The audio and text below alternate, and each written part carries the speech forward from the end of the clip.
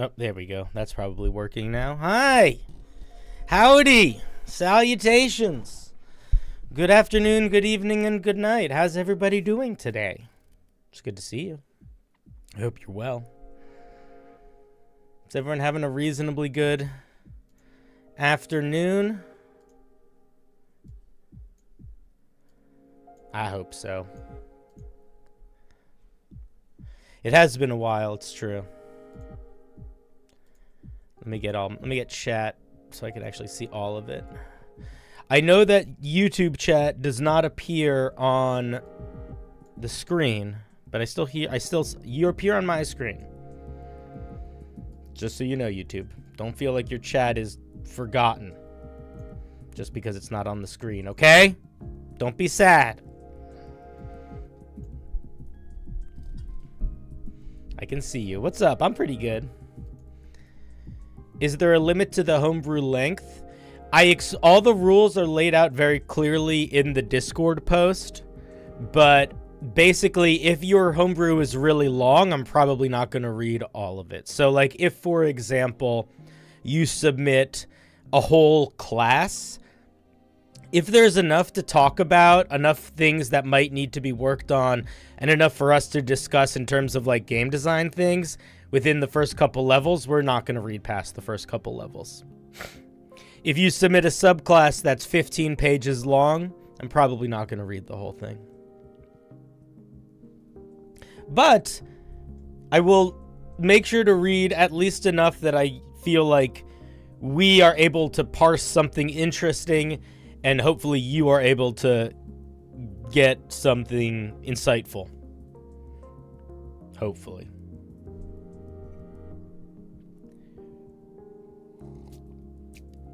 We also are going to have a guest for at least part of our stream tonight. The guest is going to be Patrick Perini, my dungeon master for Unbalanced Encounters.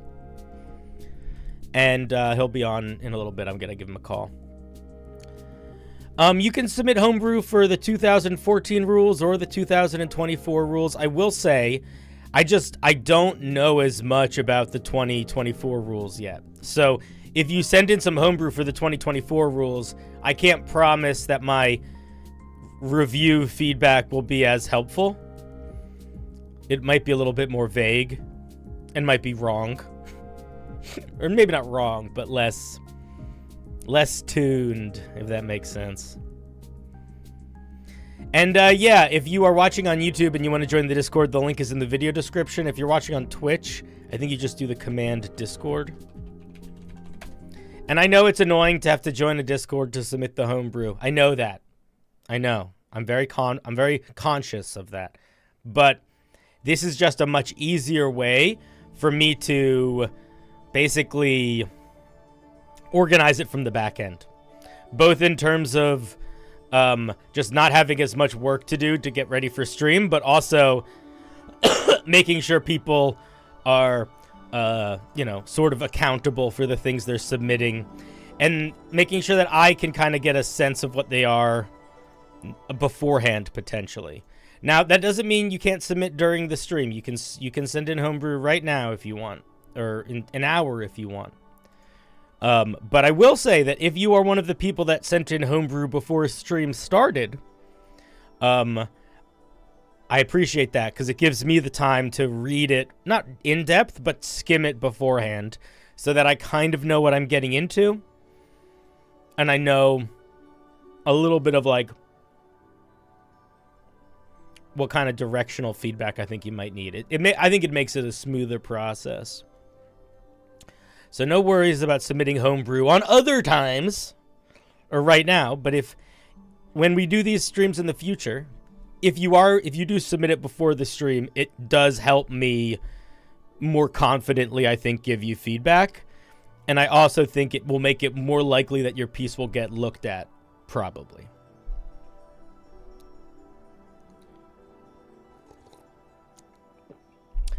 What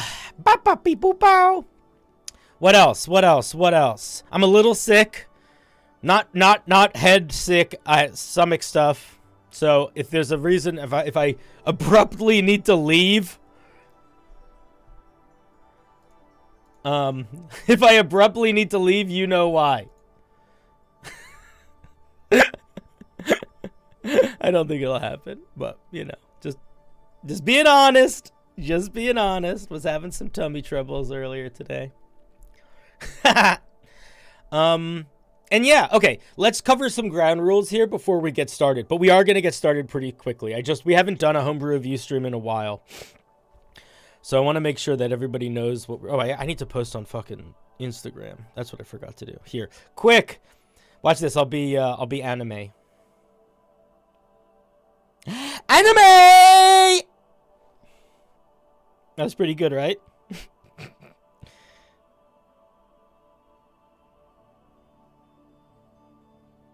Yeah, it was pretty good. Okay.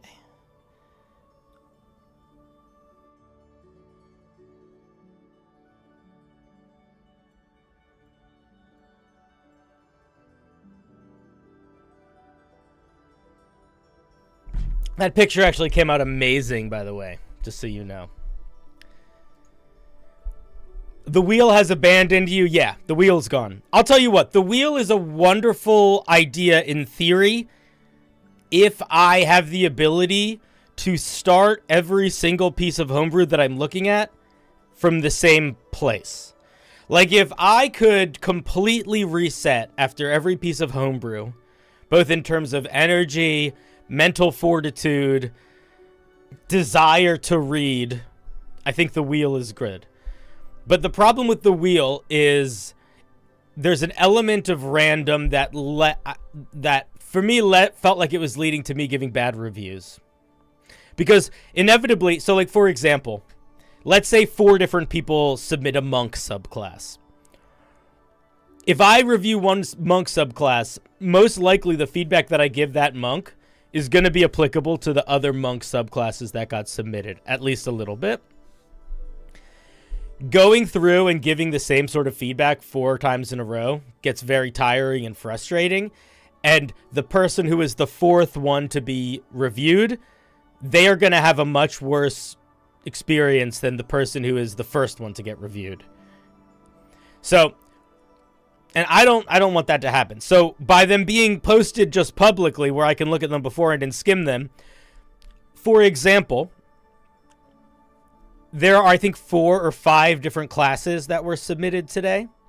And normally when I see a class, I'm like, ugh, I roll my eyes. I'm like, I don't want to talk about this.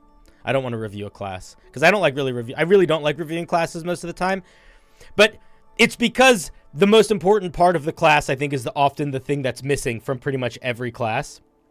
But because they were there beforehand and I could sort of skim them, you know, if we review 3 classes today, if somebody submits another class, we might not review it. We might pick a different direction to go in.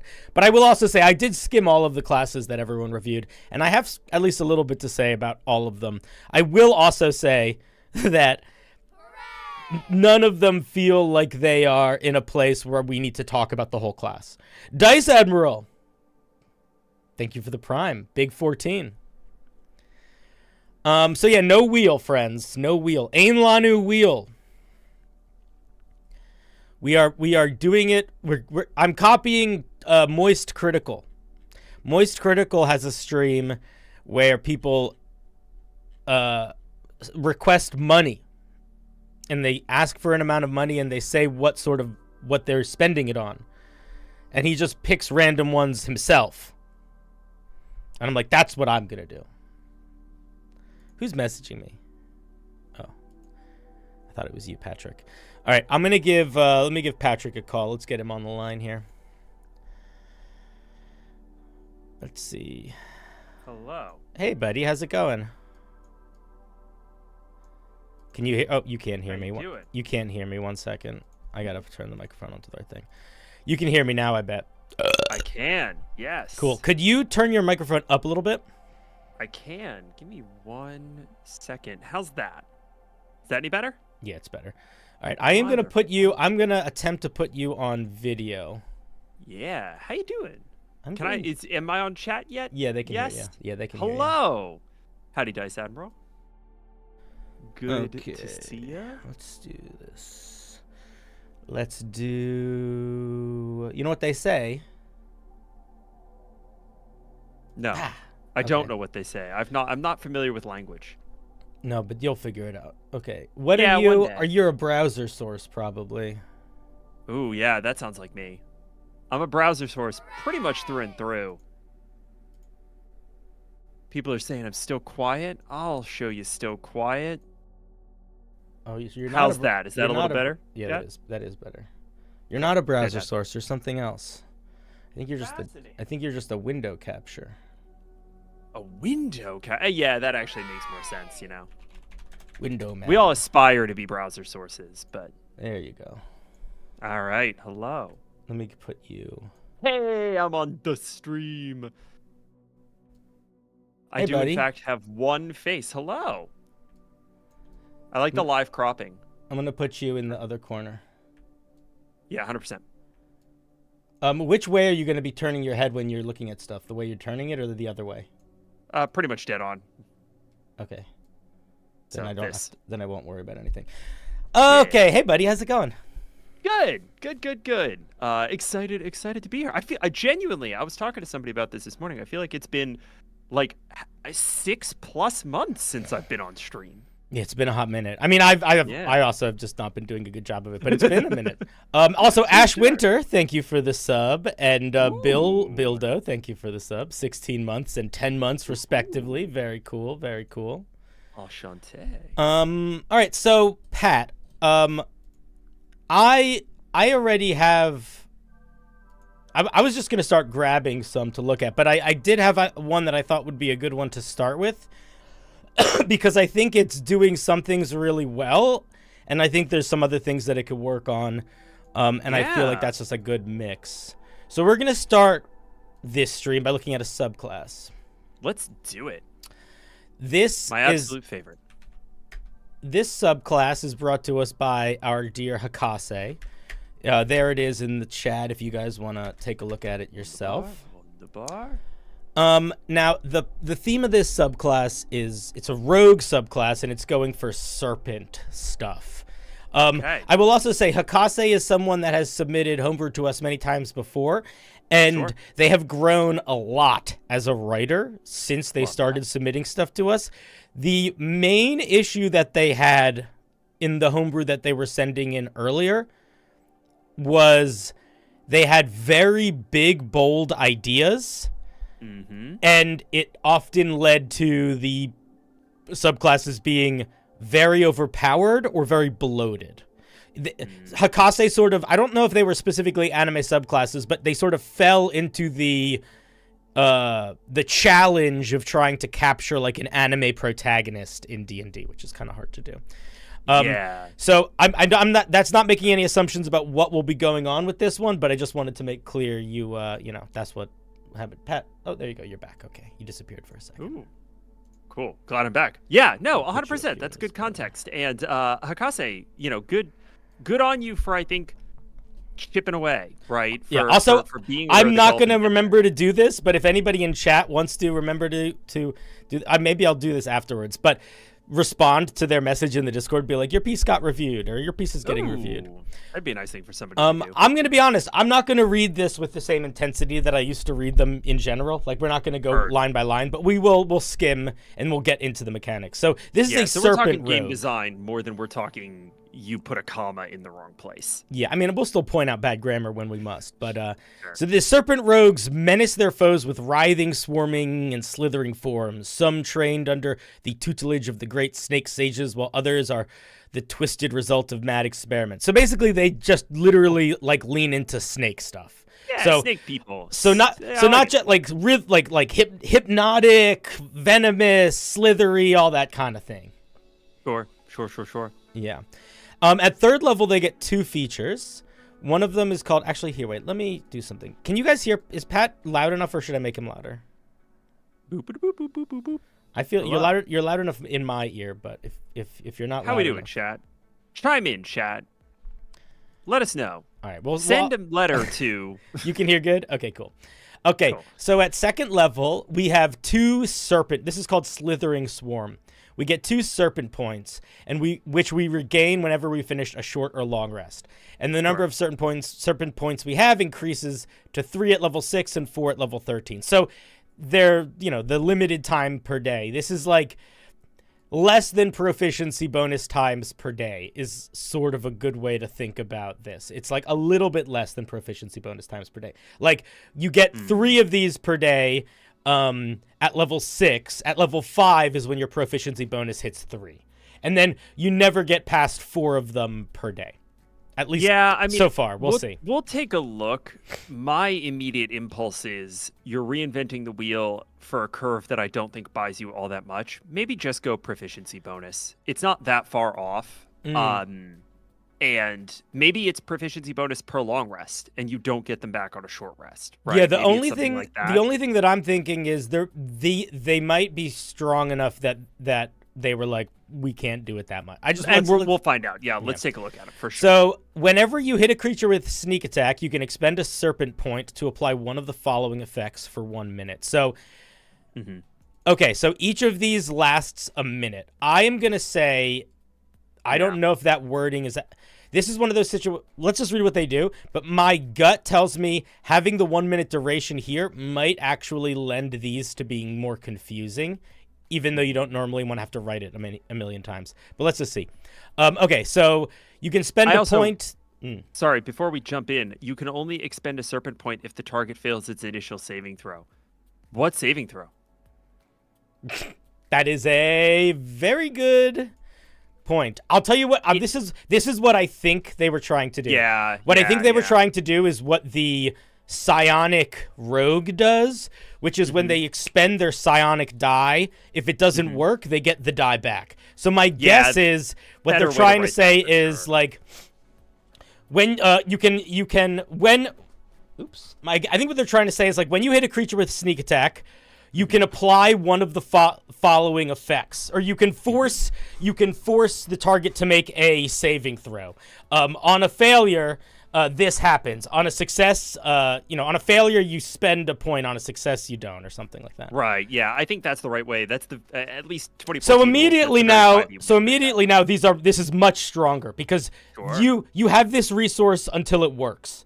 So that is very different than a limited resource. This is a way less limited resource.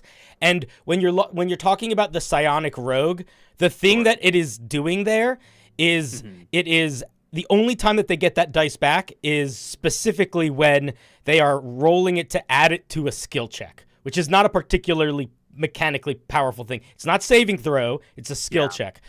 So let's see what these things do, but my gut tells me we're leaning into this needs to be cranked down a bit. Power creep, yeah. I think that's probably right, because even just right at the top here, something to think about is legendary resistances, right? Like, you now have an infinite bait for legendary resistances if these things are even modestly strong. Oh, that's I wasn't even thinking about that. That's a very good call. Okay, so the Viper. The creature has to make a con saving throw or be poisoned for 1 minute. That's pretty dang powerful. Just so we remember what poison does, you have disadvantage on attack rolls and ability checks. I don't think saving throws, but chat can correct me if I'm wrong. Python, the creature has to make a strength saving throw or its speed is reduced by half and it can't take reactions. Cool theming, by the way. I'm liking the snake to effect tie-in here. Yeah. And then Cobra, another creature you can see within 10 feet of the target of your sneak attack has to make a wisdom saving throw or be charmed by you. I have a couple thoughts immediately. One, first of all, I agree. I really like that it's like 3 different types of snakes, and it's leaning into like one of them is poisoning, one of them is constricting, one of them is being hypnotic. I think that's hitting like 3 different vibes of play really well.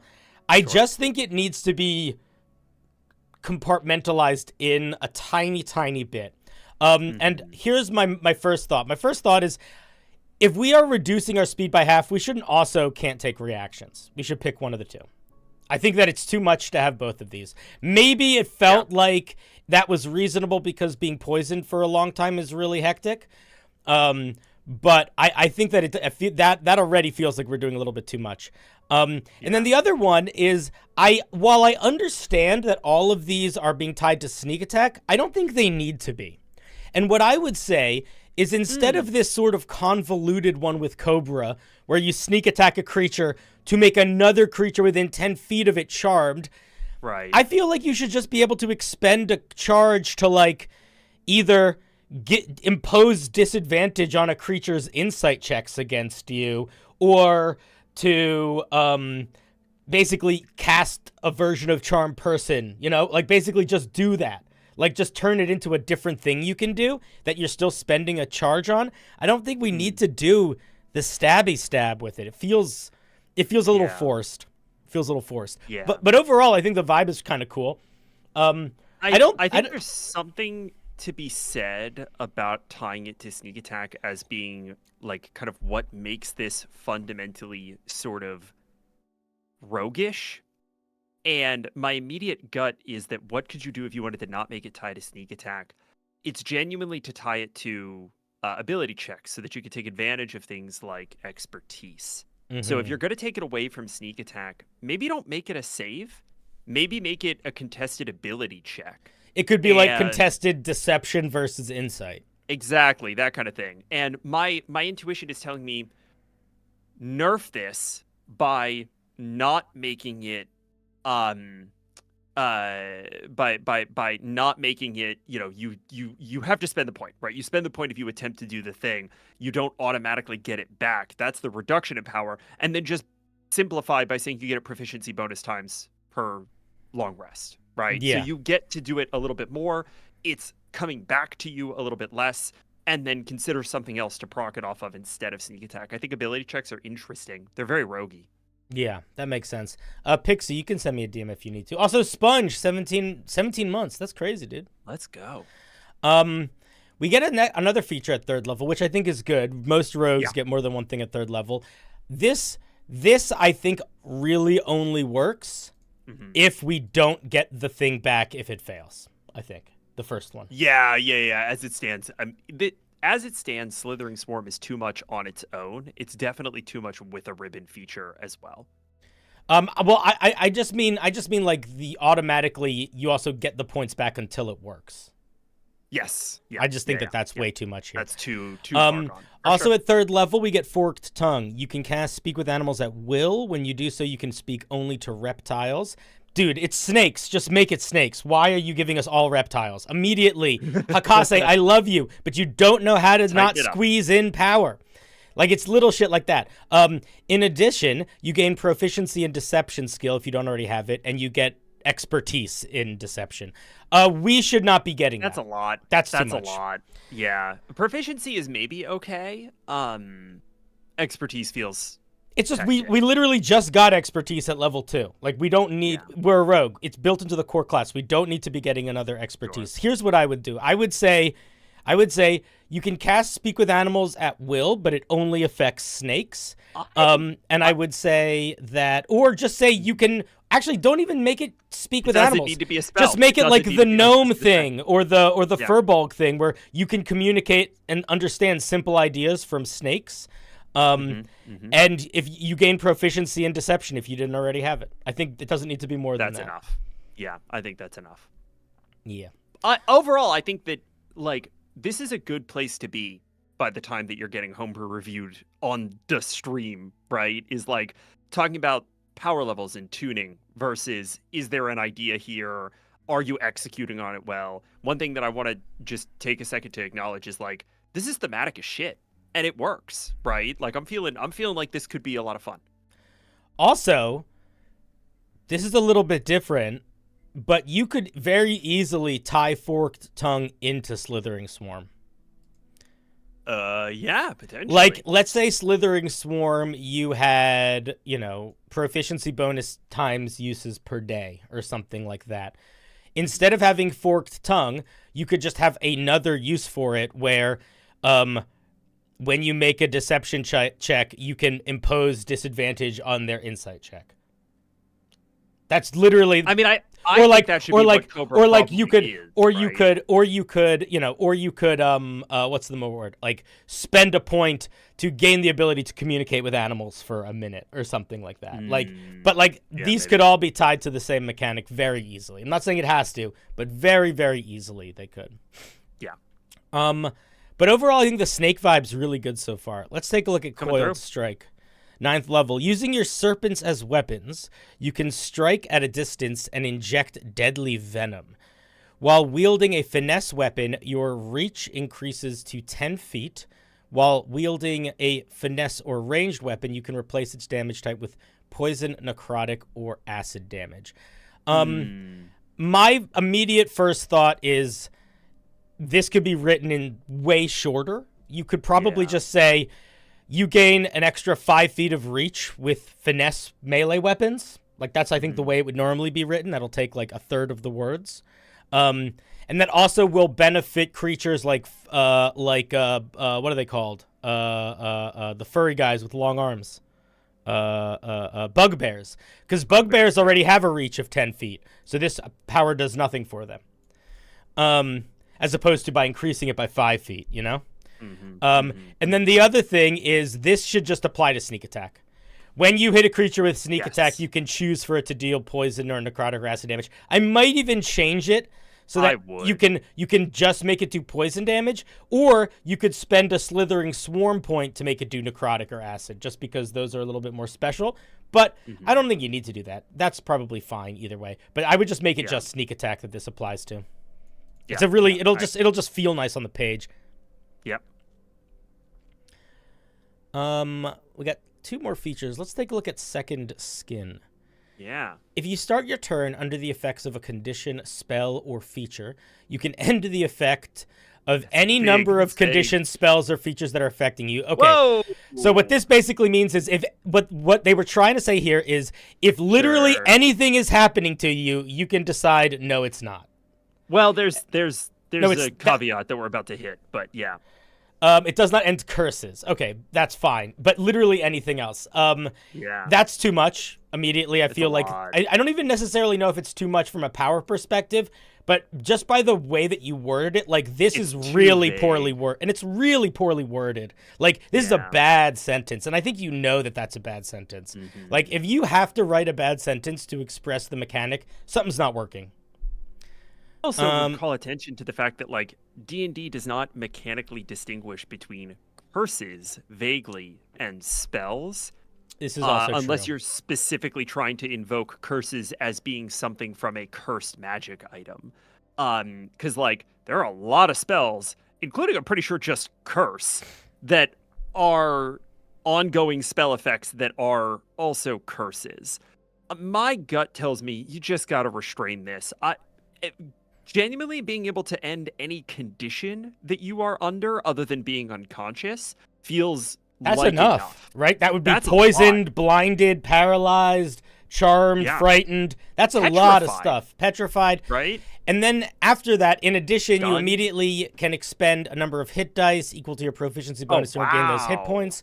This, I think, is again where you, unfortunately, you're squeezing in too much. End it after you can automatically end one effect. I don't think it needs to be more than that. One condition, I think, is what we're recommending here. Yeah. Yeah, I think that's it. And Matt Thorne says, isn't this pretty much the cleansing touch feature paladins get at 14th? Yes, very much so. Very similar, very similar. But it's a little different because it's on a rogue, and you can do it. You can hit yourself with it. Like, I think if you're paralyzed as a paladin, I don't know if you can use cleansing touch. Yeah, because you can't take actions. Yeah. You use an action to end. So any form of incapacitation, which is paralyzed, petrified, stunned, unconscious, incapacitated, that you just can't use cleansing touch. So this is, and that's also one spell. So that's not conditions. It's not quote unquote features, and it's not, and it's just a spell. So yeah, this is, as it's written, radically better. I like the idea of no action required, you end a condition, right? That's interesting. I think that's kind of cool. But as written, it's just way out of scope. 1 sec.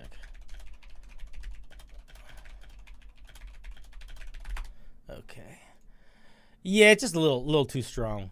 I think the idea, somebody said in chat, are snakes good at resisting stuff? I don't know, but I do think the theme of like shedding your skin is really good. Like I think it's fine. I think especially if it's constrained, right? If it's like one thing that's like, oh, this is affecting my body, I will simply slough it off. I think that's aesthetically interesting. Yeah, I think it's fine.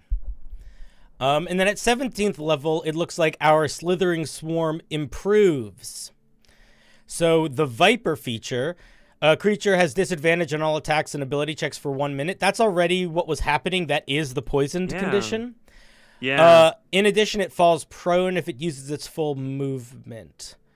I don't like this specifically because you sort of built this thing to be like, one of these affects their capability, one of these affects their mobility, one of these affects their minds. Why are we now using the Python one should be the one affecting their mobility, not the Viper one. So I both do.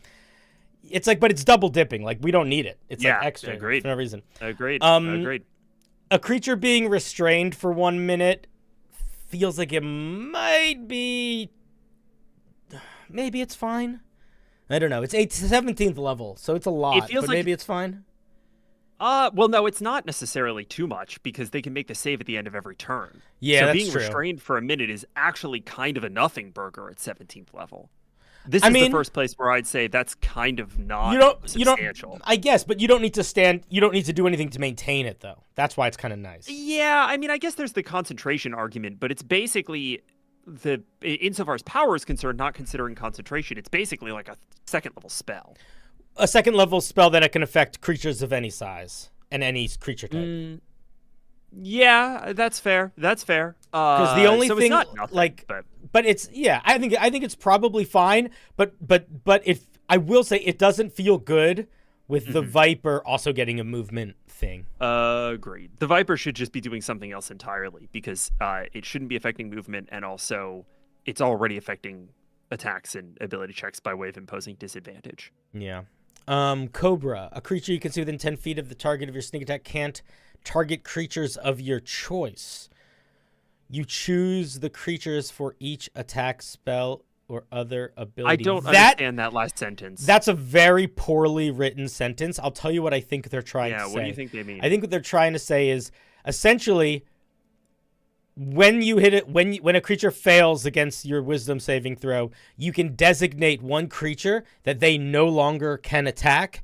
In addition, you choose all of the targets for those creatures' attacks. Oh.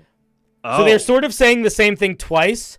Like but it's also, I think, just too strong. It's basically dominate. Accomplishes the former. It's basically mind. It's basically mind control, but without any action economy required. So there is a spell that does this, basically called Dominate Mind, I think, or Dominate Person, Dominate Monster. But it requires your action to make the choice of what creatures do. I think this feels a little too strong for something that's on for a minute. That doesn't require concentration. Right. That doesn't take up any action economy. I feel like we have wandered pretty far off of the thematics. And this is the first place where I feel that, right? I feel like so far we've done a really good job. Everything's been a little too juicy, but Viper feels concise and clear. Python feels clear. Cobra feels clear. The class as a chassis, or the subclass as a chassis feels clear. This is the first place where I'm like, this is all just different flavors of brown, right? Like this is all a homogenous stew of stuff you kind of threw at the wall. Yeah. So I would honestly rewrite Superior Serpents kind of from scratch. I think so too. Begin to Viper, Python, and Cobra. I'm going to be honest. All of these features are good at level 17. I don't know if Superior Serpent needs to be an improvement on Slithering Swarm. I think it could be a whole cloth new feature. Somebody in chat said Sanctuary also stops attacks. Sanctuary does zero mind control. Every single time you attack, you get to make a wisdom saving throw to try to attack, and it has no ability to choose who you target with anything other than attacks, I think, and it does not designate who you target if you don't target the person. So I don't that's like raisins and mangoes. Those are different beasts. Yeah. I think it's a cool idea. The thing that I think this thing is doing really nicely is building a foundation of, I'm taking the idea of snakes, I'm sort of separating it into poison, constricting, and charm, and trying to lean in those directions.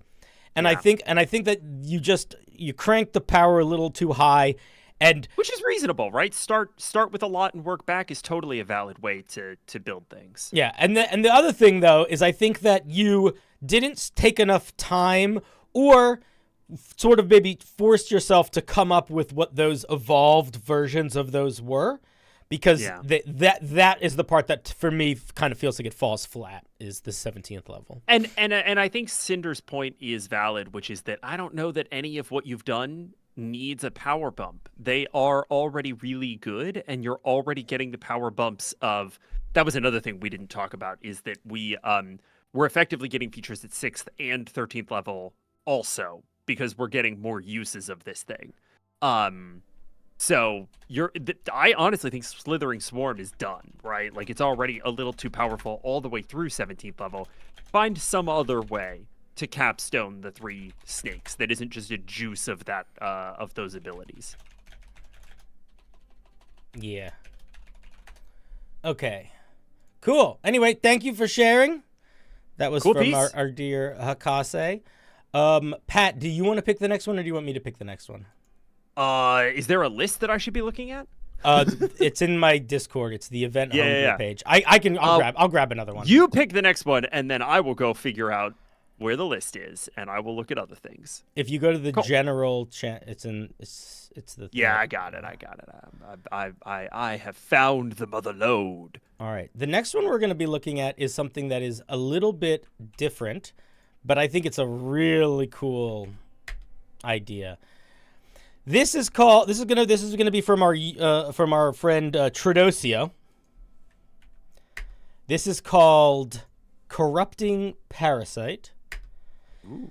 And now what Tridosio has been doing is playing around with this idea of building new monster features that are not exactly templates, but are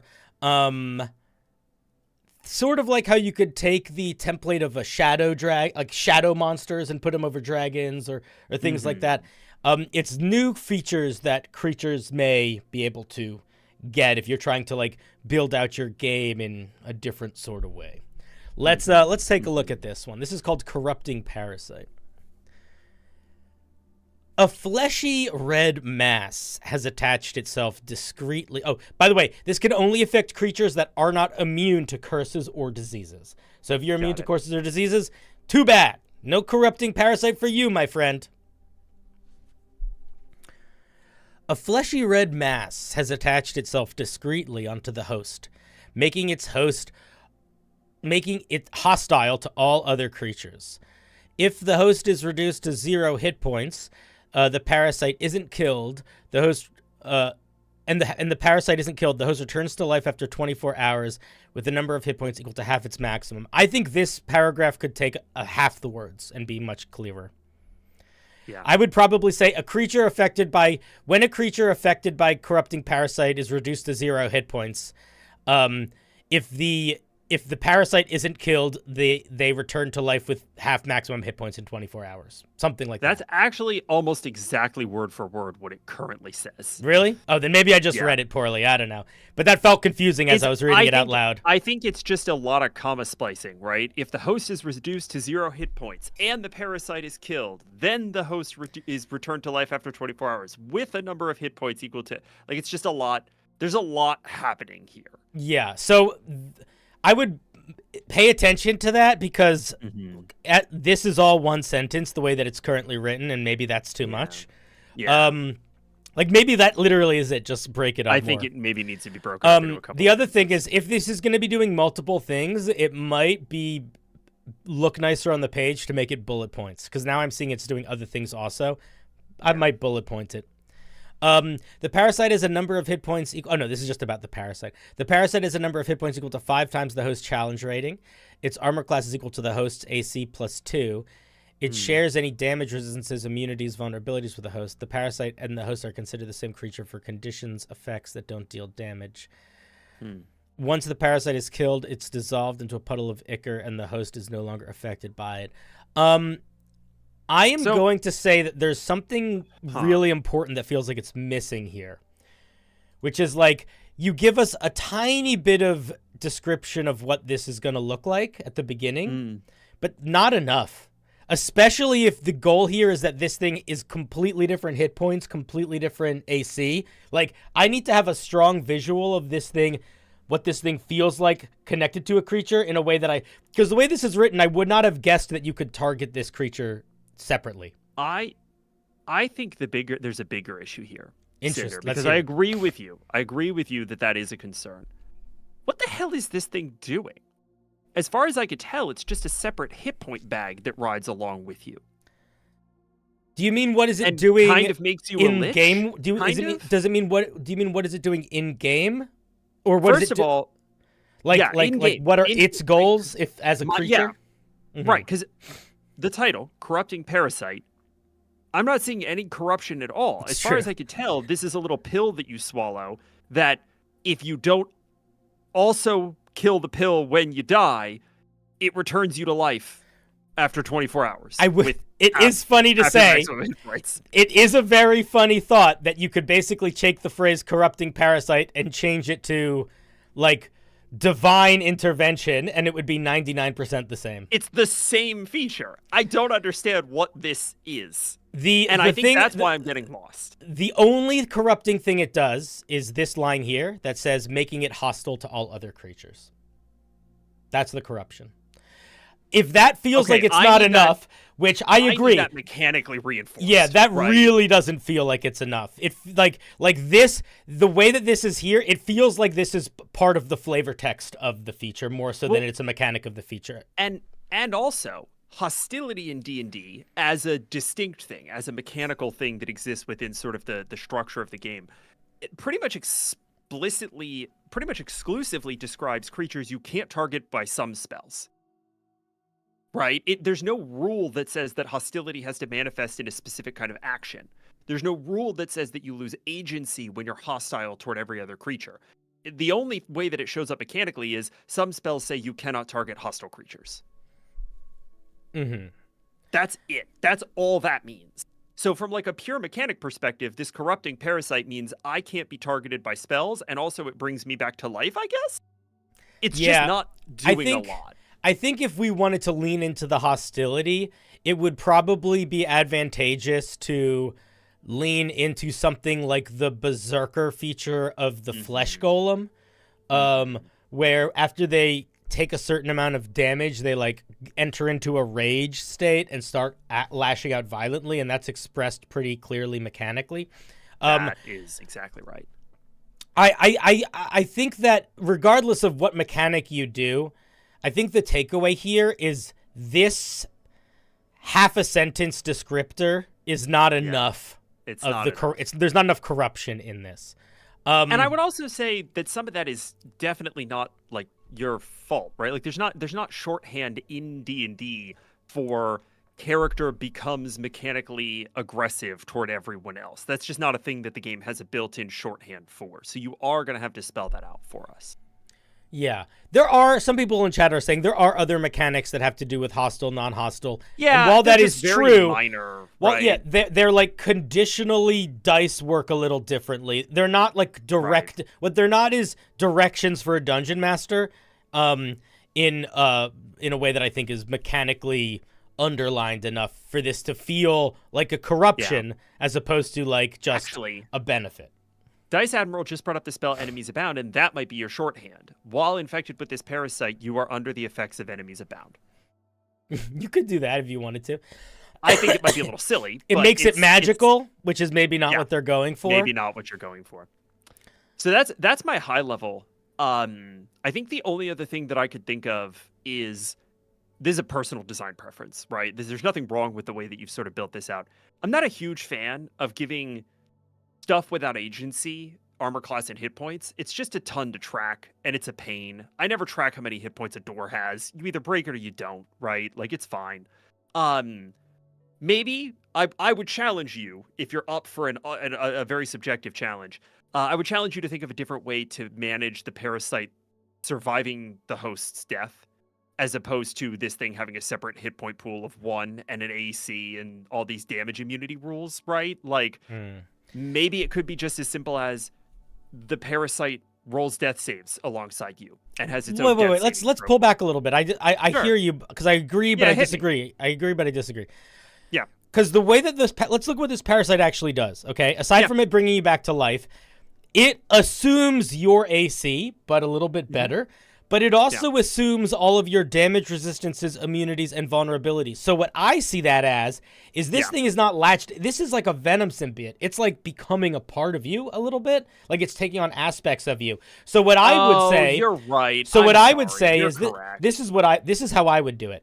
I would say this is how I would say it. I would say that and you don't need to do this if you don't want to, Tradosio, but this is the direction I would take it in.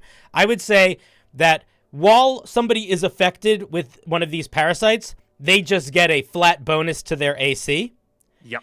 And when they are dropped to 0 hit points, a successful medicine or survival or dispel magic or something has to be done to their body at 0 in order for the parasite to be destroyed. I would not have it tied to hit points at all, because it doesn't sound like this creature is like a leech that's sitting on their back. It sounds like it's like woven into them a little bit.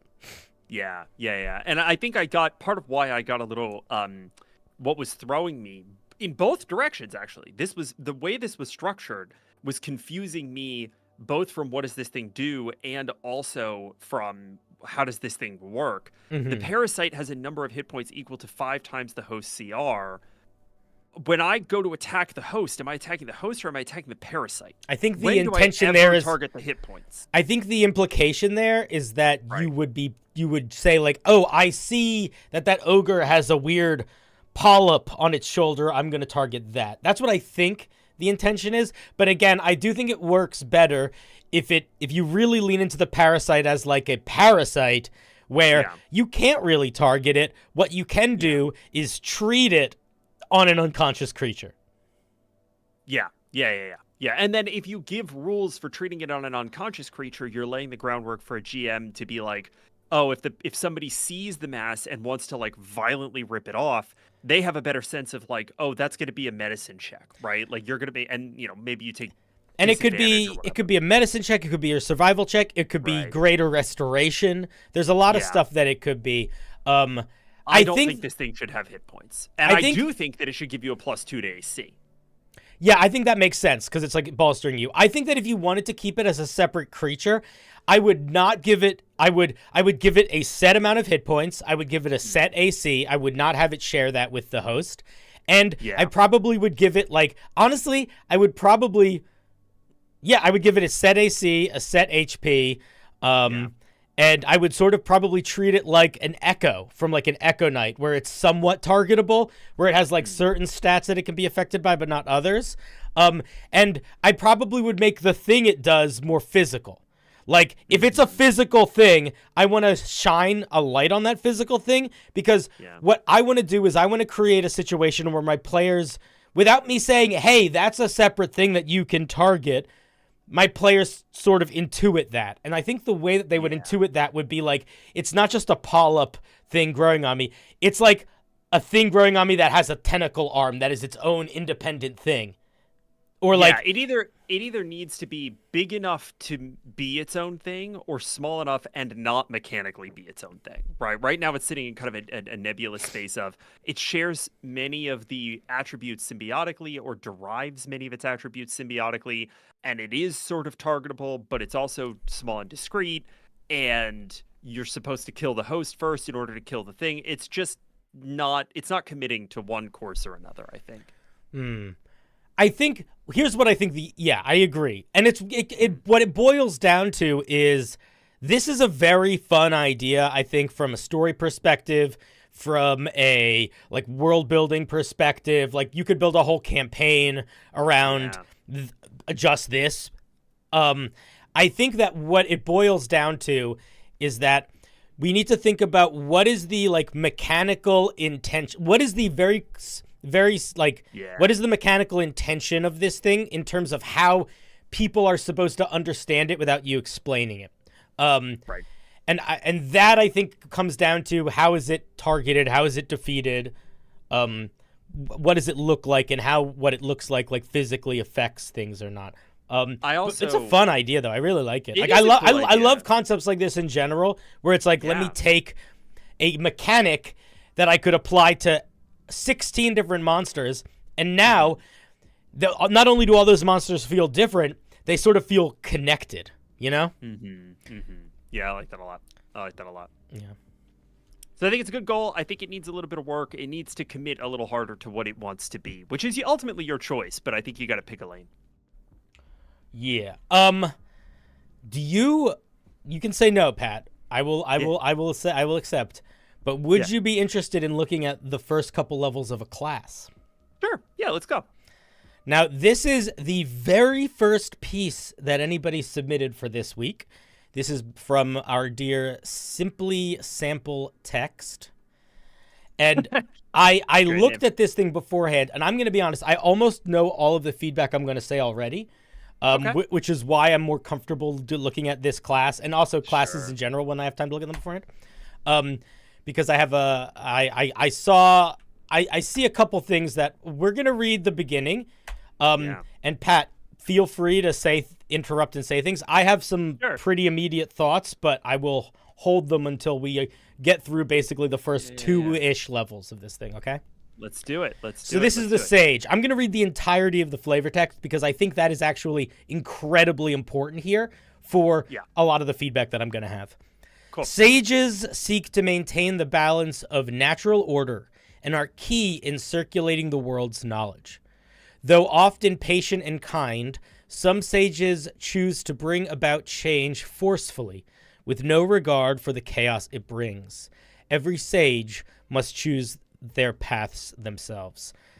What I'm going to say after this immediately, and this is a really harsh reality, but it's true. Yeah. So this class, just so you know, I skimmed ahead. So chat, you can skim ahead too. This is a full casting class, so it's a full caster. Sure. If you are going to build a full caster in D&D, the most important thing you can put in this flavor text is what is unique about the way that this is casting spells. And unfortunately, this flavor text really doesn't tell us anything about how this sage is able to accomplish magic. And that might be pedantic, but genuinely, the only reason the sorcerer is different than the wizard is because the wizard does magic in books and the sorcerer does magic in their body. And like, if you didn't have that very clear distinction of sorcerers do magic in their body, sorcerer and wizard are interchangeable words. Like, so the only and you build all of the flavor of that sorcerer off of that, and same with that wizard.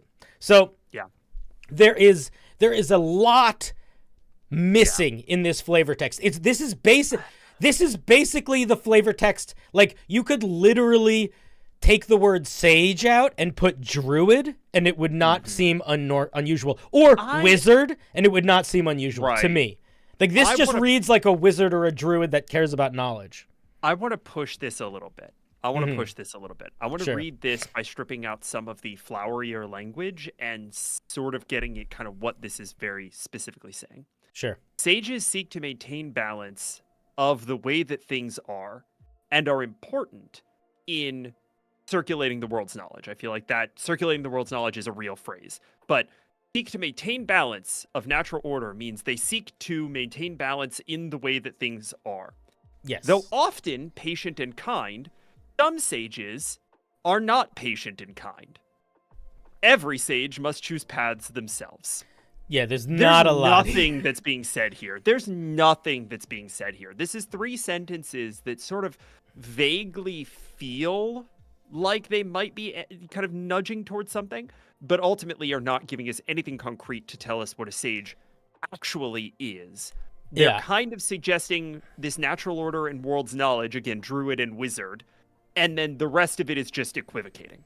And unfortunately, not just a class, but a spellcasting class that is a full caster. Yes. That is maybe the most important thing of having distinct flavor text. Yeah. Like, a subclass doesn't really need that much flavor text. A magic item doesn't Right. really need that much flavor text. But we need to understand... You need to sell us on this vibe very strong, because I'm going to push this here. If you can't tell me what makes this genuinely distinct from a wizard from a non-mechanical way, I'm not talking about mechanics, I mean, then this probably could be a wizard subclass. And like most new classes, if you just have mechanical distinction, that's one of the weird places where I genuinely don't think that's enough. I think you can just have mechanical distinction in most other things. But I think when it comes to building a whole class, there needs to be enough seedlings of unique story there to justify its existence. All right, now we're gonna skim a little bit here. I do want to point something out. This is using a D8 hit die, which is not the end of the world, but that's cleric druid hit die. Sure.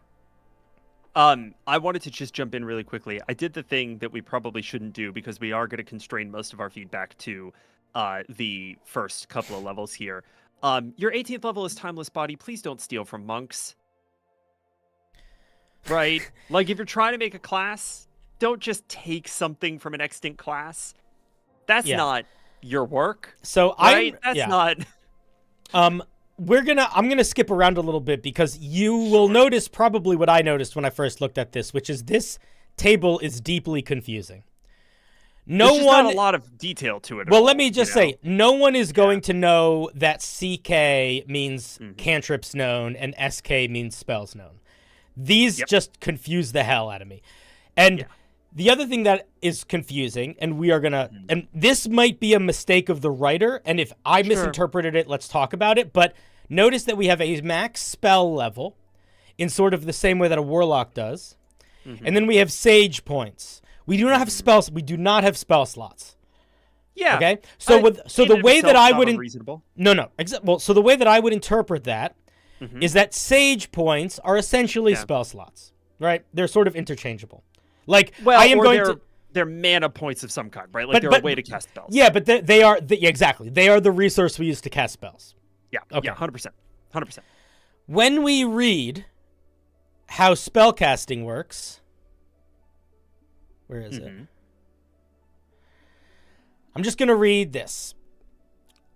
This is called spell slots. So we do have spell slots, but they're not listed anywhere. And this is where it gets confusing for me. Spellcasting as a sage works differently than most. The highest level spell you can cast is shown under the spell max column on the spell list. That makes sense? Here's where it gets confusing. Sages start with 3 empty spell slots equal to the level stated under spell max.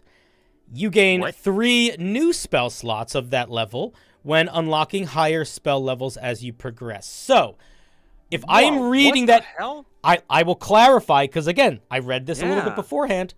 The way that I interpret that is that means between level 1 and 3, you have 3 spell slots.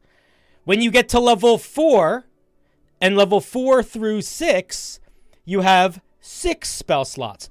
But if I have 4... I think it's 9. No, it is 6. But if at level 3, I have 4 sage points and 3 spell slots, and the most first level spells I can cast is first level, that's very confusing. So to the person who wrote this, the first piece of advice I'm going to say is the amount of spell slots not only need to be listed here, but you are giving us 3 different things we need to keep track of to cast our spells. We now have sage points, spell slots, and spell levels. And that's just... Don't do sage points and spell slots. I don't understand what the point of sage points... I'll tell you what I think it is. I'm assuming that this is going to be a resource that is used for other things, and they want it to be shared with spells, but they don't want you to be able to abuse spells, so you're limited by how many spells you can spend sage points on, but you can still use sage points on other things. Why not just... Well, but that's what I think is happening here. Genuinely fair, right? I think that's probably the mechanical interpretation. My question is, again, bafflingly, why? Right? Like, what is that doesn't sound fun. What am I getting out of that to justify the fun? Is it fiction? Because I don't understand why anyone who's casting would have access to spell slots and these sage points like what fiction helps me understand what that why comes there down are two to is pools, this doesn't right? really have any unique spellcasting fiction, so we don't really understand where this magic comes from or why it needs to be these. So 100%.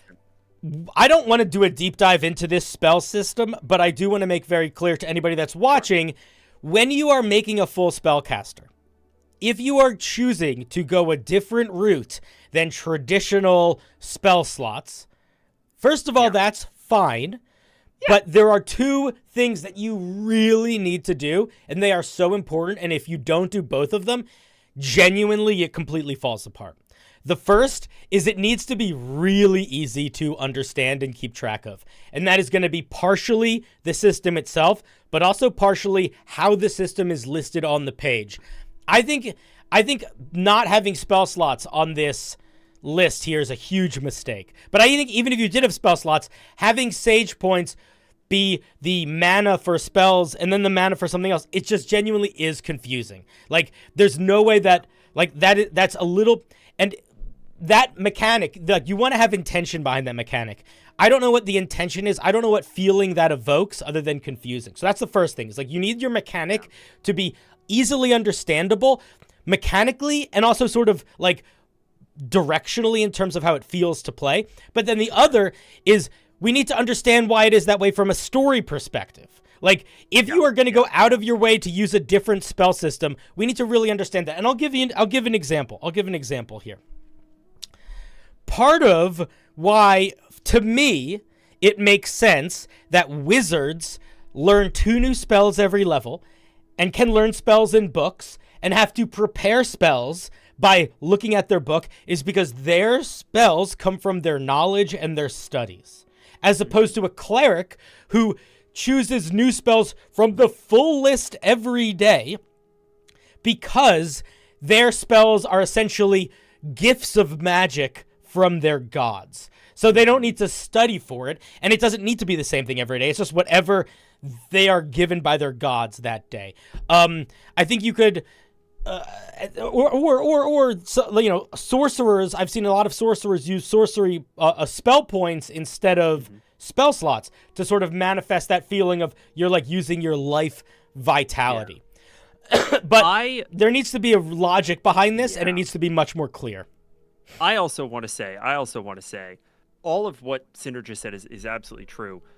The distinctions between known spells, prepared spells, wizard spell books, spell slots, spell points are already kind of not good, right? Like, D&D already overloads the complexity of spellcasting to a pretty substantial degree. That's not something you get to control, but you do have to acknowledge that they've maxed out room on complexity. So if you want to make spellcasting even a little bit more complicated, you have to have such a violently good reason to do that, because it's already... I don't know a single person who plays D&D who actually understands how spellcasting works throughout its entirety in D&D. It's very complicated. There's no more room for you to make it more complicated, especially without having an incredibly good reason. The other thing that I want to point out before we even dive too deep, I do want to look at the 3rd level feature Sage art, because I think that it also is going to help them with some direction, and I think it's got something worth talking about in it. Meditation at 2nd level is basically just arcane recovery. Which is kind of meh. So the other okay, so I'm gonna say a couple things. First of all, if your class, and I've yelled about this from the mountaintop many times before, if your class is not really unique by level 2, that's a problem. Now, we do get a 1st level subclass here, so that might be where it's accomplished. But other than getting the 1st level subclass, this is basically a wizard. Like, it has, at 2nd level, it's not different than a wizard. In terms of, like, it's using wisdom and it has its own spell list, but I don't think that is enough. Like, every core spellcasting class has at least one genuinely unique feature, regardless of whether or not it gets a subclass by level 2. Even sorcerers. They have fucking nothing. The other thing that I wanted to say... Let's talk about... You want to talk about Sage art, Yeah, let's talk about Sage art. So at 3rd level, this is really the first time we get a genuinely unique feature with this class. Sure. And it's going to lead into something I want to talk about in terms of how these sage points work. Okay, so at 3rd level, harnessing natural energy, you can spend your sage points to perform a variety of different abilities. Nature's Knowledge, Second Angle, and Deft Hands. With Nature's Knowledge, you can spend 1 point to give yourself advantage on wisdom and intelligence checks for 1 minute. With Second Angle, if you fail a skill roll, which is going to often be a intelligence or wisdom check, you can spend 1 point to add 1d8 to the roll. And if it fails, you get the point back. And then Deft Hands, I guess it doesn't scale with Nature's Knowledge, that's fine. And then Deft Hand, you can spend 1 point to gain temporary proficiency in a set of tools for a short time. So all of these do exactly the same thing. Now, they express that thing mechanically a little differently, but all 3 of these abilities are allowing you to add a bonus to your skill checks.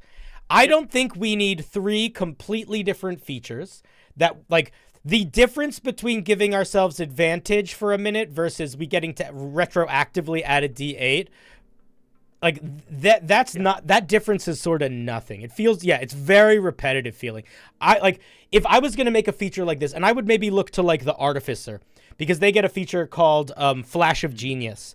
It's not exactly this, but it's basically like when someone fails a skill check, you can use your reaction to add your bonus to that.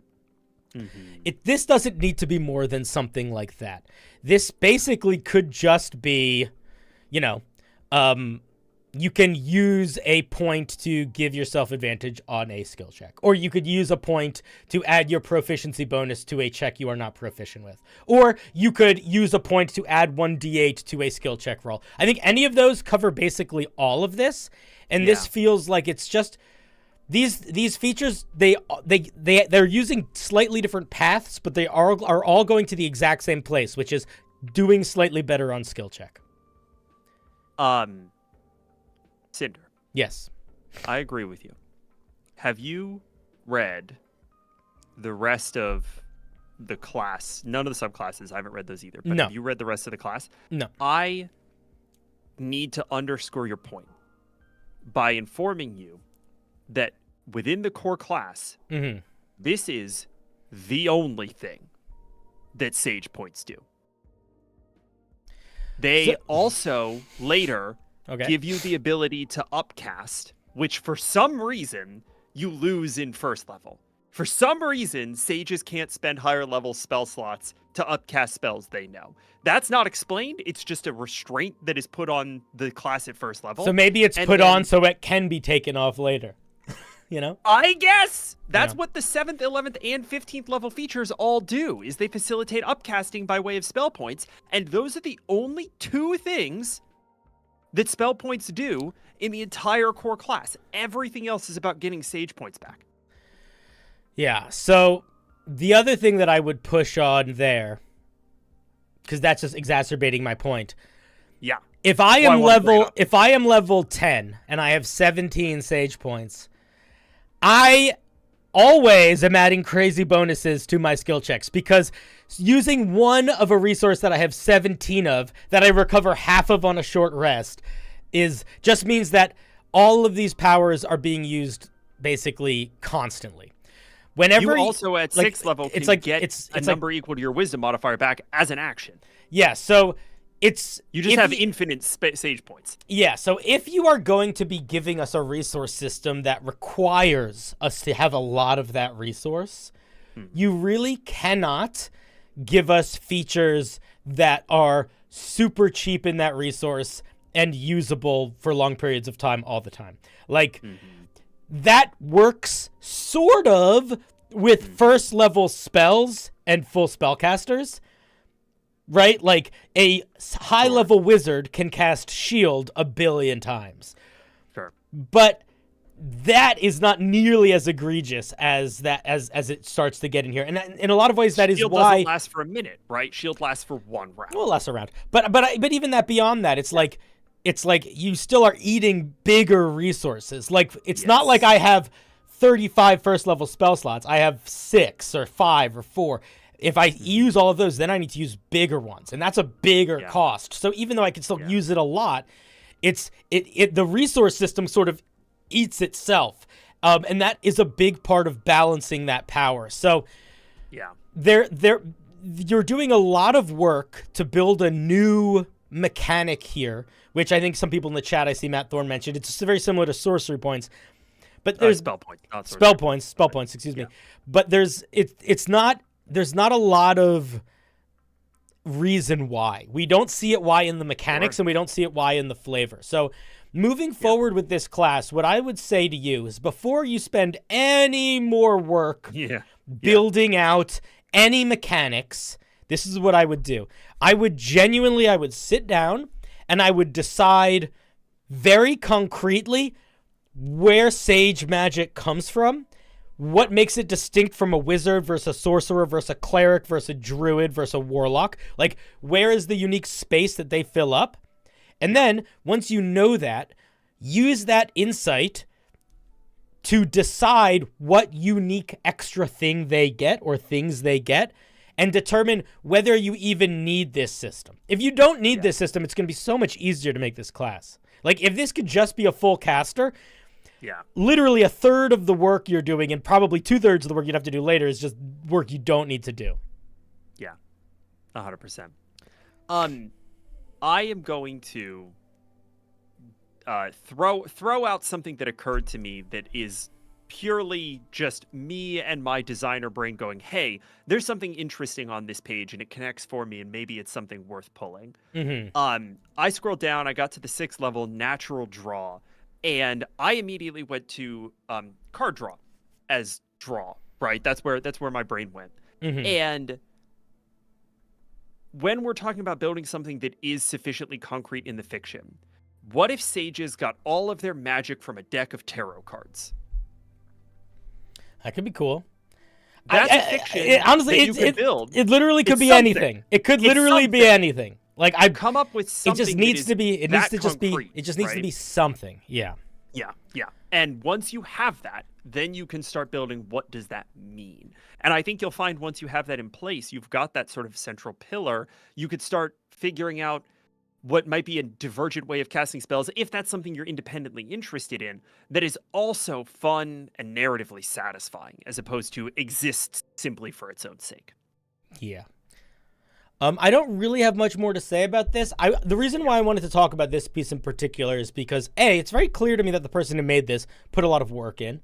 But B, I think it's a really good example of, as much as you might put in a lot of work, you need a mission statement. You need a guiding light. And the reason why that's so important is we as writers, we can get so caught up in the minutia of our writing. Like, it is so much fun to sit there and think of 15 cool, unique features. It's so much fun to be like, okay, what are all the 6 different... you get 6 hats, and what do they all do? Like, that's so much fun.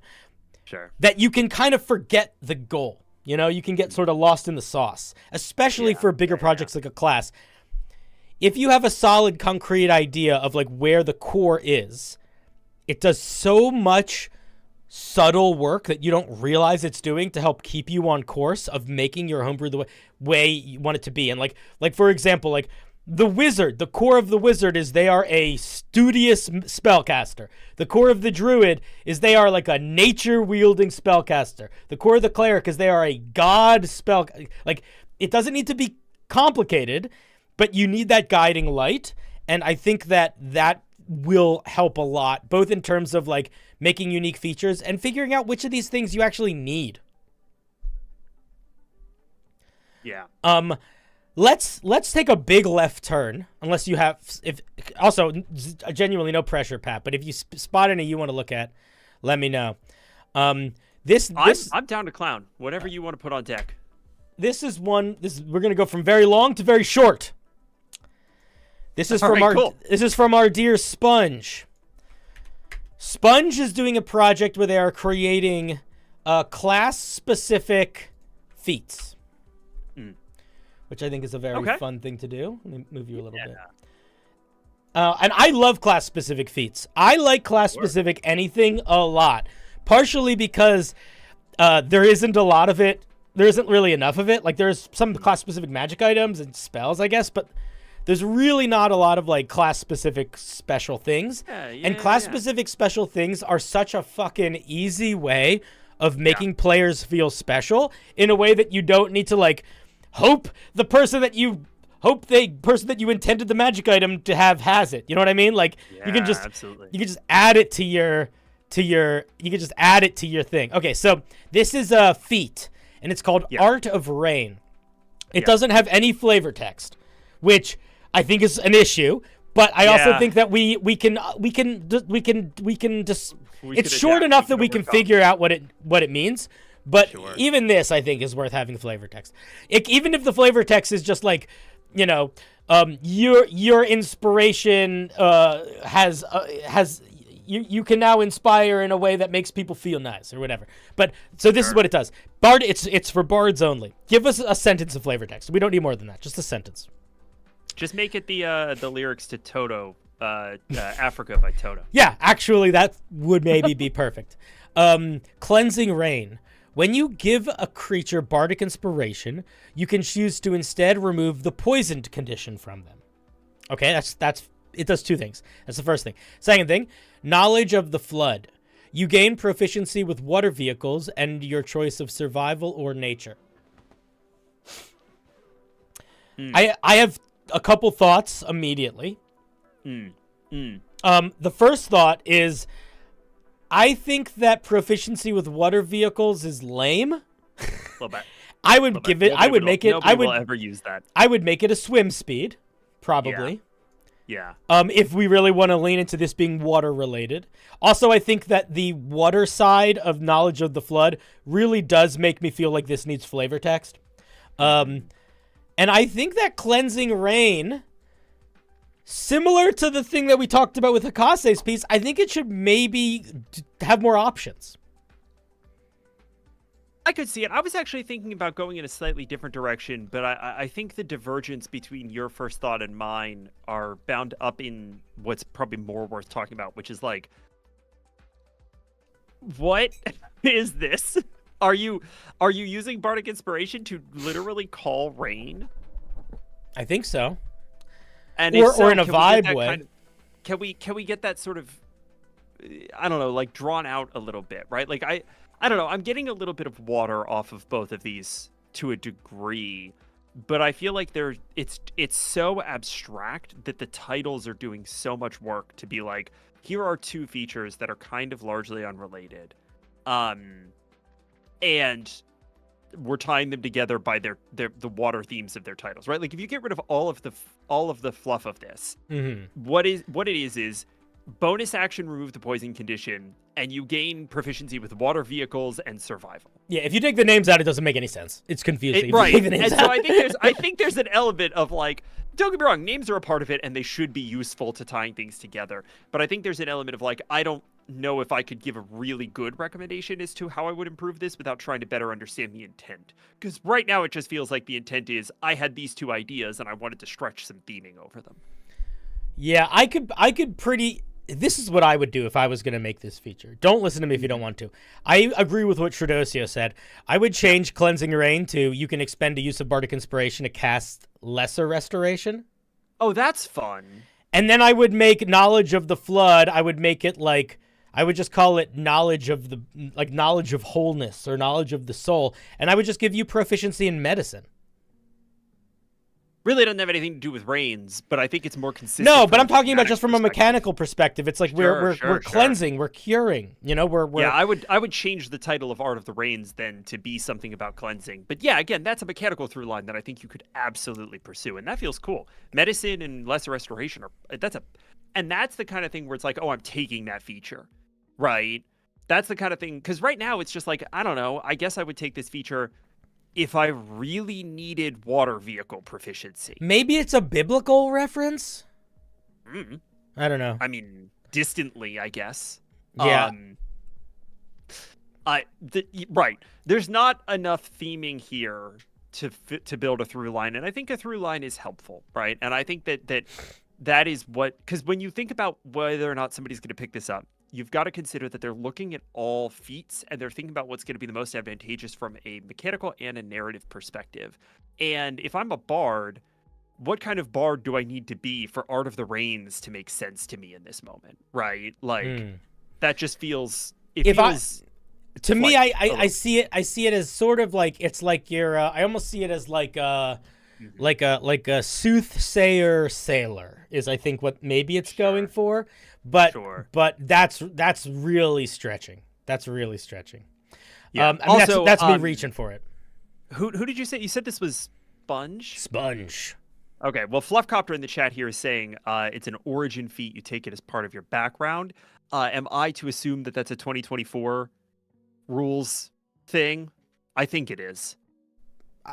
Do you get a feat as part of your background in 2024 now? Yeah, I'm like I said, if it's 2024 rules, assume we don't know as much. Neither of us have ever played a 2024 game. I also haven't read it.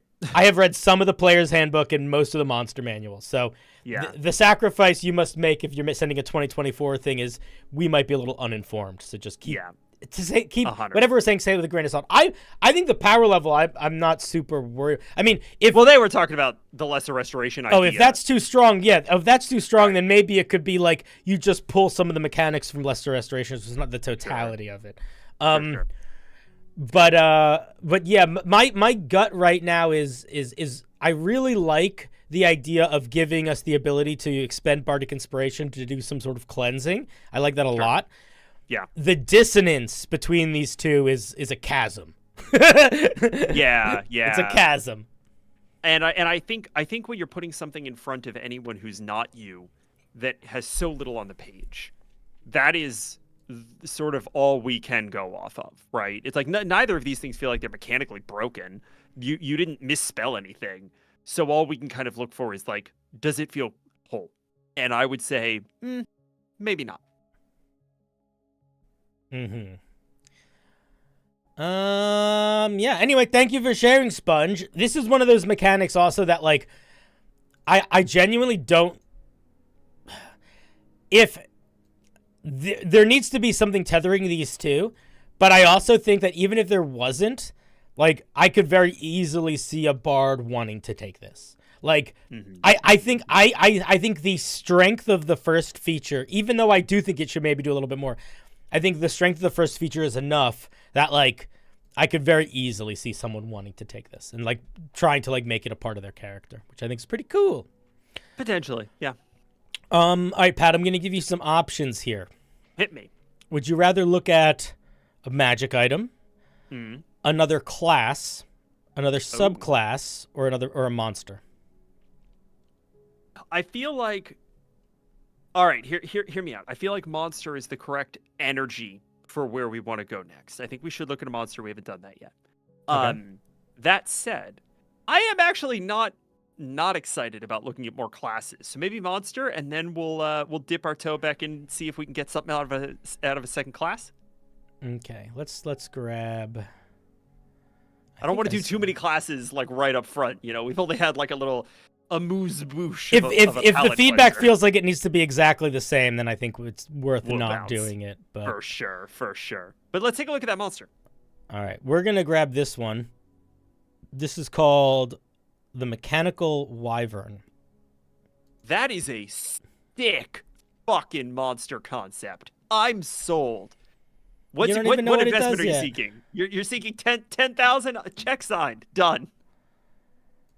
This is from I think Orca Ace. There it is in the chat. All right, let's see how we did. Mechanical Wyvern prototype. We do not get any flavor text. So again, let's go in with the assumption that it's a wyvern that somebody built. I'm assuming that's what it is. 80-foot fly speed, 20-foot walk speed, pretty beefy with 110 hit points, low AC with 13 AC. I think that all constructs should have higher AC. I think that constructs are made of, if they're made of metal, they should be. So I would. This is more of a flavor thing. I guess if it's made of wood, that's one thing. But it's not made of wood. It has a damage resistance to fire. Ignore me. When I think of this, also is one of those things where it's like, I like. This is maybe just for me, but my players appreciate symmetry in the world. Like my players really like when I use a feature and then they realize that that was actually a spell that they could have used, and I sort of was just showing them an interesting way to use it. Yeah. So, like, if this thing is as armored as a heavy armor-wearing creature, I would probably want to give it the heavy... I would probably want to build it around having an AC that worked well for some sort of heavy armor. Because that is the sort of assumption that I feel like my players might make. And I know, like, D&D is so much more fun if the player starts to put the pieces together in a way that actually is right.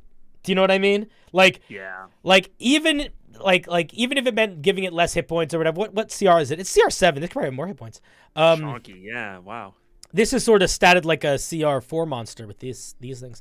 Maybe a little higher than that. But no, that's maybe CR5. But yeah, you know, the things that logically should fit, I think, is reasonable to try to make work in your monster, because that's the logic that your players are going to use when they're trying to solve the problem. And it's just so friggin' cool. Like, it is so satisfying to fight the monster made of fire and then blast it with a cone of cold and have that do a lot more damage because the cold, like, weakens the fire. Or fighting the creature that has giant whips made of water, and then you blast them with fire and they erupt into steam, and then it doesn't have them anymore. Like, there's just a real satisfying thing to, like, cause and effect.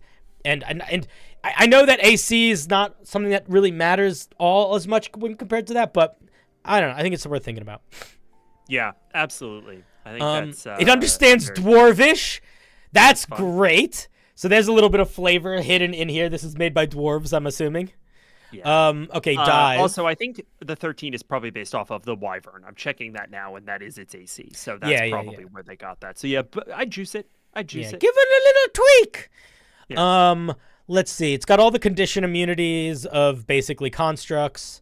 It does not have all the damage resistances of constructs. They should also be resistant to poison. If it's or immune. Either, but constructs are generally good against poison damage, and that's missing here. Neon Gamer says something that I think is a very good point to bring up. They said, I think the lore is hidden in the mechanics. I think you're right, but I also think that is maybe not the best move. When I started, mechanics if they're not pulled in. Well, I don't know if that's true, because I will say this: when I'm looking at something on the internet, like on Unearthed Arcana or something, I look at the mechanics before I look at the flavor text usually. But what I will say is, when I was writing monsters regularly, which is something I did for about not exactly a year, but for a while, I was making basically a monster a day. And I very much bought into that ideology of, like, I don't write flavor text. I'm going to put, like, a funny in-world quote, and you can infer the flavor and the goals of the monster from the mechanics. It's almost like you figure it out as you read the stat block. I think that can be fun for the right people, but what you just said, Pat, I think is the apt thing here. I think it's better to have a sentence that tells us where to look and kind of what we're looking for. Just a little bit. Just a little juice to get the train moving. Yeah. Just, again, the way that this gets talked about in, like, sort of big public speaking, you know, kind of main stage stuff is you want your first thing to be a roadmap, right? You want the first thing that you give your audience to be a roadmap. So if you are going to take us on a little journey as to what a mechanical wyvern is, give us one sentence as to why a mechanical wyvern is different from a regular wyvern, right? Built for built by the dwarves for breaking siege lines. Mechanical wyverns are made of steel and silly putty. I don't fucking know. But that literally, it could just be that sentence. Like, it doesn't need to necessarily be more than that. Yeah. Let's look at the mechanics. Dive. If a construct... I really do like this. Let's see. If a construct flies at least 20 feet straight forward towards a target, then hits it with a claw attack on the same turn the target is grappled. Oh, that's kind of fun. It's cool, right? Yeah, there's other dive mechanics I've seen that basically allow you to deal more damage. I don't know if there's other ones that grapple. There might be. This might be something that we see in other flying creatures in D&D. I'm not sure. Either way, I think it works.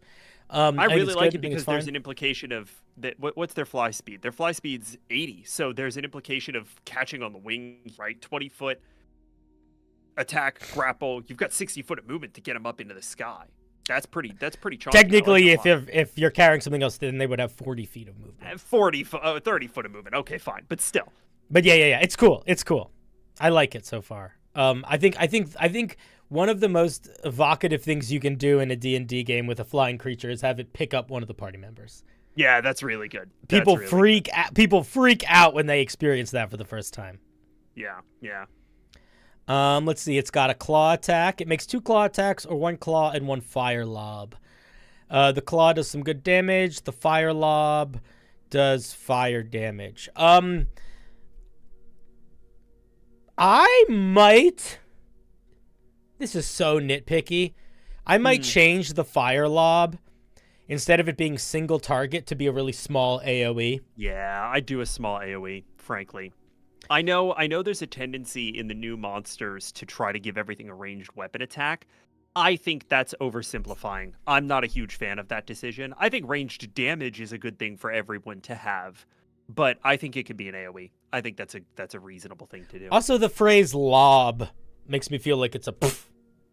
Yeah. Like, it's not super accurate. You're, like, hucking it over the wall. And you could just basically make it, like, 10, like, 5. You could literally do 5-foot radius, which is just a 4x4 square. Or 2x2 square, I mean. Yeah. And then we have 2 bonus actions. Once a day, we have evasive maneuvers. Uses half of its movement. This is not a... we're not going to deep dive grammar today because I don't want to start screaming at you guys, but write in full sentences. This is not a full sentence. Even if you're writing mechanics, write in full sentences. It is so jarring to the reader. Even if the reader doesn't really know grammar, it is so jarring to the reader that literally this thing could have professional art be printed in a book, hardback book, great formatting.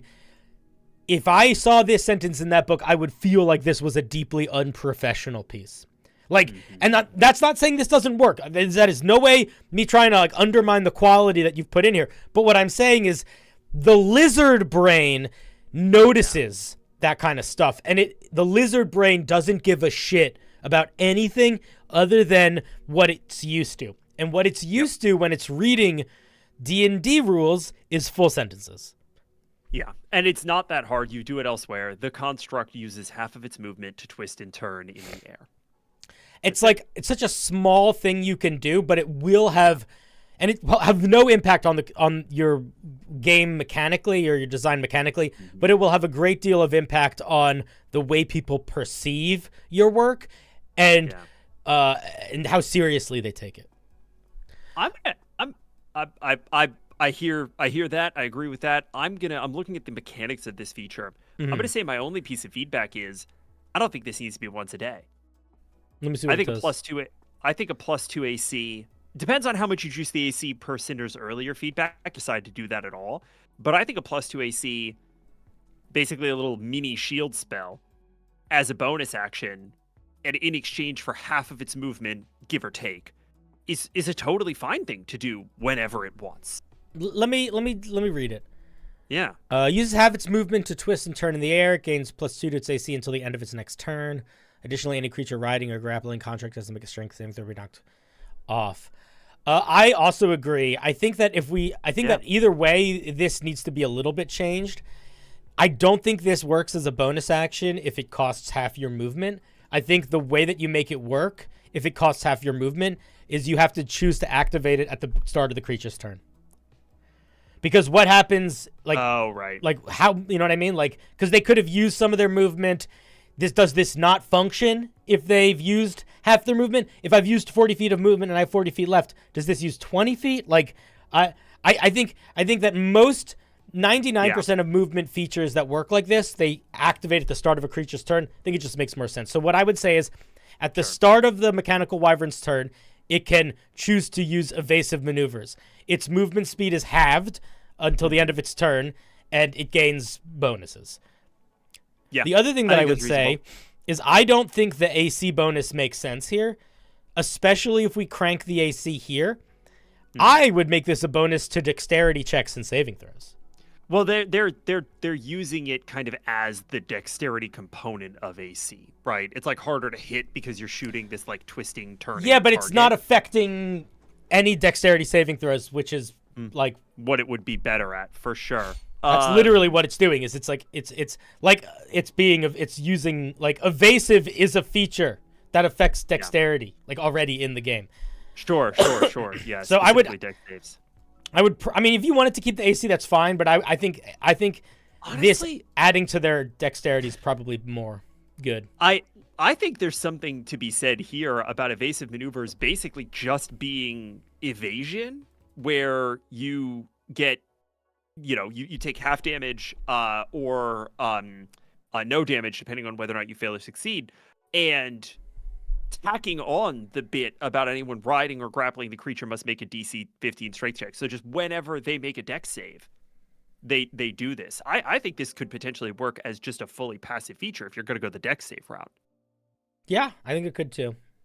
I don't know that it even needs the movement stuff.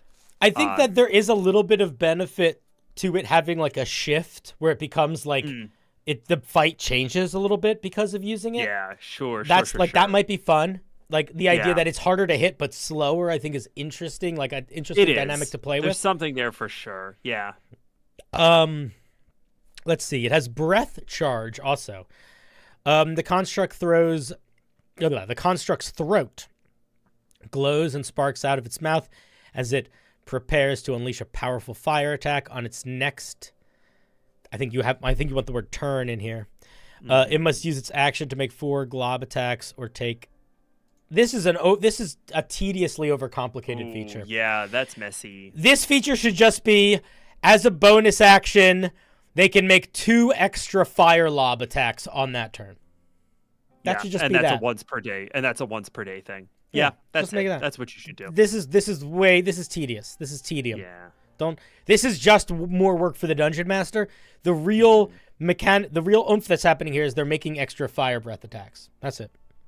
Yeah. And then they have a reaction like wildfire. When the construct takes fire damage, it can use its reaction to make a fire lob attack. That's fun. That's sort of, it's a little bit more of the same. Like fire breath, breath charge. Even if you keep breath charge the same as it is now, these kind of feel like they have the same vibe. Like maybe you don't need breath charge if you have like wildfire. I have a thought for what like wildfire could be instead as a reaction. Something to the effect of overcharge engines. When the construct takes fire damage, it can use its reaction to move half its move speed. If you continue to have evasive maneuvers have your move speed, it kind of gives you back your move speed when you take fire damage. Oh, I like that too. That's kind of fun too. Yeah, that is fun. Yeah, either way, there's something else there that's not just more lobbing fire. Yeah, either way, I think that there is a lot going for this that's really nice. What I want to point out that I do really like about this is I think this is a very good example of taking a creature that already exists and giving it a very distinct alternative flavor. Yeah. And you are like 80% of the way through expressing that flavor mechanically. But I really do feel like evasive maneuvers and the fire stuff really does make it feel like a mechanical fire-oriented wyvern, which I think is what you're going for here. I like that a lot. I think it's not like, I know in D&D wyverns can't do fire, right? But it's like from a fictional perspective, we can all envision a wyvern that can breathe fire, right? That's not hard. I cannot put my finger on what specifically makes this thing feel like such a construct, but it really does. I think it's the mode shifting. I think it's that evasive maneuver is like a transformative shift. Yeah. That's really what I think it is. A lot of stuff is like, it's all sort of gated behind this almost perfunctory. I think the word lob is doing a lot of work, right? Like when I think of a wyvern's fire breath, I think of a line. When I think of lob, I think of like, right? Like a catapult. And I think that plus maneuvers giving us sort of the form change, plus breath charge even giving us like, oh, you just get 3 of them, right? It's like ka-dunk, ka-dunk, ka-dunk. there's something to it that sort of becomes constructy. It's very subtle. It's very well done, and I wanted to call attention to that. Yeah. Anyway, I like this one. I thought it was cool. Glad we looked at a monster for a bit. Connor Scripps asks in the chat, what do you think of a feature that makes creatures with a perception proficiency have advantage on spotting you, and creatures without perception proficiency have disadvantage on spotting you? That feels, from a fiction perspective, weird. What on earth would possibly cause that? What would make you easier to be seen by people who are trained in seeing things, but harder for everyone else? Well, that's what I sort of feel like. Also, it's like, isn't that literally what is already happening? Like, creatures that have proficiency in perception are better at seeing you. Creatures that don't are worse at seeing you. It's just turning those up. I think it feels unnecessary, is what I would say. I'm not really sure what's going on. It doesn't really change the way that anything feels. I also, just from a dungeon master perspective, I would be annoyed at having to keep track of all the skill proficiencies. But that's just me. Cool. All right, let's all right. What's should I pick one, or do you have a specific vibe you want to do? Did we want to do the class? Do you feel emboldened? I'm down to look at another class. Let me the classes were, most of them were sent a little earlier. We had a couple that were sent to us. There were 2 subclasses with snake themes that were sent. Wow. Do you want to look at one called the Vanguard, or do you want to look at one called the Maledict? Oh my god. I will tell you, this is very much personal preference. Oh my god. I have very specific feelings about things called the Vanguard. And I've got to say, the Maledict really is just the edgiest shit I've ever heard in my life. So should we look at? Do you want to look at the Maledict then? Oh yeah. Do you want to look at edgy? Go on, let's do it. I struggle with things that have the name Vanguard, because to me that sounds it doesn't sound specific enough. It's not. It's like things called like the Warden. Yeah. We there's one fiction that immediately comes to mind when I think of Vanguard, which is Mass Effect, and I remember that class being fun, but I don't remember what that class was, and that's what Vanguard feels like to me. I think Vanguards are like tanks. They're like the tank. That's what they are in Marvel Rivals. By the way, I am obsessed with Marvel Rivals now. It's so much fun. I'm not surprised. It's very addictive. You would get there eventually. Yeah, 100%. Okay, so we're not going to read all of the flavor text, but I do want to point out, I like that there is a lot. Basically, Maledicts, the way that I get from is that they are essentially people that like wield a curse. Sure. They're like curse wielders. Again, if you land this, that could be something. I mean, that's genuinely as like what we were talking about with the other class, where it's like you need to know where your magic comes from. Like that's it. It's your curse wielder. That's different enough. It doesn't genuinely need to be different than that. Because there are no other specific curse wielders in D&D. This is a potentially new thing. All right, this is a mostly melee class. It looks like we're not getting spells at all. We do get curses, maybe in the same way they get invocations. But we're getting extra attack at 5th level, no spells. Cool. D10 hit dice, so we're in the fighter, ranger, paladin headspace. Yeah. One thing I will say, consider naming your subclass, right? Bard College, Warlock Pact. Oh, yeah, that's good. Yeah. Cleric Domain. Yeah. That's another really important place for you to inject flavor, and you're just no-selling it a little. So that's something you could tune. Yeah. D10, huh? Is there any way I can see the names of people who submitted? It's just off of their posts. It was you could go through the Discord or go through it. I think I said them all in the stream. This one is from Shades the Moth. Shades the Mothman. Here, I can try to do it really quickly, just to be a nice man. We looked at the Sage class by Simply Sample Text. We looked at the we're looking at the Maledict by Shades. We looked at the Art of Rains by Sponge. We looked at the Viper by Hakase, the Serpent Rogue by Hakase. I don't remember what else we looked at right now. But I'll try to remember to say them. This is the Maledict by Shades the Mothman. Yeah. Yeah, we looked at Tradosio's corrupting parasite. Okay. So we're getting all armor, all weapons. I gotta say, Tradosio's corrupting parasite. Tradosio, that you should just name all of your features and spells with your name in front of them, because that has great Tasha's energy, and you should do that. Tradosio is a name that does sound like it could be like a creature or like an ancient, like an ancient person. Yeah. But not like a normal ancient person like Harold or Gertrude, like an ancient person in a fantasy world. Yeah, 100%. It's very good. It sounds like it could be. It sounds like someone that would have a title. Yeah. Tradosio. I'm not going to finish that because I don't want to accidentally insult Tradosio. Let's read about malediction. We get a lot very early in this class. It looks like we get 2 features at first level and 2 features at second. Okay. Distinct. Let's see. At first level, sense curse. Oh, I remember what I wanted to say about this before we start reading it now. Your afflictions allow you to sense other curses beyond yourself. As a bonus action, you open your awareness to detect such curses. Until the end of your next turn, you know the location of any cursed creature or object within 90 feet of you that is not behind total cover. You learn whether the curse you sense is on a creature or an object, but you do not learn the identity of the sensed creature. You can use this feature 1 plus your intelligence modifier times per long rest. In addition, you have advantage on any ability checks made to discern the nature or history of curses or cursed items. Okay. This is fine. I disagree pretty strongly. Interesting. I'm curious to see what else we get, but this is so similar to Divine Sense and so much worse. Here's the thing. Paladins, let's talk about this. Paladins at level, what do paladins do?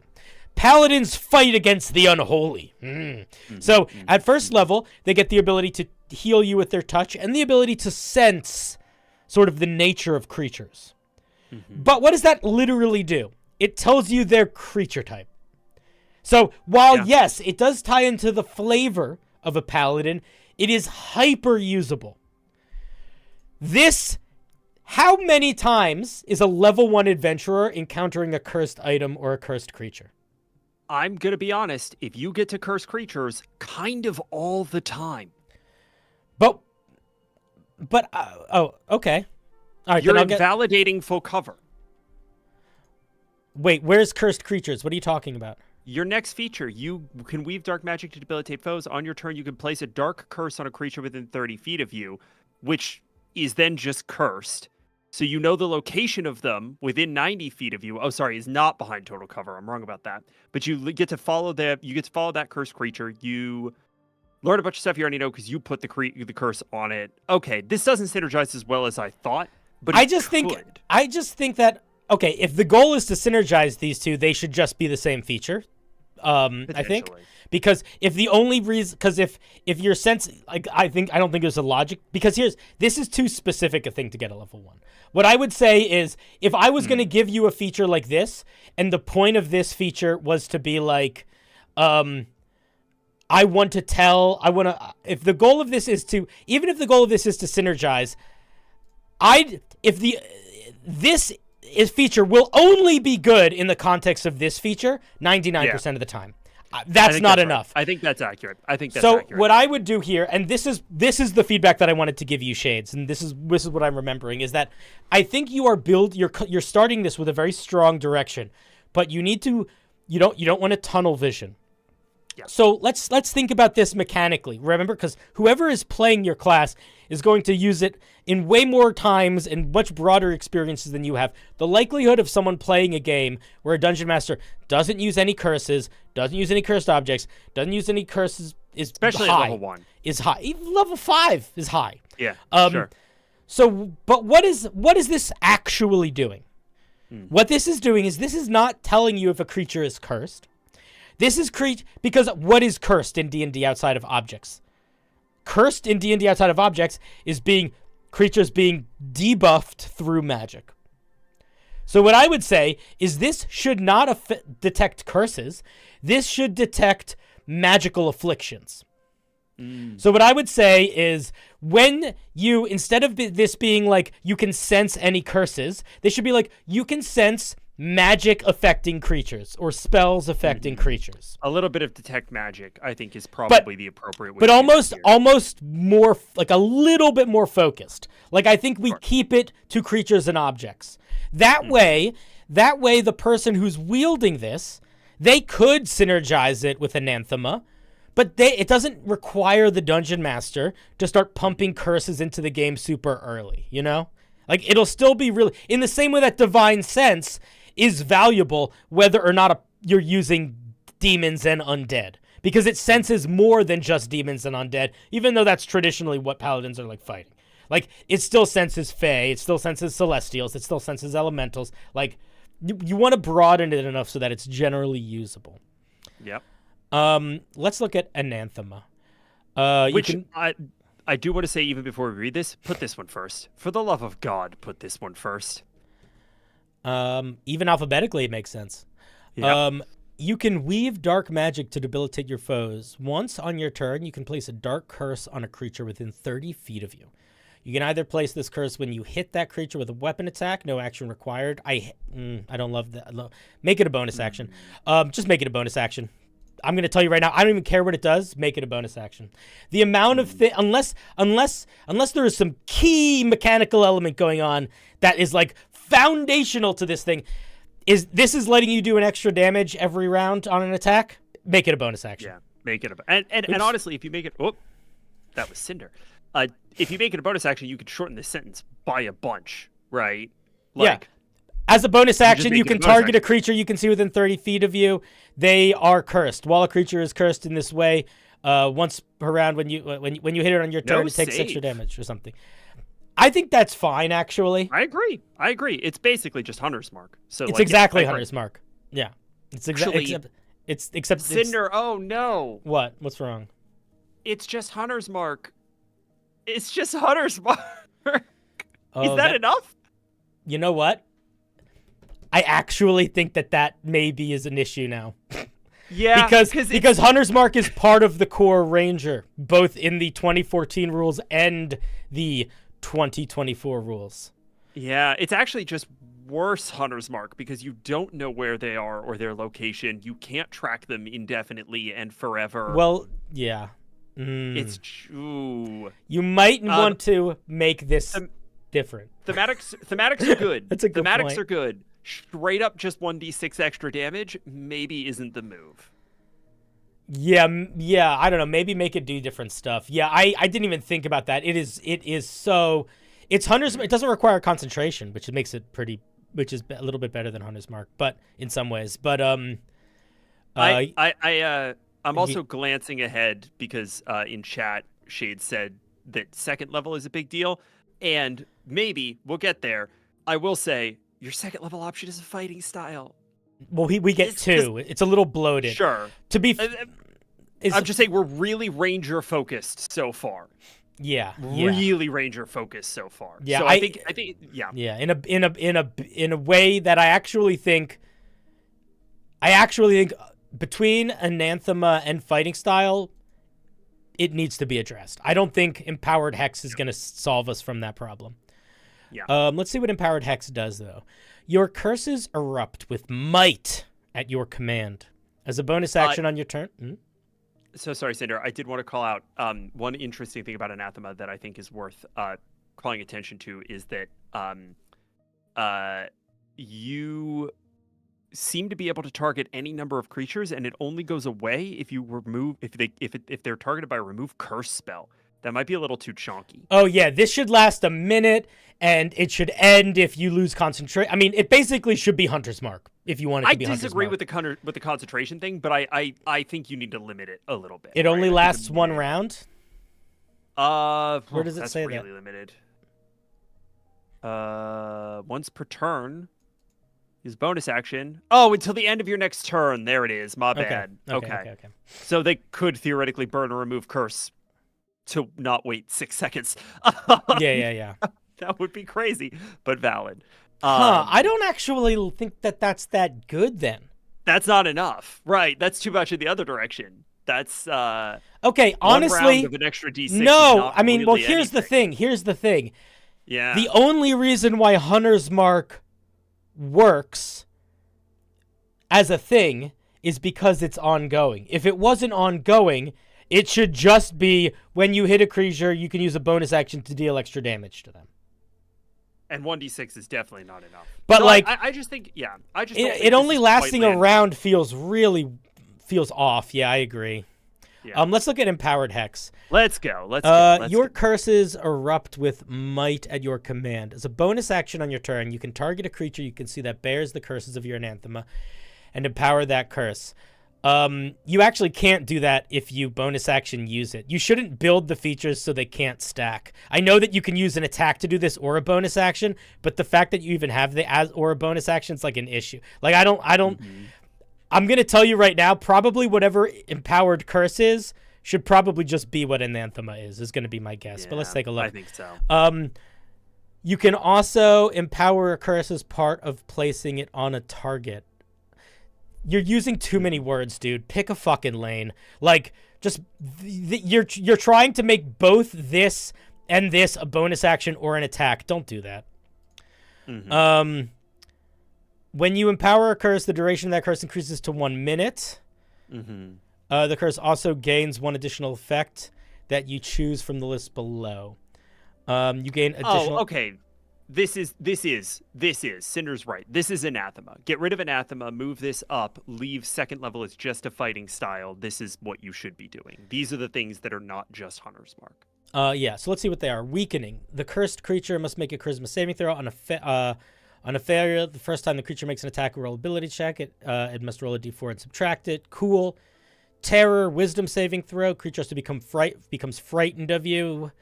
The target can repeat the save at the end of each of its turns. And then Rot. The cursed creature must make a con saving throw on a failure. Attacks against the target have advantage. I think this one is too strong. The target will be the same at the end of each of its turns. I think Rot is too strong. Could you dial in Rot by making it your attacks against the creature have advantage? Maybe, yes. Maybe that would be the move. You can empower a curse a number of times equal to the number shown. No. Don't do that. Don't stack these. So get rid of Anathema entirely. Take Empowered Hex. Remove everything down here. Make this a thing that you have limited use of. You can only have one up at a time, and then that works. But it's got to be limited in use. It's got to be one target at a time. Otherwise, it's too much. Yeah. That said, I think that if that was your first level feature, and then Sense Curse was, more of the detect magic that we were talking about. I think that's earlier. a great first level. I think it's really interesting. That's a solid first level. Super interesting. Yeah. Really, I'll put it to you this way. This is what I want the Blood Hunter to be. Right? Like that would be, when I think Blood Hunter, I think this, not whatever the hell Matt Mercer came up with. So, like, this is something if you reorganize it, I think, in this way.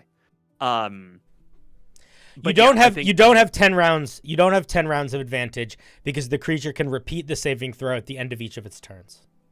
That's the big difference. Yeah. Which is not small. That's huge. That is the difference between something being overpowered and underpowered a lot of the time. Well, because you think about it, you have 10 opportunities to do the thing. It's effectively 10x advantage, right? Yeah, it drags on, and you've got to think about the time cost, but it's. I think it's in line. I also think advantage against the target is fine. I also think if you have proficiency bonus number of uses of this feature per day or something like that, that's okay. Like, honestly, there are first and second level spells that are stronger than that. What makes this more balanced is that there's not concentration. The not needing concentration adds a lot of strength. But I actually think that's fine for what's going on here.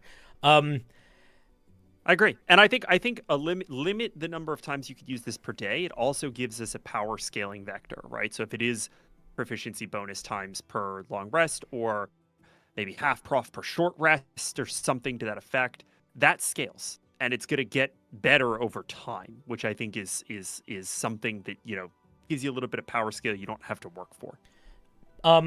Also, be careful with how you scale at level 5. Oh, is there some extra attack stuff happening? Well, at level 5, not only are we getting extra attack, we're getting more curses, and we're getting cleanse vexations. So I would argue extra attack and curses going up from 2 to 3, that's fine. But extra attack plus something else is too much. And all 3 of these is too much. You could probably find somewhere to put cleanse vexations that, is not overloaded, right? Like, there's. I don't know exactly where you could put it, but you can use an action to touch a creature and end one disease. Honestly, I would. Here's the thing that I don't. Oh, that's interesting. It's just a paladin. It's just a paladin feature. Don't give them paladin features.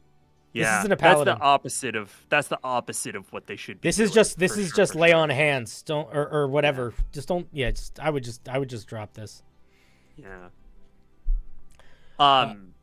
If you don't put this at 5th level, maybe don't do this ever, but an interesting feature that you could potentially play around with is the opposite of this.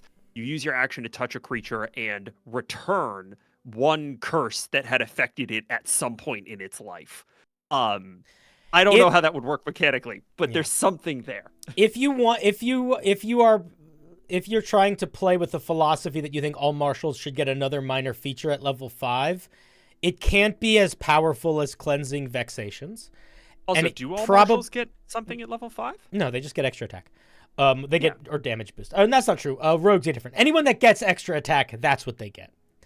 I think that rangers and paladins might also bump up spells they can cast. Shades was saying that's something they think they should get. I think that might be fine, but there's going to be a lot of people pushing back against it, and unless you are actively doing it for all the classes involved, it's going to be a noticeable power jump compared to any of the other martial characters, so just be ready for that for your own home games. But I would say if you're trying to build a ribbon feature, cleansing vexations and getting another curse is that's not ribbon feature. A ribbon feature is like getting a ribbon. Like, I would say the most powerful ribbon feature is like getting a very unique weird damage resistance, like getting resistance to acid, getting resistance to necrotic damage. That is a powerful ribbon feature that would be reasonable. I think that, or getting, more skill proficiencies, a language, getting a swim speed. Those feel like getting the ability to basically turn off conditions, and then also getting a hold of the curse thing's a bit much. I think there's some cool ideas here.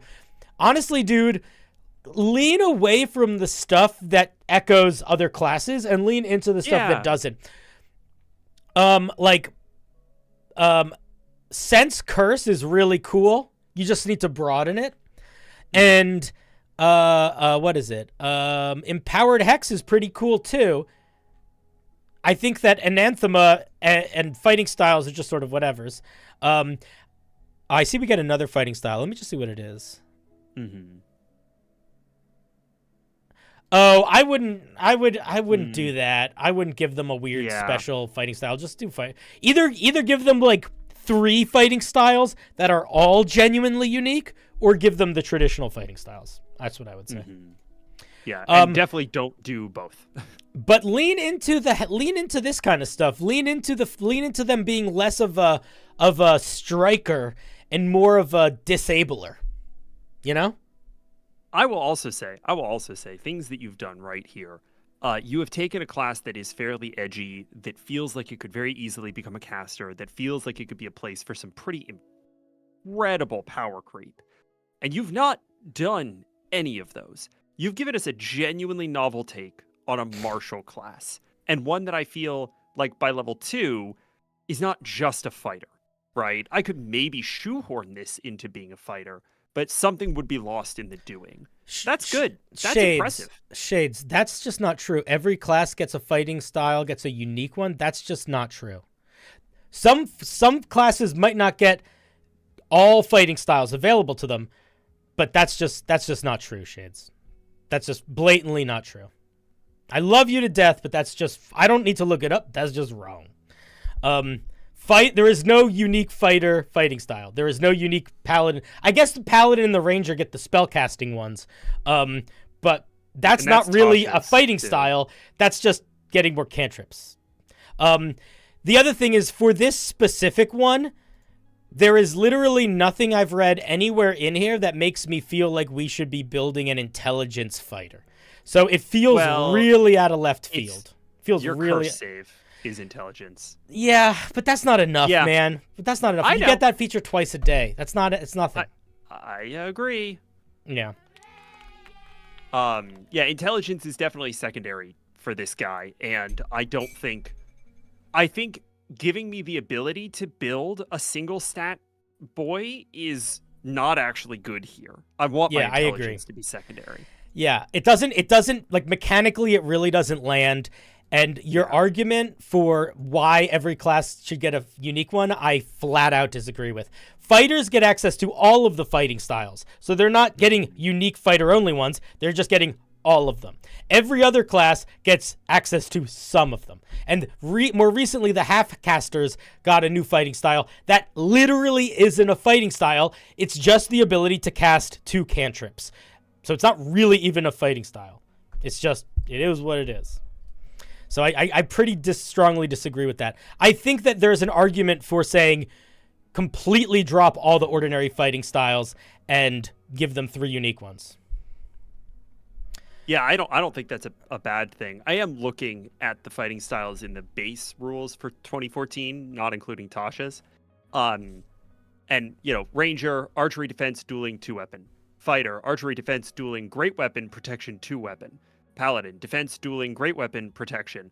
There's pretty much perfect overlap. Yeah, it's shades. Follow your heart, but know you're a little bit wrong. But yeah, I think that the core idea here is pretty solid. I think that you do a really good job of making this thing feel like it has a distinct vibe it's leaning into. You just got to really hone in on that vibe and not try to make it do 100 other things. That's what I would say. Cool. He's not right. He's not fucking right. Did you just hear what Pat said? Oh my God. Shut up. I mean, again, it's possible that they added stuff that I'm not looking at because I don't have Tasha's up in front of me right now or wherever the hell else they got more things. So it's possible more diversions were added later. And also, is this class for 2014 rules or 2024 rules? Because as far as I know, they probably work at least a little bit differently. Got to go based on something. And in the 2014 base rules, there's not a bunch of distinctions. And beyond that, Cinder's point is that fighting style isn't great for what we're trying to do here. Yeah. Giving you the ability to make intelligence. And it just feels weird. It just feels fucking off. To do so many of the ordinary fighting styles and throw in, I don't know, it just feels weird. It really doesn't fit. It really doesn't fit. Mm-hmm. Yeah, and so I think that's more important than whether or not it's breaking a mold, because if it was breaking a mold and doing something really incredibly valuable, it's worth breaking the mold. So, in general, though, a lot out of this class for the first 2 levels. Yeah, interesting piece. All right, thank you very much for sharing. Look up fighter. No, yes, I acknowledge that superior technique exists for Tasha's. I acknowledge that. But what I am saying is, and what I said before, is I think the examples you gave are bad examples and don't really do a good job of making your argument, specifically because fighters, by their very nature, just get all the fighting styles. That's what their whole thing is that, I don't think you should be like, fighters get unique fighting styles, so everything should get a unique fighting style. And I think that the reason, there is everything that gets sort of a unique fighting style, there is a very key, obvious reason for why it would, to the point that I don't think it's even a unique fighting style. Fighters just get all the fighting styles, and then Rangers and Paladins, both of which are half-casters, get the option to not take a fighting style and instead get more spells. So there's no argument for this in any direction. Technically, I suppose, every class has a couple fighting styles that no one else gets, but again, it's either because they are a fighter, and that is literally all they do, or because it is a fighting style that is not a fighting style, but actually spellcasting. So it's a very pedantic argument you're making in a direction that is genuinely just going to make this piece worse. So I don't think it's worth making it. And that's all I have to say about that. Thank you very much for sharing. Go. Let's look at another one. I'm all for you guys making pedantic arguments, but I also think that at a certain point, it genuinely doesn't help anybody. because it doesn't make this piece better. It doesn't make Shades a better writer. It just is. The only reason for it is, actually, which sucks. It makes you seem like you suck. It makes me seem like I suck. It just makes us all suck. But if you're just if you're here to be pedantic, it makes it worse. Like it's ignoring the reason it's ignoring the stuff that matters. As pedantry usually does. I was gonna say I actually have to. I've got to bounce. I am going to go record some super secret stuff for Unbound Seekers. Exciting! All right, buddy. Things that you're not in. You haven't heard yet. All right, buddy. Thank you very much for having me. This was a tremendous amount of fun, and y'all are the best. Yeah. See you, Pat. Bye. I'm hanging up on you. All right, that was our dear Patrick. That was our dear Patty Trick. Oh my God. I will say, JK, the amount of times that you have said something pedantic that genuinely hasn't been positive for the conversation is a lot.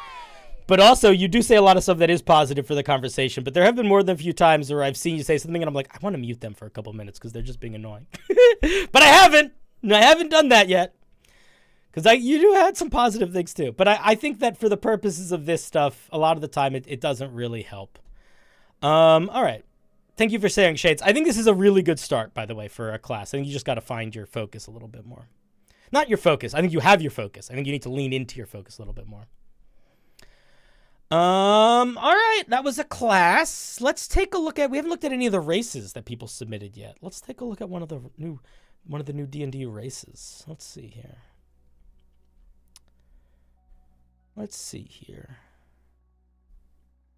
I thought I saw some submitted. Maybe I didn't. Could have sworn I saw. Let me skim a little bit. ¿Dónde está la new D&D species?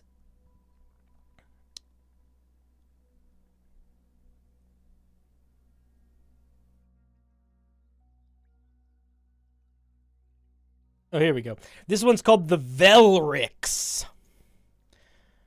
Ooh, the Velrix. Let's take a look.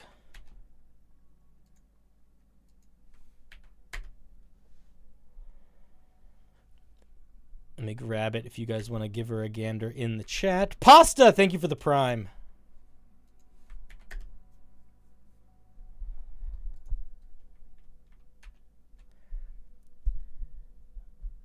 This is, for people that were wondering, this is from Laz418, if anybody's timestamping this later. Velrix are an ancient race, presumably older than the first recorded civilizations. Velrix have thick fur, a snout, 2 pointed ears, 2 horns, a long tail, and razor-sharp claws. I don't think you need to say the 2 for these, just because it's usually assumed. They're very social, but most show distrust in some, and in some cases disdain towards humans. They often avoid living in common society. Here's what I'm going to say. The physical flavor text here is fine. It's very bare bones. It's not really giving us any details. Like, how many things have these, how many things have basically these features? A lot. But I pretty strongly disagree with, I would lean less. Here's the thing. When you are trying to build a new species and you're trying to give that species a culture, I would say a good rule of thumb to follow is talk about the things that they include and the things that they like and the things that uplift them, as opposed to the opposite. Because this doesn't really tell us anything about them at all. It really doesn't. Like, it says that they are distrustful and they like living in secluded ways. But assuming that there's no humans around and they're living in seclusion, we don't know a goddamn thing about them. We only know about them in terms of them opposed to other things. You know what I mean? So, I mean, yeah, on one hand, there is an element of, like, it feels like you're telling a player to be negative. And I guess that's definitely a part of it. But I think more so, there's no identity here. The identity here is just anti-other things. So you got to be careful when you're building a species or a culture to make sure you're not just making it anti-other things, because they don't spend all day every day running around talking about how they hate humans and hiding from things. Assuming that they live in seclusion, they probably got some vibe. You know what I mean? And that, whatever that vibe is, that is much, much more important for building an identity that a player can use to play a character than talking about their distrust. I think their distrust can be a part of it, but that's so much less important than the things that actually make them distinct. So start from that. Start from the things that they are bringing to the table that are not anti-other things. Let's see. We get proficiency in animal handling, arcana, medicine, survival, perception, and in 2 weapons. I think you could probably just say firearms if used. I feel like flintlock is very specific unless there's like a game thing I'm missing there, which there might be. 30 feet walking speed, 60 feet dark vision. You speak common and Valorant. All right, we get 2 features. This is like the main thing. We don't actually get a lot with this. I'm hoping that there's some power behind these features because we only get 2. You have a set of sharp retractable claws. As long as you're not wearing gloves or gauntlets that would restrict your claws, you're unarmed to strikes. Deal 1d4 slashing damage plus your dex, strength, or dex, whichever is higher. Oh, this is a dex-based melee attack. That's kind of fun. And you can make an unarmed strike with your claws as a bonus action. That is very good. That is really strong. That is strong enough that it probably needs to be limited in use. The only other species I can think of that gets a bonus action attack is the lizard folk, and their attack, that is limited in use. Now, it does also grant temporary hit points, not a lot, but a little. But I do think that that is because there is a lot that a bonus action attack adds to a character. So, like, for example, being able to attack with a bonus action essentially is it increases the likelihood that you're going to hit with sneak attack by 50%. It gives you another opportunity to try to smite. There is a lot of stuff that procs off of an attack hitting that normally a character would only have 1 or 2 chances to do. And by giving them 3, or 2 or 3, it can impact the game quite a bit. So I would just be a little cautious of that. It's going to be fine a lot of the time. The irony is the classes that I feel like this would make the most sense on is going to have the least impact on. Yeah, you could also take a 1-level dip into fighter to get the unarmed strike fighting style to pump this to a D8. I was saying that I think this is much stronger on a paladin or on a rogue than on anything else. That's what I was thinking. But I think it has impact likely in a lot of situations. And then we get metabolism. Your species has an unusually strong appetite. Oh, also, maybe it should be a bonus action to take in and put out your claws. Not even necessarily for a power balancing thing, but because I think you say that the claws are retractable. And I do think that there is an element of players like choosing to do a thing.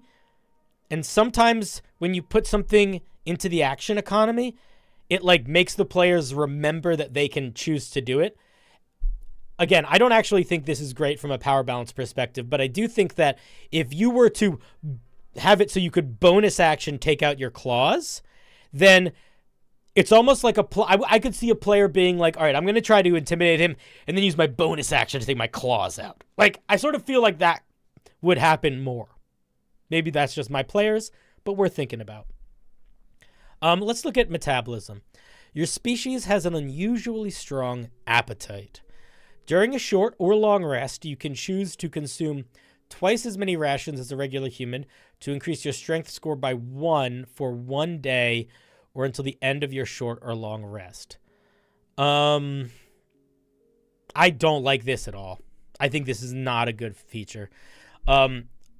I think that there's a couple pretty big issues with it. I think the first is you're making a lot of assumptions about how often people keep track of rations. A lot of people just don't. So I think that probably for 50% of games, this is not anything. You would just always have +1 to your strength. You know? Also, because you can do it during a short rest, this can stack. So you could, there's no rule about how many short rests you take. I could take 4 short rests in a day, and I could bump my strength +4. And that, I think, is very, very easily cheesable. Like, very easily cheesable. The other thing is, anything that's going to fundamentally change your core stats should not happen that much, if at all, outside of ability score increases and level 1. Because when you change a core stat, it changes like 6 things across your character sheet. And unless you are using D&D Beyond, that means that whoever is using this class is going to basically need to like erase and rewrite or have like extra notes for like a lot of stuff, right? Strength saves, athletics checks, any strength-based attacks. Like, it just would be annoying to keep track of. So I think it is both overpowered and annoying to keep track of.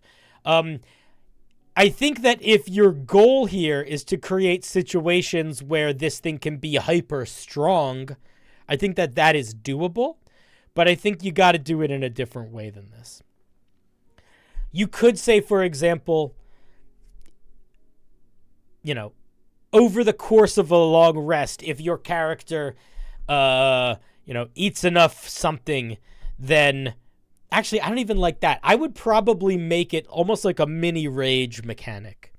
I probably would not tie it to food consumption, or maybe tie it to food consumption, but have it be kind of different. Like, if your character consumes twice as much rations as normal during a long rest, the next day they have access to this other feature. So it only activates as a feature they have access to if they've consumed a lot of food. And maybe that extra feature is that,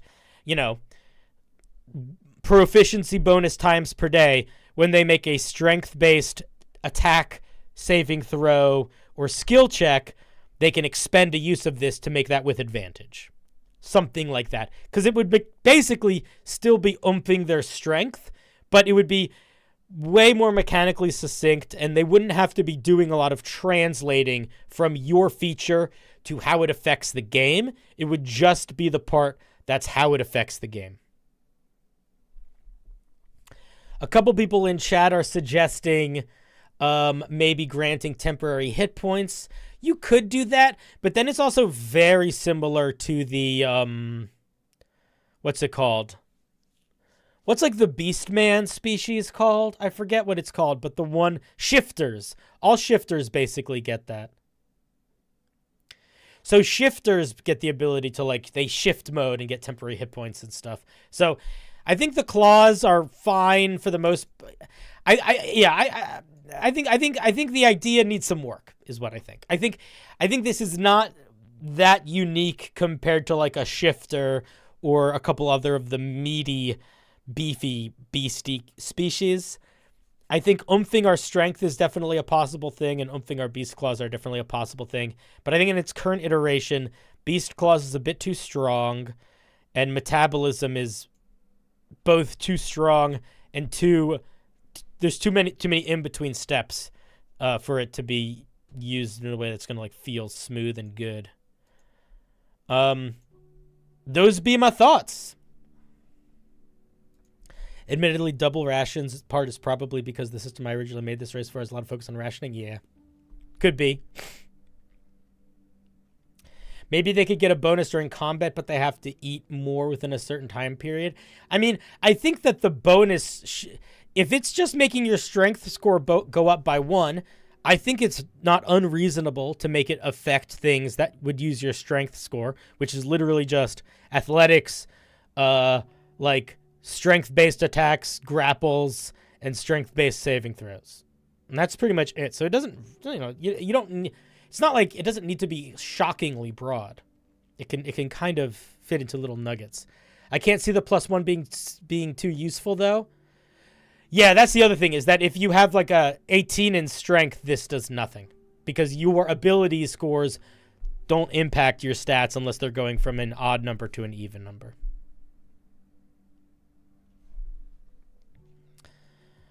Yeah, but those are my thoughts. I think that if I were you, I don't know if this is you said this is from a different system, so I'm not sure how much this comes from a video game or something, but my main feedback, and it kind of ties this to this, is there is not a lot of distinct flavor here. You have basically described a beast man, and the beast man is secluded from society, which I think is pretty standard for most beastly beast men.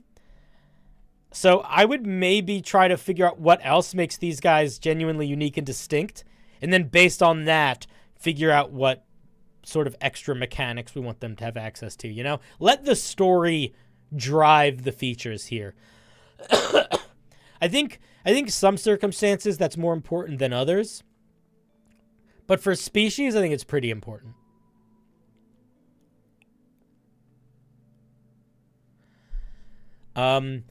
So if you have more specific lore, then I would lean into that more specific lore for what features you give them.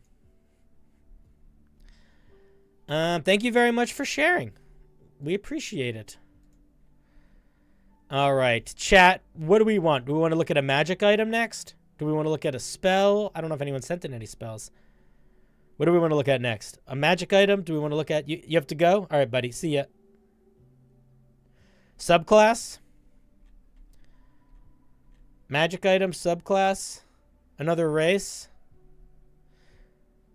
All right, you're all saying all the different things. I think we'll just pick one then. Let's see here.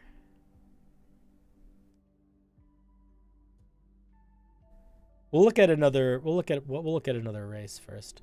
This is called the Dimlin, the Chasm Dwarf. Oh my goodness! Raymond gifting 20 subs. He's a madman. Oh my goodness gracious me, oh my. That is very, very kind of you, dude. Thank you very much. I appreciate that. That's really, really nice of you.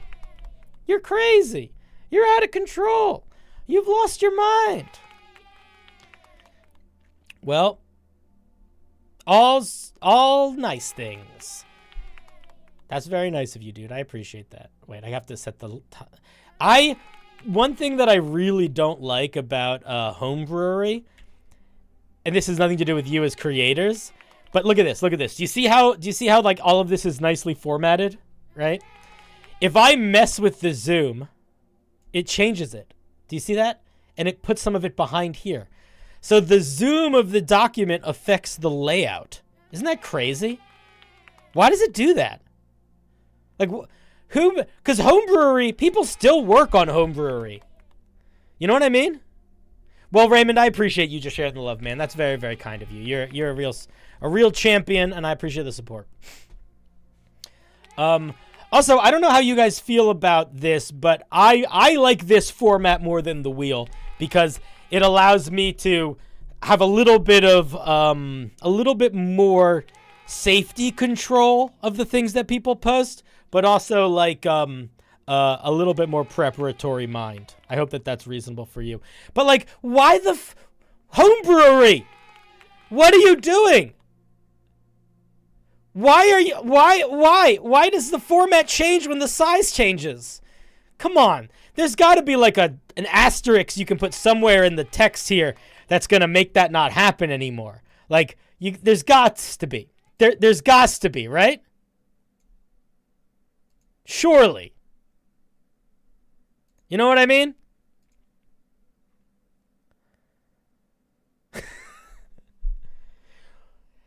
I wonder if it's because at the end of the day, the like what these things do is it sort of creates, it's not like a vector, but it's like building a PDF almost.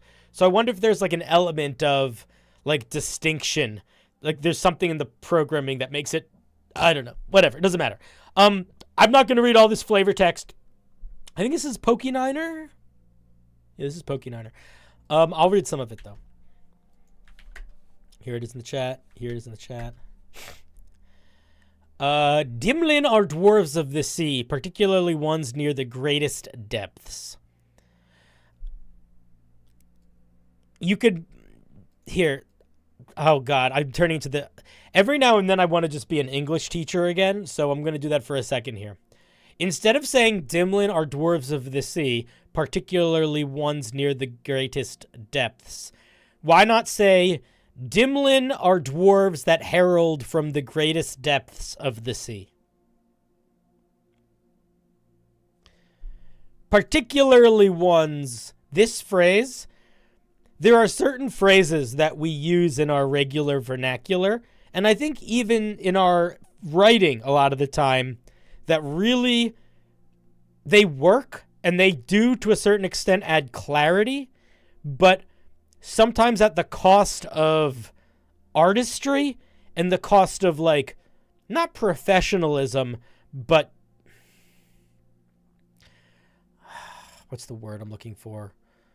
Not bespokeness, but, like, shine, polish. There is a little bit of a... When...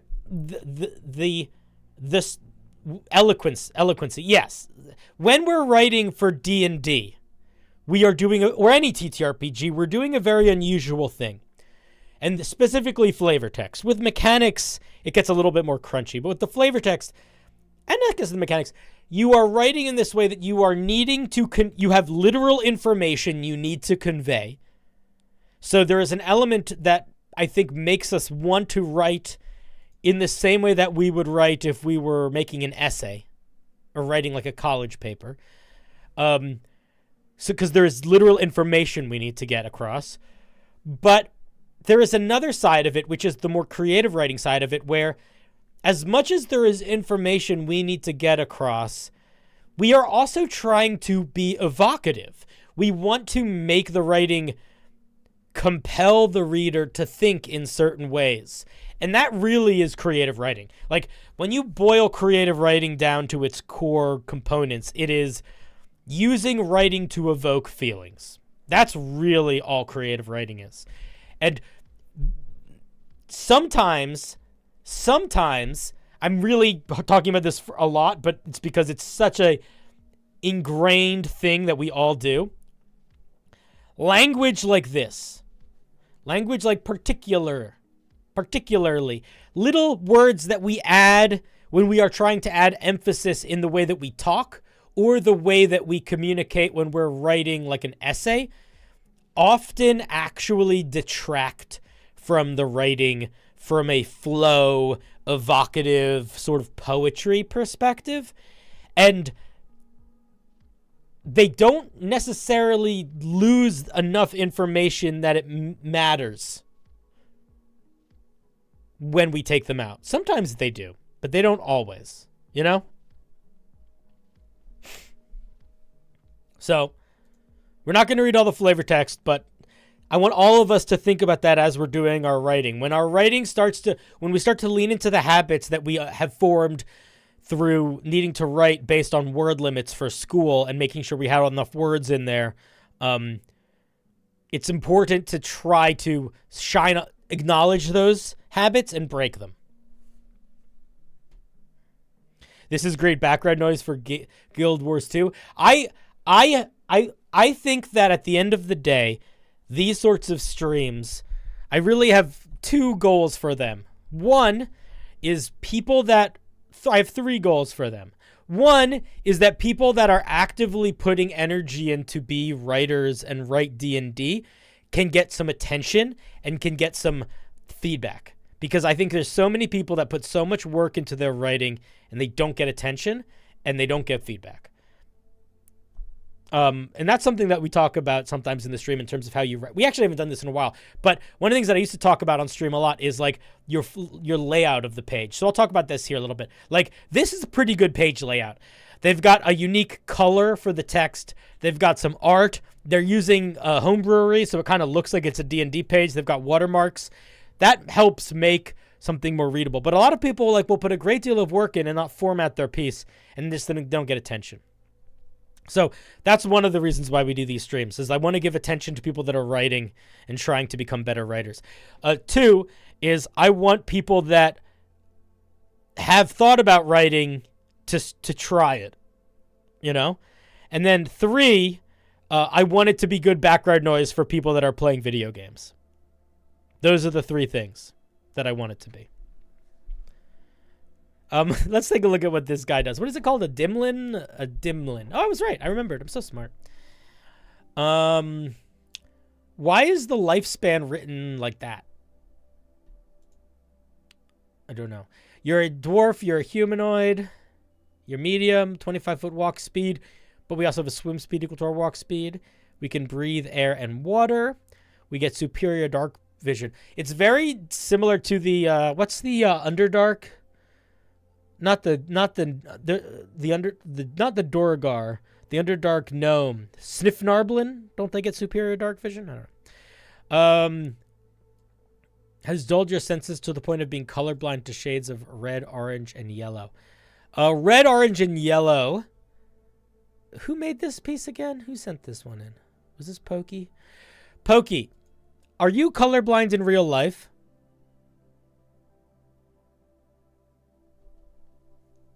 I am colorblind in real life. I'm very colorblind. I don't see in black and white, but there are full parts of the color spectrum that I don't see. I do not see in shades of red, orange, and yellow, but I might as well. You could basically pick different colors that I would see. There's a little bit more of a spectrum. But what I want to say is I wonder, I don't hate this. I don't hate this. But I do think that you have an opportunity here to ask yourself, what is the point of this feature? Is the point of this feature flavor text, or is the point of this feature something that might have mechanical implications? So, for example, the fire genasi has dark vision, and it used to be that they only saw in shades of red. There was really no mechanical benefit to that. It was very much flavor. You listed 3 colors here, and so it just made me feel like maybe there is a mechanical thought process you have going on. If there is, I would maybe think about that a little bit more. If there's not, this should not be its own bullet point. It should be tied to the superior darkness.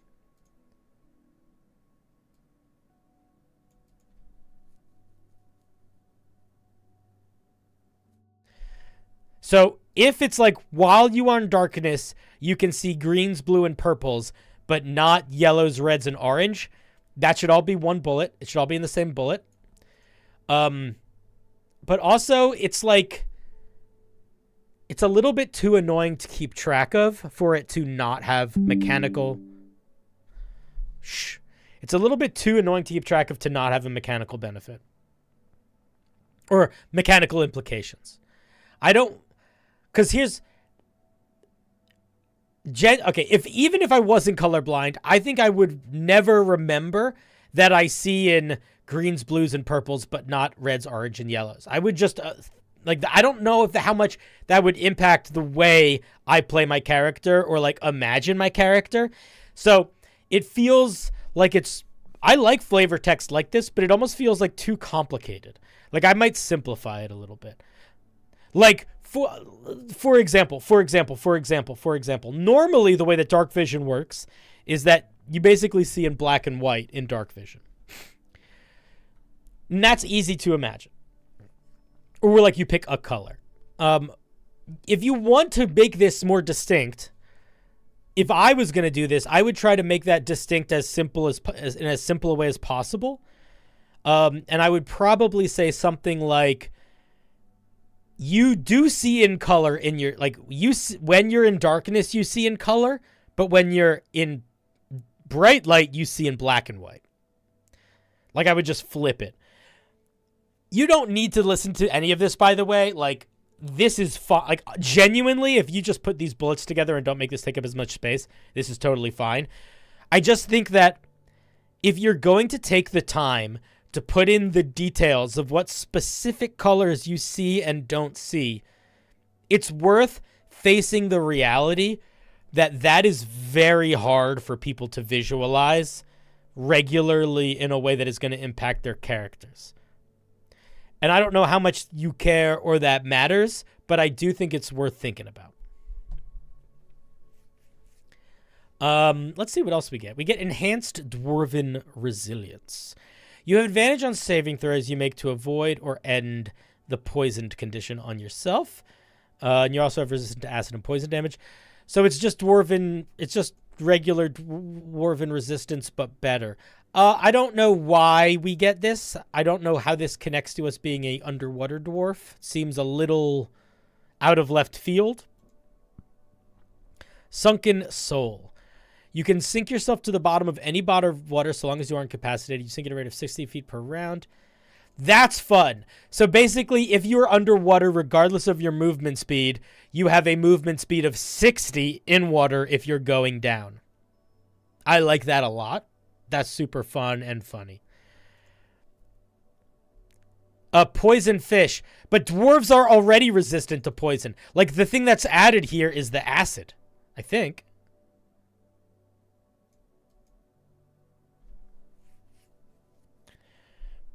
Dwarves already get poison stuff. You're adding acid stuff. I think. I might be wrong. I might be misremembering. I don't understand it. I don't understand the extra stuff. I'm going to be honest. If I were you, I would give them regular dwarven resistance because it already covers poison. And I think there is enough power space here for a genuine, just whole new feature. I don't think all of the water stuff is that strong. It's very flavorful and it's very situational. But, like, this is not nearly as strong as a Dorogar. I don't even think this is as strong as, like, a mountain dwarf. So, if I were you, I would just make this regular dwarven resistance and then genuinely give them a whole new feature. And I think that feature could be shape, some sort of like water cantrip.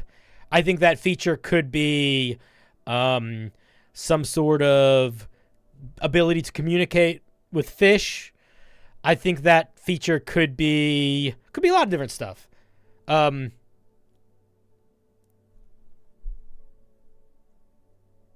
I think it's a little underpowered in a way that you should give them another thing. They should have another thing. They don't have enough things. There's other ways you could make this a little bit better if you wanted to, like, you could make their swim speed faster, but then it kind of steps on the toes of Sunken Soul. I apologize that I'm not reading all your flavor text, forgive me, but what I might do is if there's like a part of their story, if there's a part of the flavor of this thing that isn't being expressed mechanically here, that doesn't have to do with specifically like the obvious they swim and breathe underwater, maybe use that to inspire what this new feature is. Like if they have a particularly like good relationship with some sorts of, like if they're really like, oh, they're really, really good at talking. They have to be really good communicators. Maybe they gain persuasion or something. Or, you know these creatures. But yeah, give it a little bit more gusto. It needs something else. I think that across the board, for the most part, things that have to do with underwater are good, but almost always at least a little bit ribbon, because you're really just not, you're so dependent on, you have no agency in whether or not it's going to be usable. Like, it is so dependent on the dungeon master and the setting. Sure, you could like, oh, I'm going to try to figure out where a river is or something. But if a DM is not running a coastal or a ocean campaign, if you're just like in a city, you're not going to get to use a lot of this stuff. And ideally your dungeon master is the kind that's like good and will put it in sometimes, but it's basically a ribbon. Most swimming stuff is basically a ribbon feature in that you probably aren't going to be using it every session. And when you are using it, it's going to feel cool, but it's not going to feel crazy cool. It's just going to feel like you don't have to figure out what spell you need to overcome some hurdle. You know what I mean? Anyway, I like it.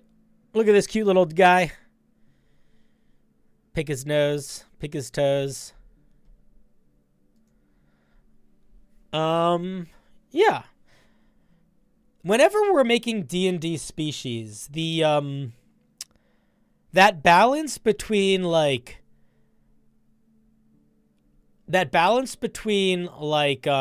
the word I'm looking for?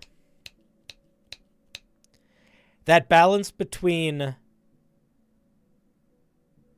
flavorful, useful features that help you evoke the feeling of the thing you want to be, and stuff that is overpowered in a way that it kind of steps on the toes of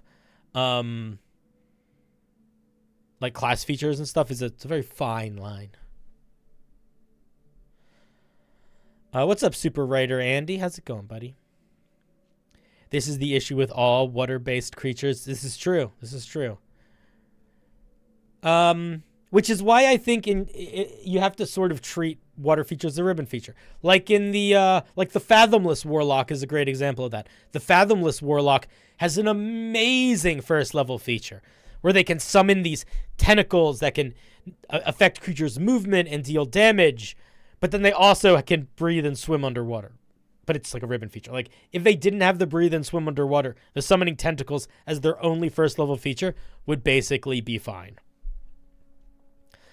All right, let's look at something else. Let's grab another piece. We could look at a barbarian subclass. We could look at another monster. We could look at a magic item. We could look at another class. What are we thinking, Lincoln? Magic item? I know that there was someone in the chat earlier that said they posted some hectic armor. All right, let's look at their let me find that. I think it was higher up.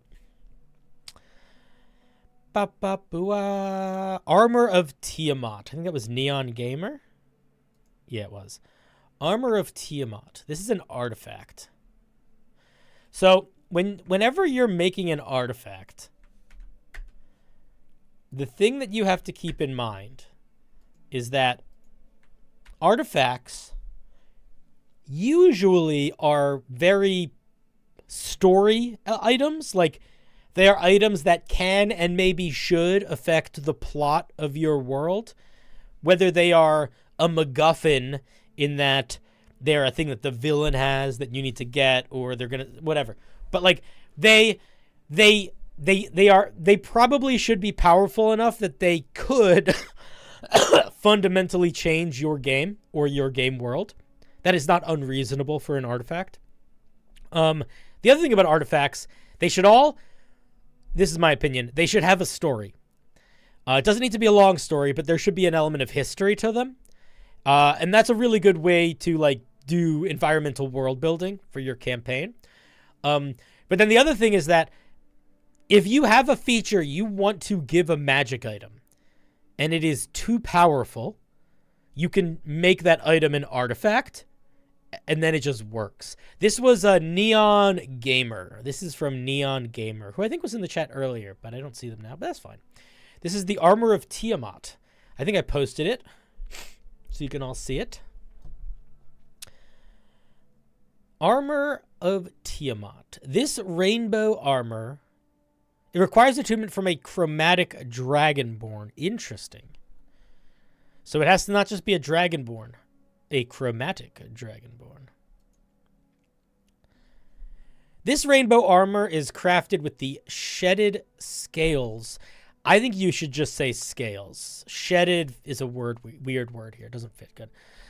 Is crafted from the scales of the Dragon Queen Tiamat and forged in the raging flames of Avernus. Put a period here, not a comma.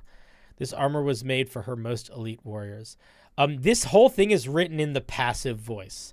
So it's written in the passive voice because you're talking about it being made, but not who made it. So instead of saying this armor was forged say ancient smithies forged this rainbow armor from the scales of the Dragon Queen Tiamat in the raging flames of Avernus period. Tiamat, they made it, they crafted this armor for her most valued warriors or whatever, but put the actor in the sentence and it'll make it less of a passive voice. It'll sound better. When you're attuned to the armor, you gain the following benefits. Your breath weapon has infinite number of uses. I think that you need to be more specific about what your breath weapon is here. I might say something like your breath weapon from your species. I might just focus it in a little bit. Inevitably, there's going to be circumstances where people have a thing that has a breath weapon type name that could be interpreted different ways. And I might just say, I don't like the phrase infinite number of uses. I think that it sounds too informal. I almost want to say like your breath weapon can be used an unlimited number of times, or when you use your breath weapon, you no longer expend a charge. I don't know if that's better, but that's a place to sit in your brain. You gain +3 to armor with this thing. You gain +3 to your armor class, breath weapon damage, and breath weapon save DC. This is really shitty in the way that this is worded. Holy fuck. Neon, haven't I seen your stuff before? Do you notice? Why are you shoving 3 features into one sentence like that? Don't do that.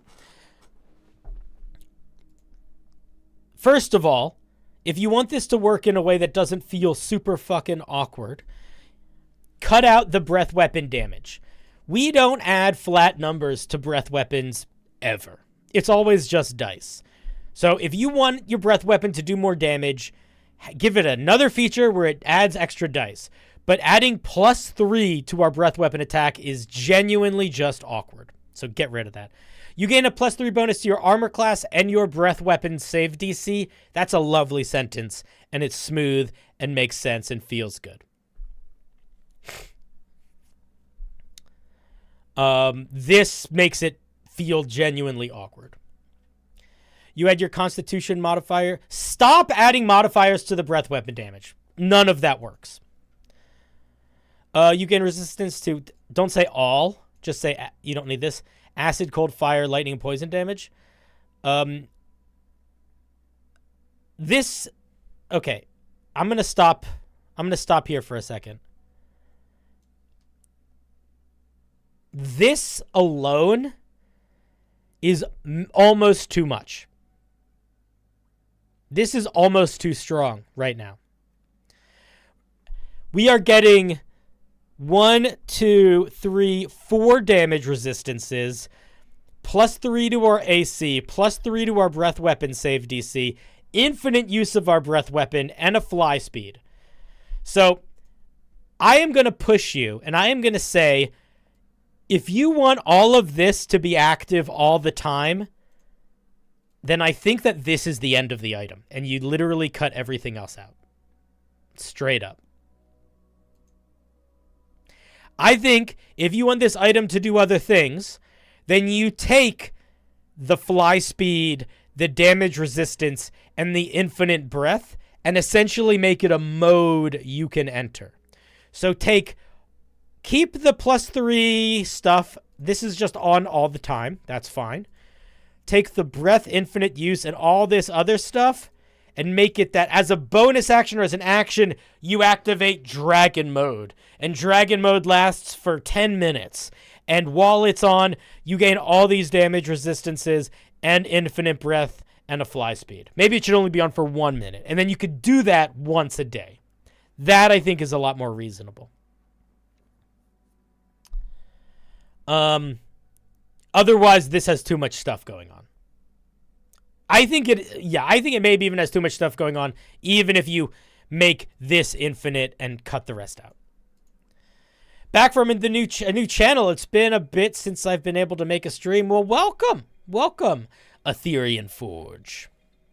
It also has 6 charges that recharge daily at dawn. As an action, you can spend a charge to imbue your next melee attack with draconic energy, dealing 4d6 fire damage, or dealing, so you get a smite.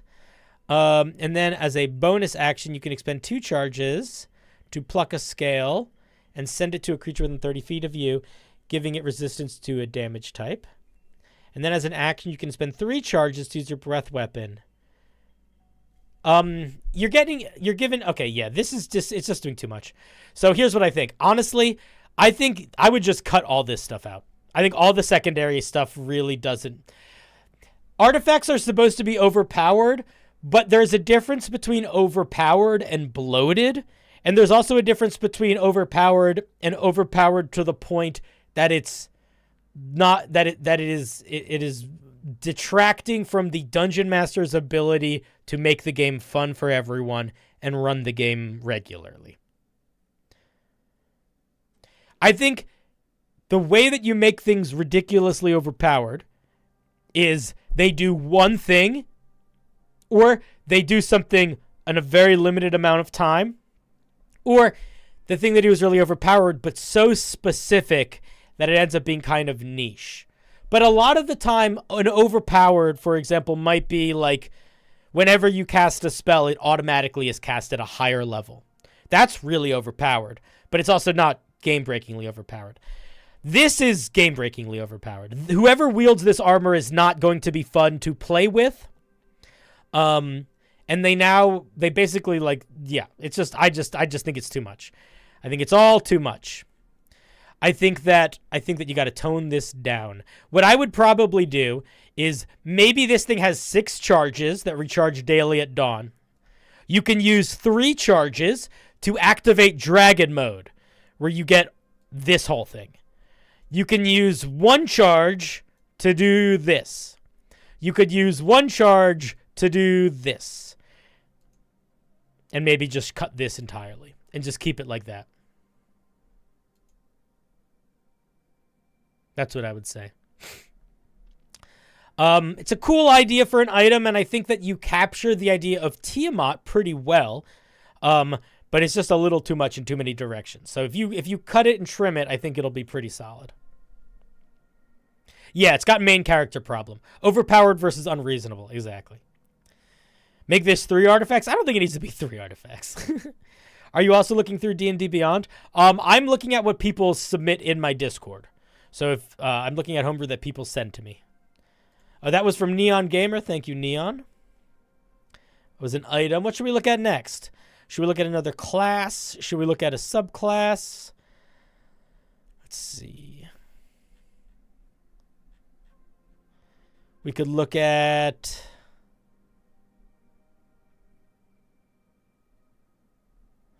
Somebody thinks they made a healing cantrip that works. We could look at that. Should we try to look? Let's see. I'm curious. They said they cracked the code on making a healing cantrip. Do you think that they did? Let's do that. I'm very curious. We're not doing a wheel today. If you see that form, I should have turned that thing off. You submit through the Discord. Let's look at this healing cantrip. I'm genuinely curious to see. Because I would say that it's pretty hard to crack that code. We'll look at another class next.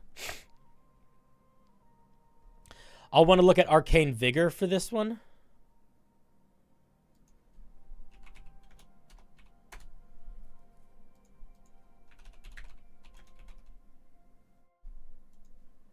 Should we look at Arcane Vigor first? Let's look at Arcane Vigor first. 2nd level spell. It's a bonus action. Well, it's immediately not a cantrip. So I'm not sure why, but maybe I'll just trust you. I trust you, Pixie. I trust you.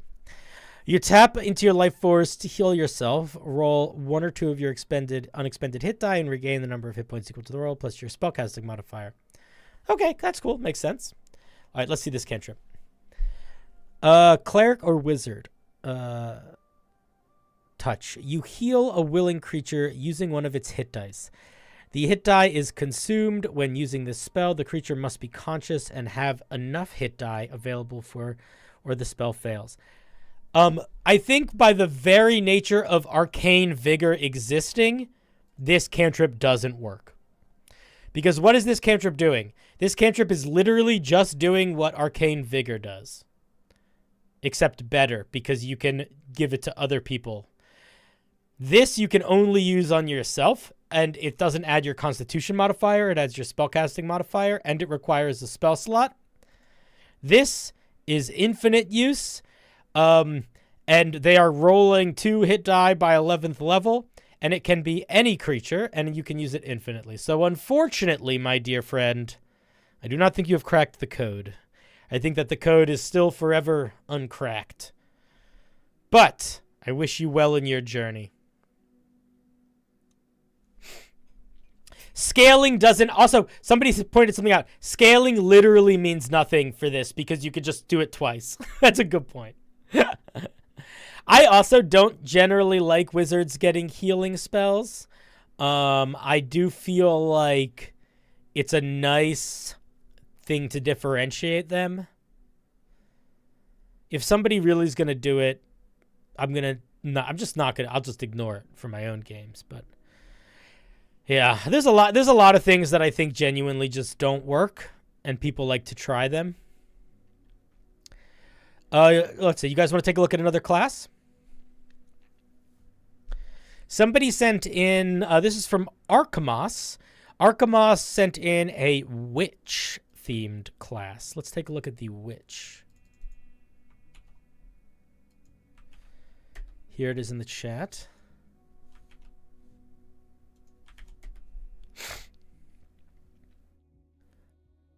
They are a full caster. So one thing that you want to pay attention to very carefully when you are building a full caster that is a traditional full caster, by that I mean they're getting 9th level spells, is that they don't get a lot more. So like, for example, I'll just show you what I mean here. Let's look at the original ones. We have the Bard, we have the Cleric, we have the Druid, we have the... We're not going to look at the Warlock because they work a little differently.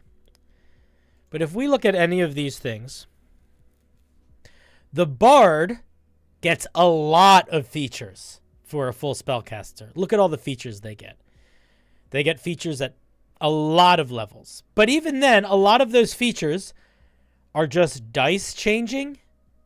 They're not actually features. But they still get a good amount of features. Why do they get so many features?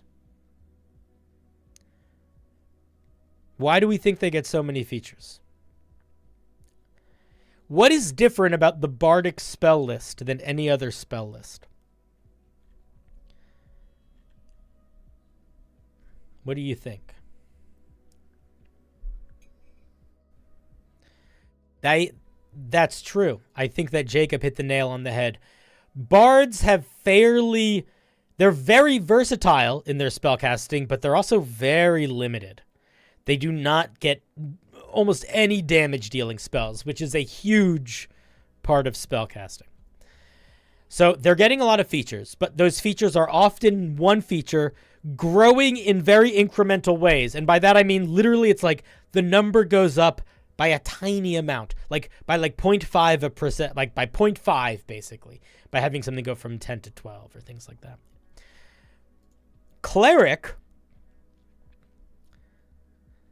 don't get a lot of features.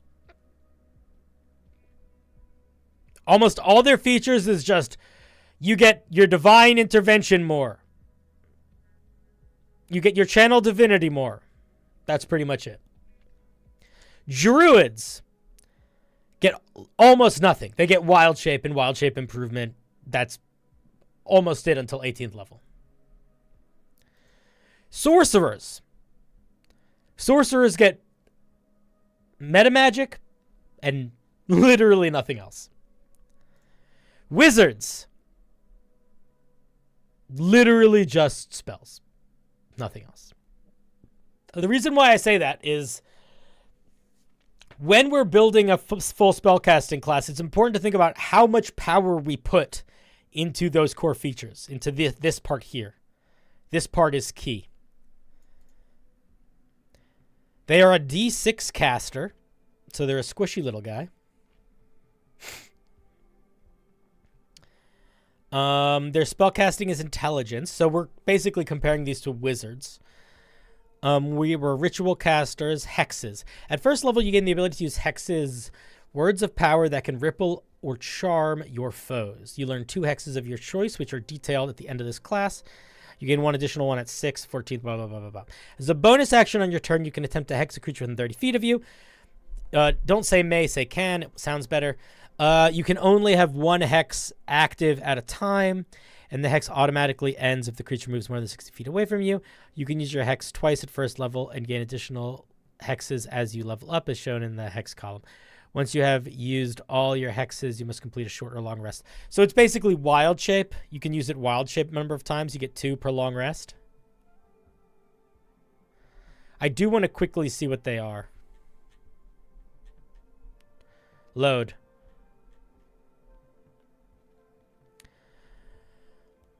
You weave shadows into writhing tendrils that bind the target. The creature must make a dex saving throw. On a failure, they are restrained for 1 minute. That's very strong. No concentration.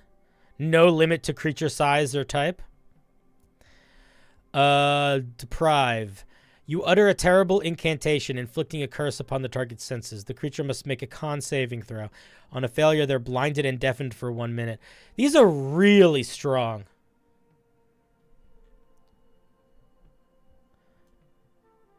Creatures to make a con saving throw. On a failure, for the next minute, they lose the ability to take reactions on their turn. They basically, this is single target slow. Okay, so the hexes I would say are basically as powerful as wild shape. That's what I would say. But that's not all we get. We also get Witch's Familiar. We get the Find Familiar spell. We always have it prepared. It doesn't count against the number of spells we have prepared. When we summon our familiar, it doesn't require a spell slot to summon them, so we just have free first level spell familiar. While in combat, as a reaction to a area of effect spell, you can dismiss your familiar to keep them taking harm. Oh, that's kind of cute. I like that. Makes it feel a little different, but not in an annoying, overpowered way. If your familiar is destroyed, a witch loses their spellcast. Wait, what? If your familiar is destroyed, you lose your. Don't say the witch. We're talking about you. You lose your spellcasting ability, and any ongoing spells end. And you take half your maximum health and damage when the familiar is destroyed. Why? Why would... That is... I so disagree with that. That is way too much of a negative. That is so much of a... This is too much of a downside. I'm going to kill that familiar every fucking combat as a dungeon master. Super easy. You just... aim at it with anything. No, I'm sorry, but I'm gonna say here, if you want this thing to be the spellcasting focus, I think this thing needs to be written in a different way. And I don't think you build this off of the Find Familiar spell. I think you build a foundationally new mechanic. And I also think that having your spellcasting focus be as frail and squishable as a familiar will not be fun, because it creates this circumstance where if the dungeon, unless your dungeon master is very actively going easy on you, you will never be casting spells. Because unless the monsters you're fighting are really dumb, they will always immediately target that spellcaster. They'll all, you know what I mean? Like any monster with an intelligence of 12 or higher is gonna, after you cast one spell, is going to be like, oh, kill the frog. And then you're just done.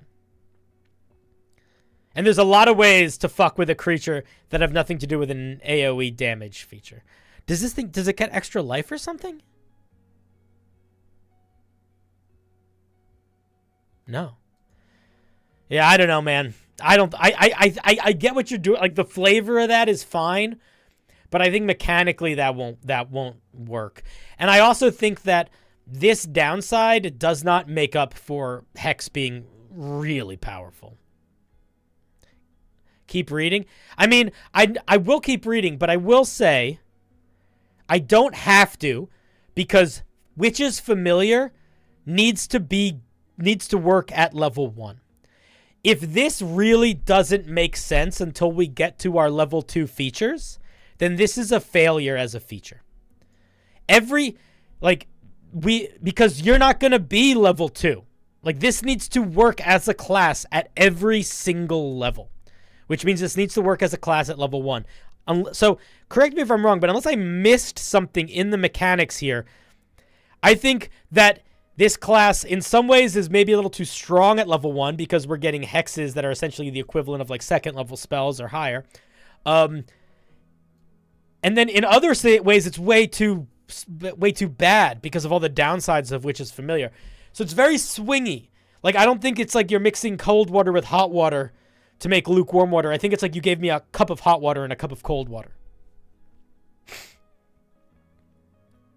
How would you make it a focus without risking it dying?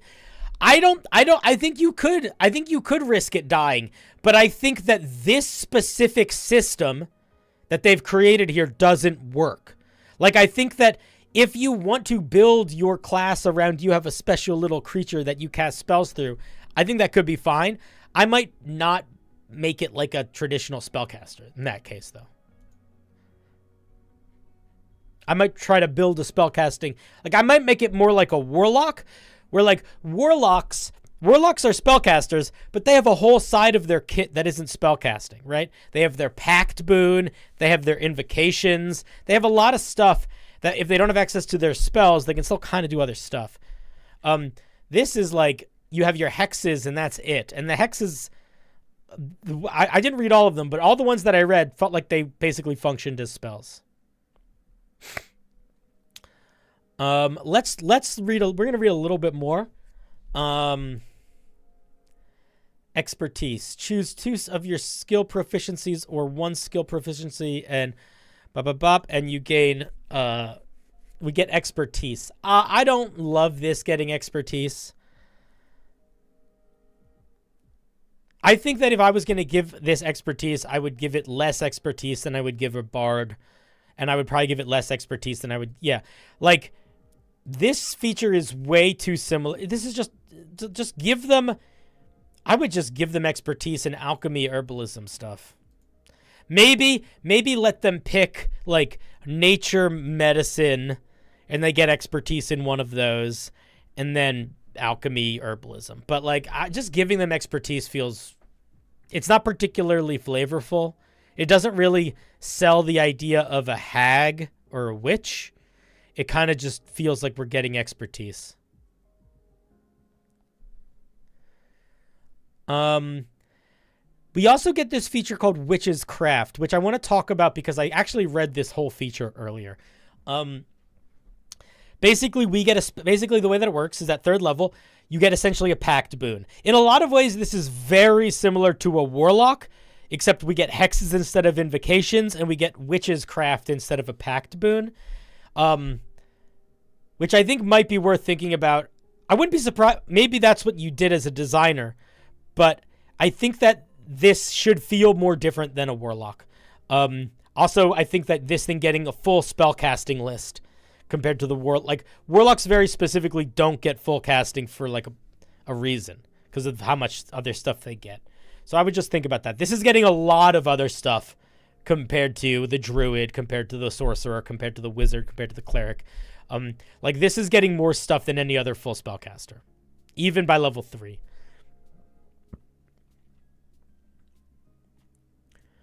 Okay, so I want to talk about Witch's Craft for a second.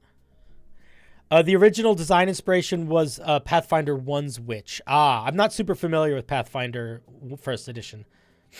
The spell list they added as a separate PDF in the Discord. We're not going to look at it.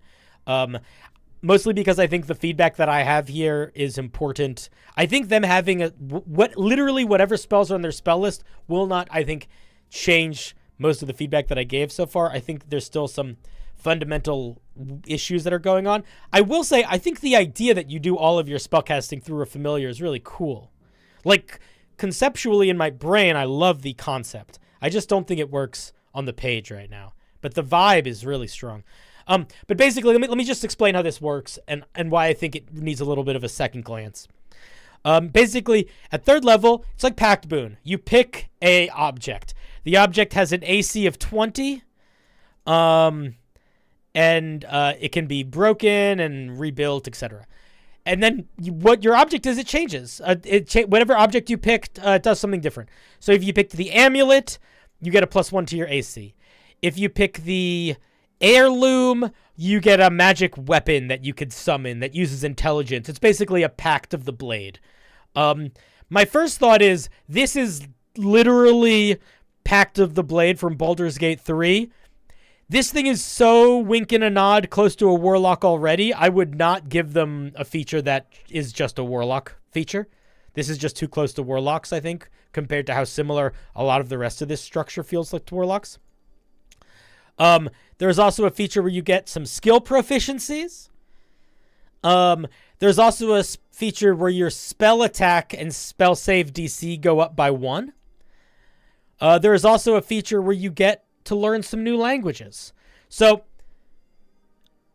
I want you to think about this for a second, chat. We're going to talk this through together. I think you're going to see, in fact, if you think you know where I'm going, start giving feedback.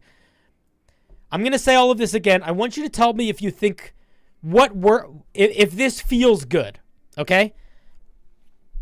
At third level, you pick once between getting +1 to your AC, getting a weapon that does okay damage but uses your spellcasting modifier, getting 2 more skills, getting a higher spell save DC, or getting a couple more languages.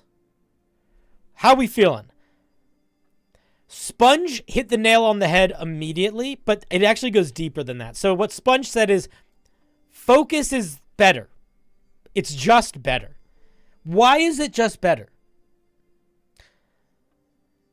It's just better because you built this thing like a traditional full spellcaster. And traditional full spellcasters, 70% of the power of their class is their spells. So we get one feature that boosts all of our power. But it's a little bit more than that too. Because I would argue that not only do we get one that is so unquestionably better than the others, we also get at least one that's so unquestionably worse. Because one of them, you literally just learn a couple languages. And I'm not sure, there's an argument for languages might be more or less important depending on your game. But I'll tell you right now, there is a feat in D&D called Linguist. I have never seen anyone take it in any D&D that I have ever played in, ran, or watched online outside of a one-shot.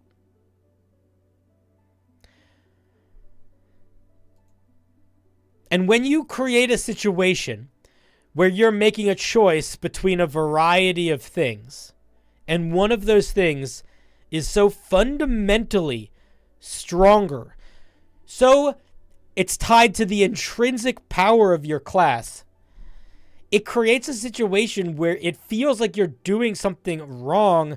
Like there's no, it makes the choice not a choice. You know?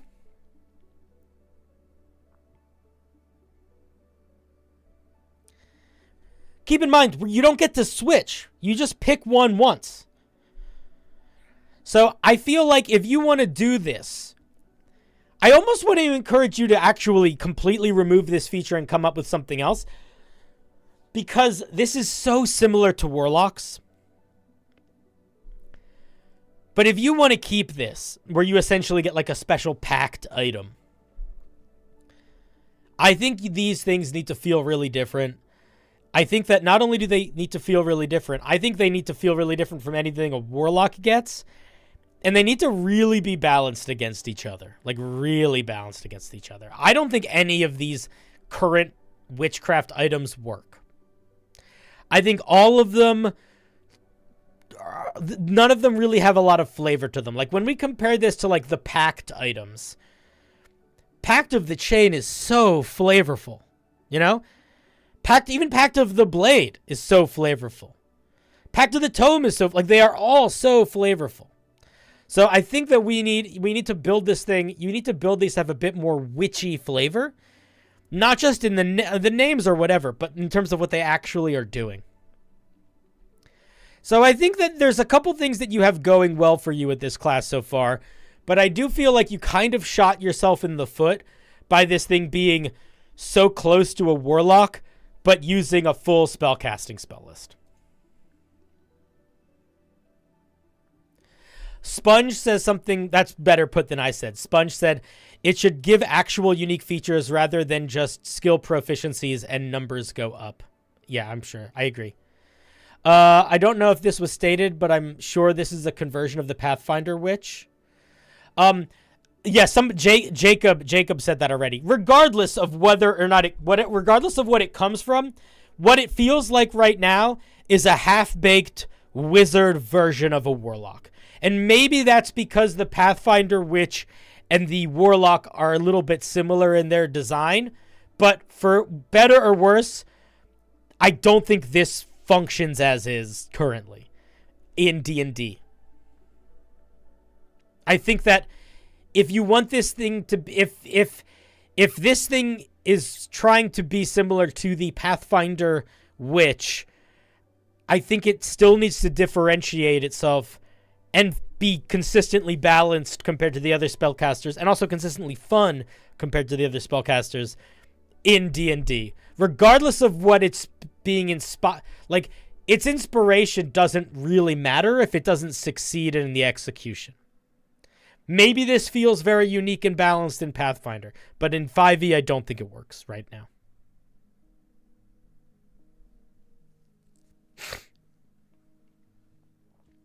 I think that it's sort of like when you take something from anime, and you try to convert it to D&D, you can convert it realistically, and it's like really good. It's really accurate. Or you can make it work for D&D, but you often can't do both. And there's an element of sacrifice and readjustment, realigning you need to do when you are building something for any game system that just really acknowledges the game system that it's being built for.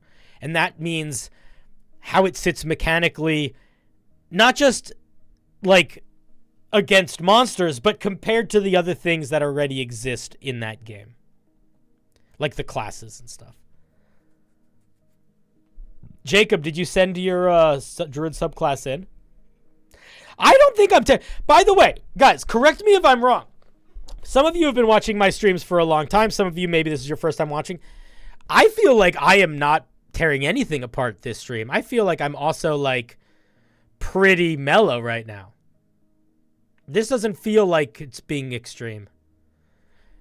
But I do understand that people sometimes feel like I'm tearing it up. Jacob, this is your submission? Okay, Jacob, here's what I want to give you some very specific feedback then. I think I said it throughout this, but I do want to lean into something here. The absolute coolest part of this class, by far, to me, is also one of the hardest parts to navigate. And that is the fact that our arcane focus is a familiar. I think that's great. I also think it almost doesn't work.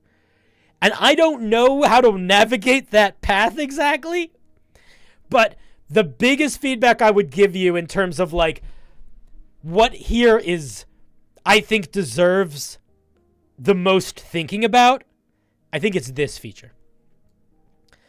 I think this is very unique. I think it's incredibly flavorful. I think it's really fun. It also helps differentiate the witch from other spellcasters. I think making it work is going to be hard, but I think it will be worth, if you like this mechanic, I think it is worth the effort to build towards this mechanic being more of a central concept of it. I also think that I'm not going to read all the hexes right now, but both of the hexes that I read felt roughly equivalent to the power of a paladin's channel divinity. And I think they should not be that powerful. I think they should be a little less powerful than that. And a paladin's channel divinity is usually a bit more powerful than a second level spell, and is either built in a way that it can scale or built in a way that it does not need to scale. So if I were you, I would, when I'm building the things that the hexes do, I would be very cautious of how powerful I make them, and I would use paladin channel divinities as like they cannot be more powerful than these. And they probably should be a little less powerful than these, depending on how many you get and how many uses you get.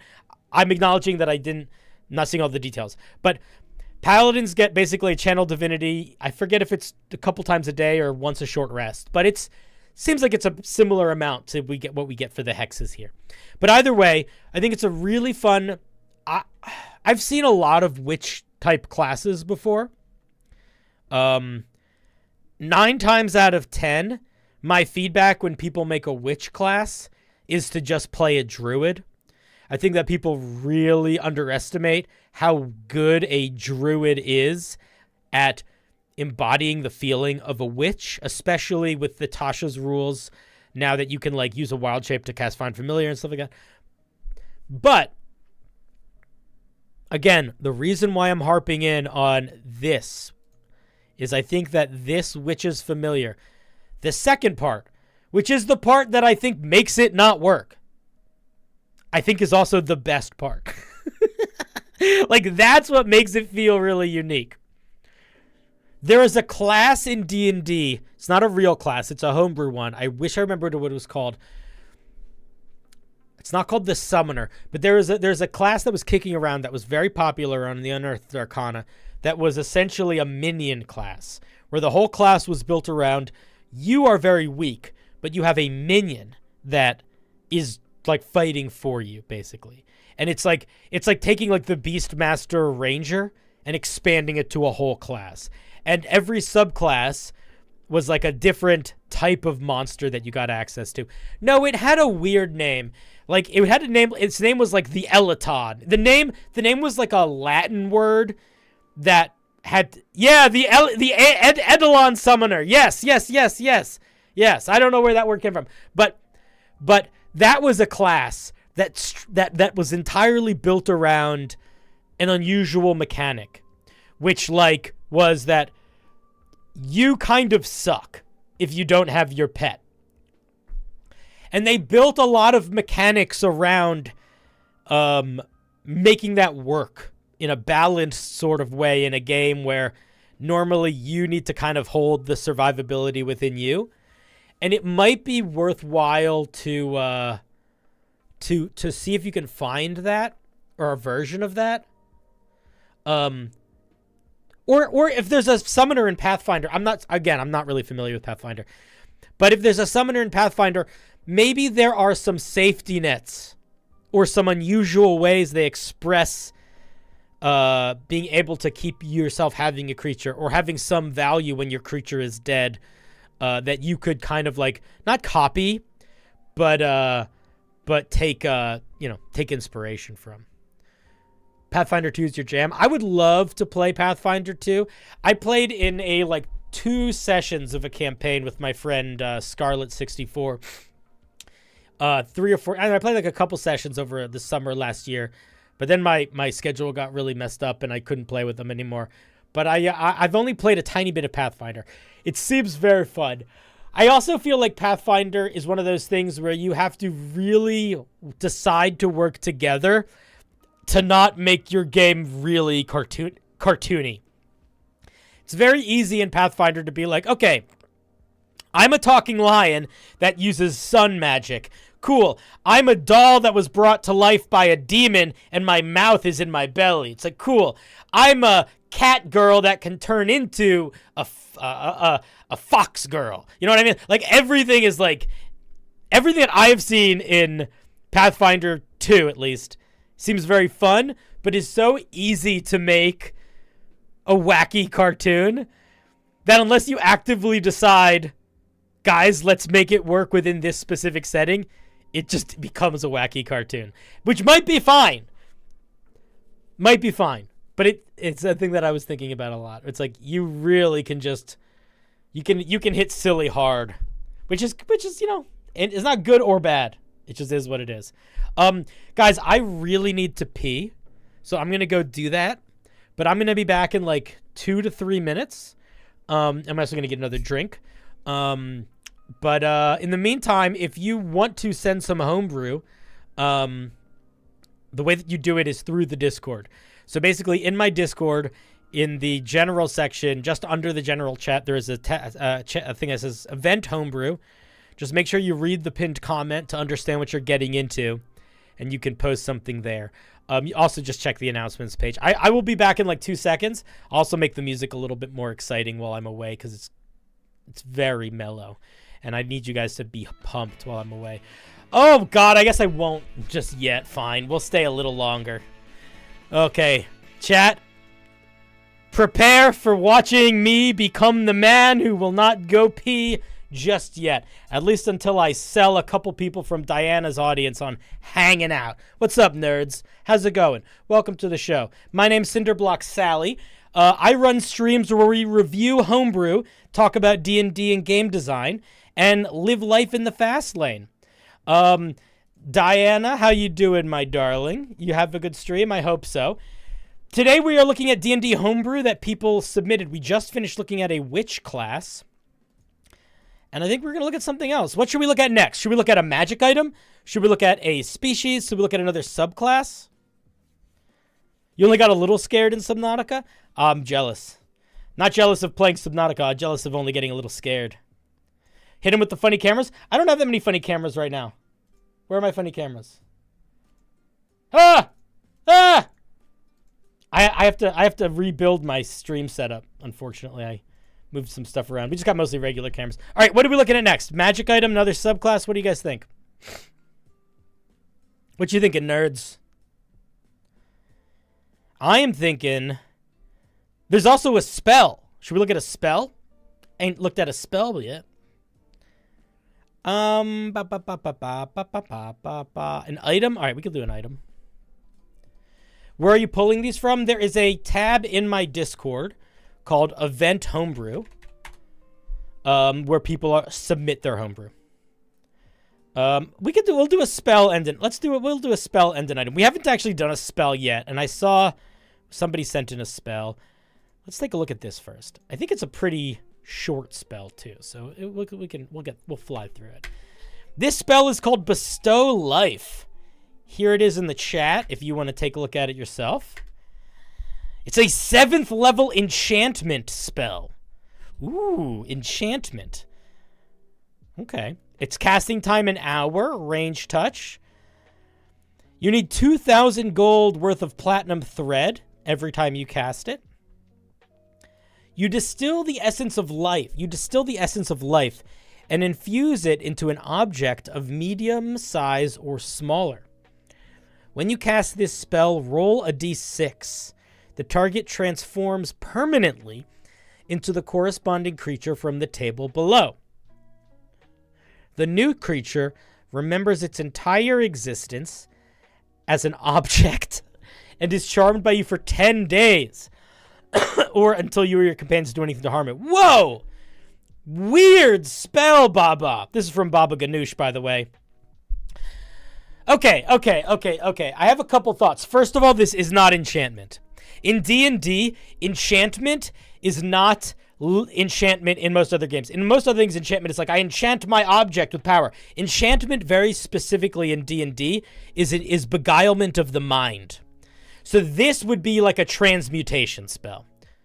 Not almost 1,000,000%. Yeah, other people in the chat are saying it. I love this. I love this so much. The idea that how funny is it going to be? How silly is it? Oh my God. Imagine the joy this spell is going to bring dungeon masters. I would be so excited to roleplay something that spend its entire life as like a blade or as a pen. Like, how weird would that person be? I don't know if you guys ever saw the movie or read the book Never After or whatever. It's like it's an old Neil Gaiman story, the one with the Stardust. But there's a character in Stardust that is a raven that was turned into a person, and they're so funny because they still kind of think like a raven.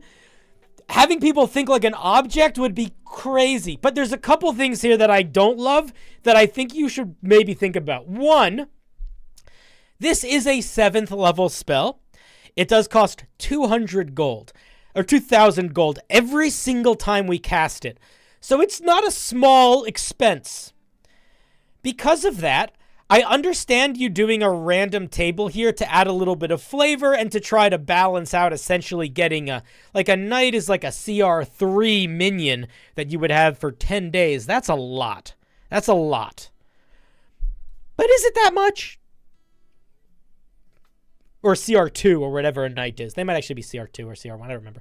But I disagree with the random table here. If I were you, what I would do is if I were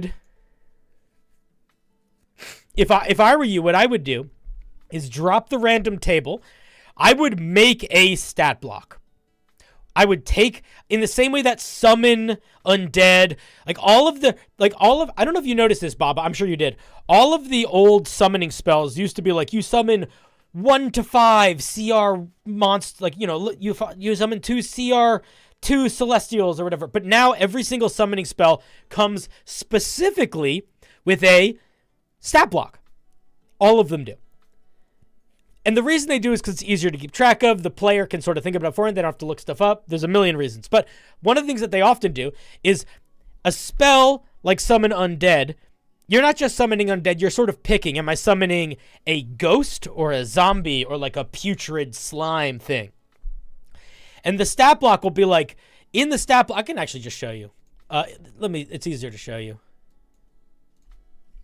You know what I'm talking about, by the way. I know that you know. I'm just...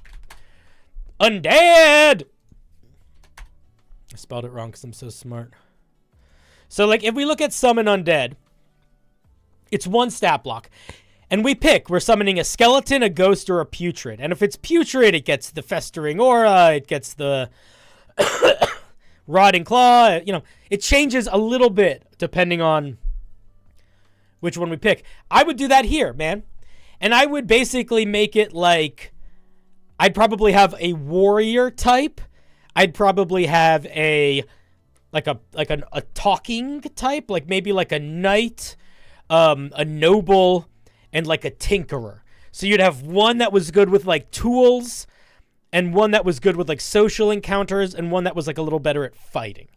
And I probably would just make it that. I think that would end up being a lot simpler. I also think that, assuming that you do all of that, let's talk realistically in chat. You can help me out here because I don't know the answer. Is this a 7th level spell? Let's talk about what it does. It gives you it summons a creature that is your minion. It's your buddy. It's going to do what you want. It's not guaranteed to follow your instructions. It's charmed by you. So that means it's not going to attack you, and you basically have advantage on any social interactions you have with it. But this isn't like a summoned creature. It doesn't add anything to your action economy. You're not controlling them in battle. They are just a living thing. So there's that. Okay? That's one thing.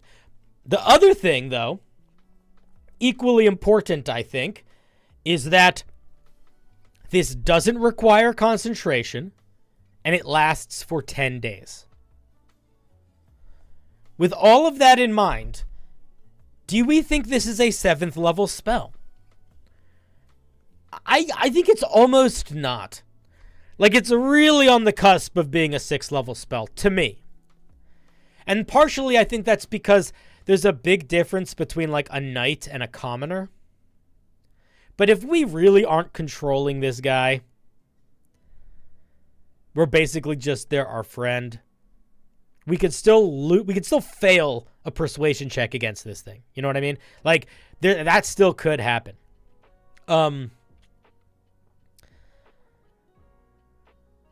you can't... the thing is, it takes an hour to cast, and you have to be touching the thing for an hour. So this is not something that really is going to work in combat. But it's really world-changing. Like, it has a huge impact. From a I guess why I'm struggling here is from a mechanical perspective, I don't think this feels like a 7th level spell, unless you make an argument for this for like the Night Priest always coming out. But I do think from like a lore perspective, like the world, this does feel like a 7th level spell because you are genuinely giving sentience and life to something that was an inanimate object before. And I think that that's, even if that's not really strong in terms of punching, that's like a profound impact, you know? It's not even like animate objects where they just like fly around. It's turning them into people.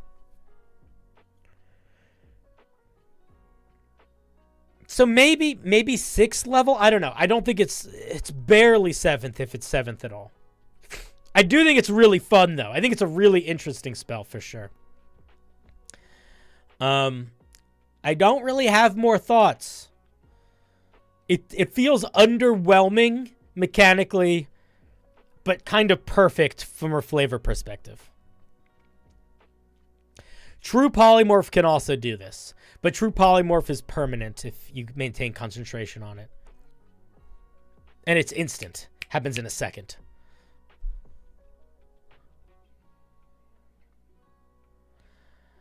The other thing that you could do, I see DB Sue saying doing some with upcasting.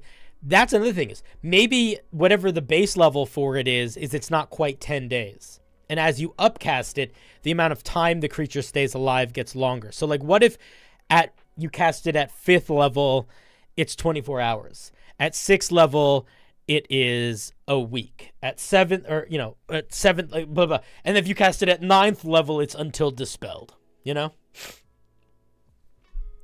You could do something like that. That could work. That could be interesting. I don't know how much you care or want to play around with that, but have it like scale up. That could be fun. Either way, I think it's really fun. I do really need to pee. So if you have some homebrew you want me to look at, feel free to post it in the Discord in the event section. If you don't know where to find that, just go to where I did the @everyone announcement, and all the links are right there at announcements. I'm going to go pee. We are going to be back in like, I don't know, 2 minutes, 3 minutes. In the meantime, I will give you guys a couple bangers. This was written for Project Fairy Tale. That scared the shit out of me. Thank you, Baba. If you want to help write it, come on over to the members tab and join in. We welcome all. Smile. Skim, thank you for the 5. Also, that scared me so much. All right, I will be back in like 2 seconds or like 2 minutes, and then we will do more. We'll do more stuff. BRB. Give me 1 second. Wait, we're changing the music. We got to make the music more fun for when stream is starting. Nope. All right, be right back.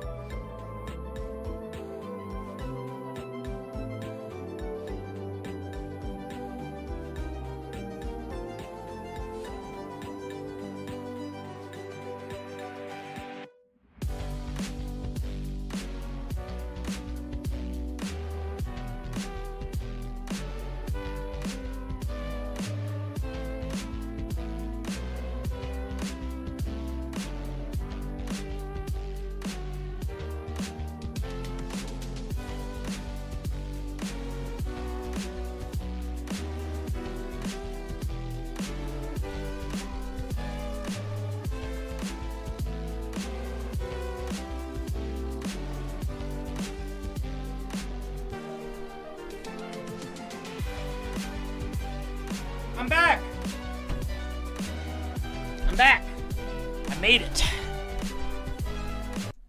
I made it back. I made it back. Don't worry. Don't be too scared. Don't be too scared, guys. I'm back. He's back. From where? Who's to say? What were we just listening to?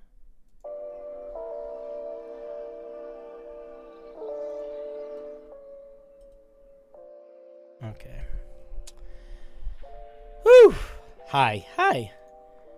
I'm not gonna do any homebrew maps today, only because I think that a map critique is almost more of like an art critique, and I'm not. There are sort of universal things to creative writing and homebrew game design that I can give good feedback on.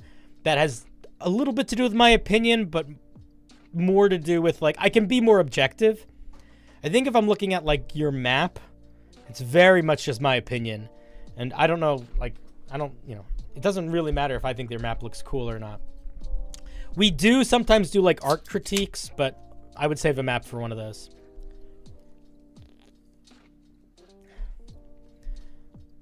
A homebrew game? It depends on how. What do you mean by a homebrew game? I don't know what you mean by that.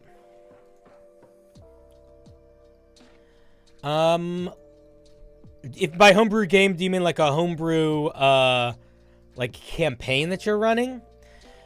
I'm not going to review a whole campaign, but if you want to send like a puzzle from it or a specific encounter or an NPC, I could take a look at them, but a whole campaign would be a lot. Most of the time, if people send in like a campaign that they wrote or like a, something that's like a compendium of sorts, not a compendium, but like, let's say you wrote a homebrew campaign or like a new game system. I am going to basically start reading it from the beginning, and my feedback is going to largely be about how much it does a good job of being interesting to read. Like, if you want to send in a campaign, I will happily give you a lot of feedback about the opening paragraph of your module. But probably not much more than that, because for me, when I'm reading somebody else's campaigns or I'm thinking about using a campaign or a new game system, the most important thing is that it's easy to read and interesting and exciting basically immediately and not confusing. So if it's any of those things, then I would mostly just be talking about that. So if that's what you want, I can do that. But if you were going to send in a campaign book expecting me to like talk about the whole narrative arc, unfortunately that's not going to happen. Hey Neo, how's it going, buddy? Long time no see. Neo Soul God's a very fun creator. He makes a lot more homebrew than me these days. How do I shout you out? Did I do it right? Yeah, I'm so smart. And we're looking at homebrew. We're looking at some D&D homebrew. All right, so what should we look at next? Should we look at we could do a subclass? Should we do a subclass? Should we do shades? Shades. I know we talked about your class already, but I do want to say that one of the hardest parts of making a class is making it feel like it deserves to exist as a class, and I feel like you hit it early. No, it was good. I feel like you have a very good foundation for a class. I think you just put the first level feature in the second level, and then you just switch it back, and like I was like, this is solid. Like genuinely, Shades, when I was looking at it before stream, because I did skim everything a little bit before stream, it was one of I looked at a couple because a bunch of people sent in classes, and I looked at all like of the 4 or 5 that were sent in, and I felt like, okay, we could talk about these because it felt like there were things to highlight in all of them. None of them felt like they were just like, this is gobbledygook. And a lot of the time that's what classes feel like. So you should be proud. Even if it's still got lots of work to do, you've started to build your mountain in a nice direction. If you want to submit a compendium of any sort, so like if by compendium you mean like a book of monsters, I would say pick a specific monster in that book and let me know which one you want me to look at. Same with magic items or any sort of compendium, pick a piece of brew. All of the rules for my homebrew reviews are in the post in my Discord, but I will reiterate them in this very brief moment. Basically, don't submit something unless it's as finished as possible. Make it polished before I read it, because I only review something once. Once you've sent it to me, I will never review it again. I don't review redrafts. If you want to do a redraft, share it. I have a whole peer review section in my Discord. There's a bunch of technical stuff about how you post, but basically, if you put a compendium, pick which specific thing you want looked at. In general, if you submit something, remember this is a review. I will almost certainly be very critical. So if your goal is for me to give you a lot of praise, maybe don't submit anything. If your goal is to grow, then please submit something. But I'm 99% of the time I'm being critical. If you submit a piece and we don't look at it tonight, you can submit it on future nights. Let me know if this is your first time submitting homebrew or if it's your first piece of homebrew. And then also, it's likely that I will not read your whole piece. Especially if there is enough interesting stuff to talk about and stuff worth talking about in the earlier features. Usually, if people sent in a subclass, I'll read the whole thing. If it's very long, or if like the foundation of it is kind of like there's enough interesting stuff to talk about and stuff worth talking about that like needs work early on, we might not read the whole thing. Like if your core mechanic doesn't really work, we might not read the whole thing. We might just talk about what your goal is with that core mechanic and how we could try to build towards that. But if you're cool with all of that, send some stuff in. If you're not, no worries. And for future reference, I am going to be doing streams like this every Wednesday moving forward, same time. And depending on how much energy I have, maybe Sundays sometimes. We'll also be doing some like we write stuff together streams and things like that. Okay, let's talk about something else. What else should we look at? Should we look at a subclass? Should we look at a monster? What are you guys thinking? We can do another magic item. Let us think. Subclass? All right, we'll do a subclass. I see subclass. I see item. I see monster. We're gonna do a subclass just because that was the first thing that someone said. All right, this is called the Rustblood Sorcerer. Ooh, okay. Actually, do we want to look at a sorcerer or a barbarian? You guys pick. Sorcerer or barbarian?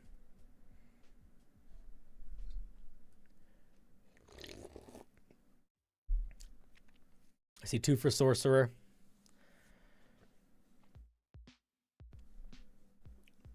Oh, it's split between YouTube wants barbarians, Twitch wants sorcerers. Interesting. All right, we're going to start with the sorcerer. If we have time, we'll do more. I think we do more. This is called the Rustblood Sorcerer. Let me bring it out for you. Boom.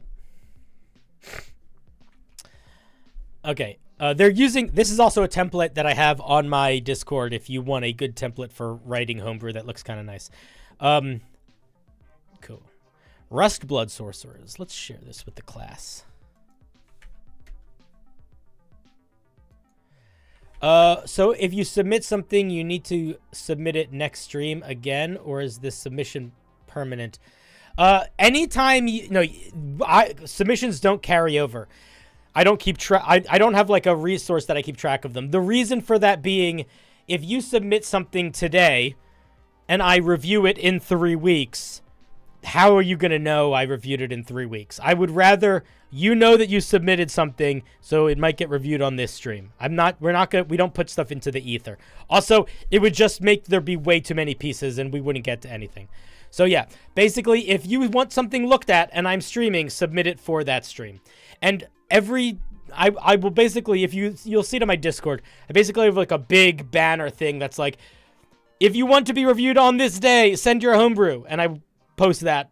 Like after this stream, I will post another one. And then any pieces below that will be for next week. Does that make sense? It makes more sense if you look at it in the Discord. Rustblood Sorcerer does sound pretty badass. I agree. Almost all other spellcasters look upon blood rust sorcerers with disgust and fear. Oh, I'm going to bite my tongue, but I really don't like this first sentence. This is because of the fact that they are born from deteriorating arcane energy. This is... Who sent this? I want to speak to you by name. King Joe. King Joe, there is this thing that people do, and it is genuinely bad writing, but you are not alone in doing it, so don't you to feel bad. But so many people, when they write the beginning of their subclass, they start with something like, most paladins are like this, but this paladin is like this. Never do that. You just want to start with saying what you're talking about. So, this sentence is a waste of space, and the opening of this sentence is a waste of space. Your opening sentence should basically be, Rustblood sorcerers are born from deteriorating arcane energy. That should be your opening sentence. You are wasting so many words to get here. This is not helpful until we get here. So get here immediately. Otherwise, it doesn't read well. It's sort of like, it's almost like, think about it like this. Think about eating a sandwich, okay? When you eat a sandwich, you want the first bite to have as much of the inside of the sandwich as possible. You don't want it to be mostly bread. This is a lot of bread before we get to the inside of the sandwich. You don't need, I would say in general, try to keep it specific to the thing you want to talk about. Like, you can talk about other things if they are brought back to the thing we're talking about, but starting it especially, like, you don't, if I want to read about the Bloodrust sorcerer, I don't care what other people think of them. I want to know what they're like. And language like, this is because of the fact that. How many words is that? 1, 2, 3, 4, 5, 6. That is 7 words that say literally nothing. Like, let me show you what I mean here. We're not gonna do this all night, but I'll give you an example. Oops, wait, no. Okay. Let me just show you what I mean here.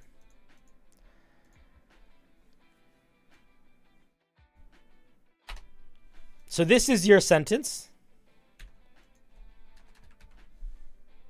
Actually, no. I do want to keep it in the context of the other one. Just to prove my point. Is there any difference between these two sentences? Is there any more information we are getting in this sentence or this paragraph than this paragraph? I would argue no. I would argue that this is giving us all the information that this is giving us. But look how much stronger this hits. So be careful with your word wasting. There's a lot of word wasting.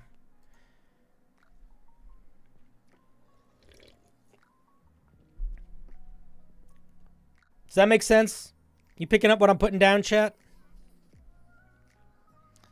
I feel like this is pretty visually clear. Hopefully. Okay. Are we getting any spells? We are getting no spells. Most sorcerers now do get extra spells. I don't know if that was an intentional choice you made, but I would consider giving them a spell list. At first level, we get 2 features, Rusty Defense and Corrosive Blood. A spell list does a lot for a sorcerer. Sorcerers get access to way less spells, and you can really answer a lot of the questions of what they need to feel like their subclass by just picking certain spells that they always have access to. Like, for example, if I was going to make a vampire sorcerer, I would not need to bake into the subclass any sort of charming powers, any sort of flying powers, any sort of transformative powers, because I could just do all of that in the spells, right? They could get Charm Person, they could get Fly, they could get polymorph. All of those things could be built into their subclass spells that they get, which would give me a lot more space in the unique features to lean into the more uniquely vampire things that can't be answered with a spell. So you don't have to give them spells. Not all sorcerers get them, but it's really not, it does a lot of work for you and can really help. Like, it just help make it feel like you have more space to do what you want. Can I make this bigger? Yeah. Okay, let's see what we get. At Rusty Defense. At first level, when you choose this origin, once during your turn, whenever you expend a spell slot of first level or higher, you can increase your AC by amount equal to the spell slot's level until your next turn, as a carapace of rust covers your skin. This is a really, really badly written sentence. The mechanic is interesting, but a little too strong. Here's what I would say. I would probably say whenever you expend a spell... Two things. One, this shouldn't be one sentence. It's crazy that it is. I would say whenever you expend a spell slot of first level spell slot or higher, you gain +1 to your AC until the start of your next turn. I don't think we should get more than a +1 bonus to our AC here. I also think that this is like a little dangerous in that it sort of could stack with shield. It stacks with kind of anything. I also think that it's too powerful after second level spells. What you could do is you could make the bonus to your AC equal to half your proficiency bonus rounded down, so that it starts as a +1 bonus to your AC and then evolves to a +3 bonus to your AC as your proficiency bonus goes from 2 to 6. That, I think, would be a reasonable scale growth. I still don't know if it feels good to get that on every single spellcasting. That still feels like a lot. But let's see what else we get at first level. I like the idea, though. The core concept, I think, is fun.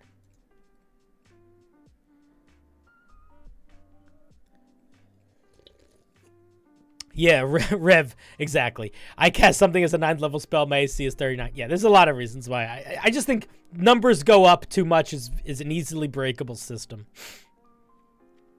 You could also tie it to when you spend sorcery points. That's another really good idea. That's a really, really good idea. That could work really well. Whenever you expend a sorcery point to use meta magic on a spell, you get a +1 bonus to your AC, and yeah, that could work really well. Also would help tie, although you're not spending sorcery points at level 1. That's the only thing. So it would be like a feature you got at level 1 that you didn't get access to until higher levels.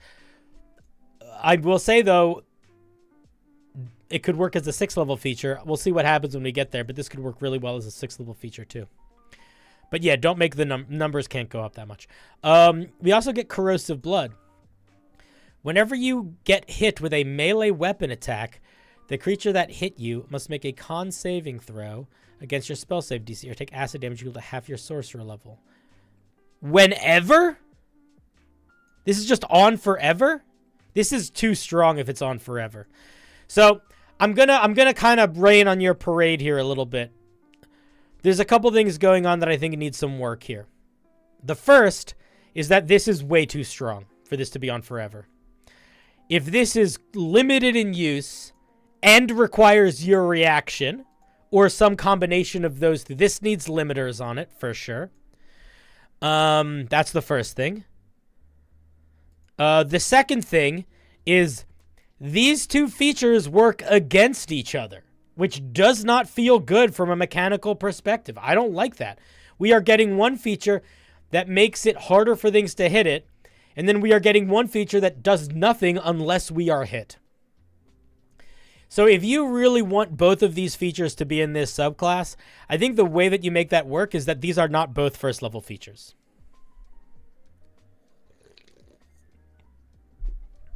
I think one could come in at another level if you want.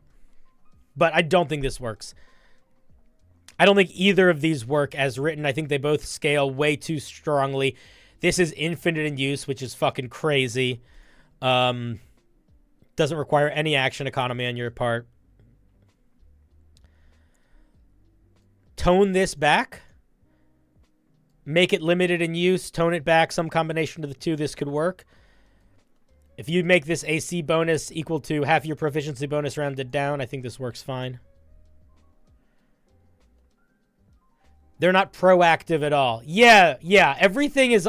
That's another really good point, Dice. Just from a larger gameplay feature, we are getting literally 0 unique subclass features up until level 6 that we can actively decide to use.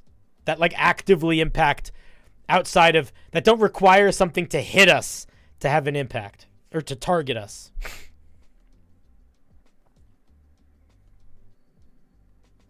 If anything, it should just be a reaction on a miss.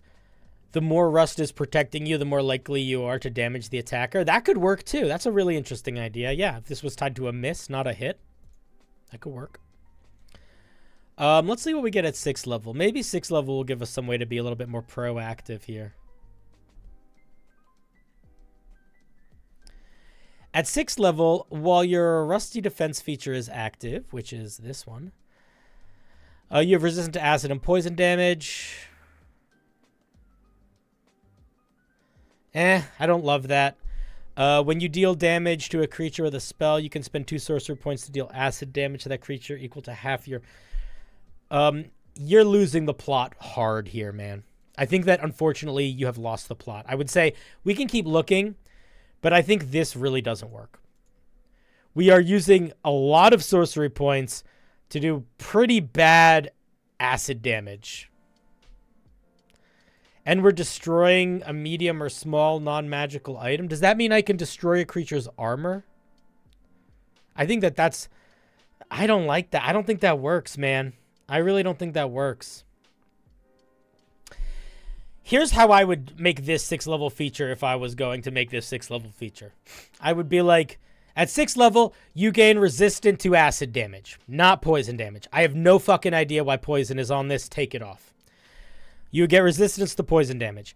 Additionally, whenever you deal damage to a creature with a spell, you can expend some sorcery points, and they get either a -1 to their AC or a -1 to their attack rolls for until the end of their next turn, or for some short period of time. That's basically doing the same thing, except it's making it a little bit more reasonable. Because what you're sort of doing is you're like, if you want to really lean into Rust, yeah, this is made like Pathfinder. Well, it don't work. This don't work for D&D, friendos. Pathfinder ain't D&D. So I would look into things like the Rust monster, like oozes that have mechanics for dealing with degrading metal and non-magical objects, because there's a lot of mechanics for those in D&D. Just remember that something permanently getting a penalty to their AC or their attack rolls or whatever is probably too strong, and you would need to mitigate that by making it situational. Like, you know, maybe like when a creature is affected by a spell that you're casting or something, they have some negative effect. So like if you cast like Hold Person on a creature, it would impact their armor class as it's being eaten. But when the spell breaks, it goes back to being normal. A way that you could do this also is if you gave this thing spells in a spell list, you could give it a bunch of spells that sort of feel like rust, acid related things.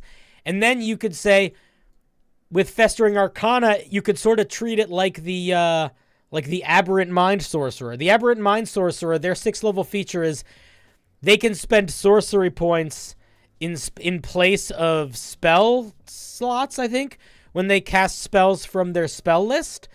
And when they do that, they can cast them without any verbal or somatic components, just their minds. So you can do something like that here. Like, when you cast a spell from your spell list, you can do so just with sorcery points. And when you do, one creature affected by that spell can get some penalty to their attack roll or their saving throw. You know what I mean? But yeah, this is a little it's not going in the right direction in the way that it's written. And that, yeah, we're spending, it's too many sorcery points that we're spending to do stuff. We're spending 5 sorcery points to destroy every non-magical item of your choice within 30 feet of you. This would be really cool in a video game and really cool in a movie. It really doesn't work well for D&D. This is going to be a really annoying thing for a dungeon master to keep track of.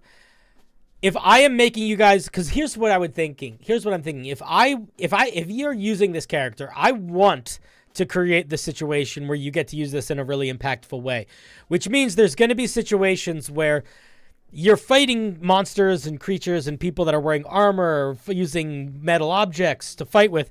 And I want you to be able to use this and to like blast all of those off. I want that to happen because that's what this feature does.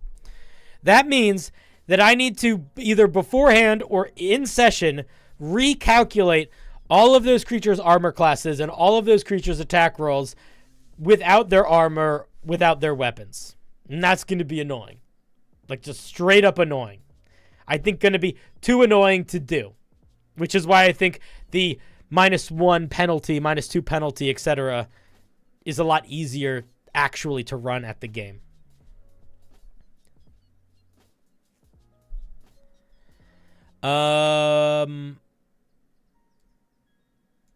Yeah, I would just the spell magic thing I disagree with. I don't know, man. It just feels off. I feel like this feels like it's made for a video game more than it's made for D&D. And I think that's really biting you in a couple places here. At 18th level, it just sort of improves the first level feature. I would give us something new here. Yeah, I don't know. I think that you have some interesting ideas that you're playing with here. I think the idea of corroding things and being corrosive is really fun. But I think the execution misses the mark in more than a few ways. I think that I think that there's too much built around rusty defense with the 18th level feature and the 6th level feature. It's too much all in one bushel. And I think the other stuff just feels, people saying that it feels like it's built for Pathfinder. I don't know Pathfinder well enough to know that, but it doesn't feel like it would feel good for D&D.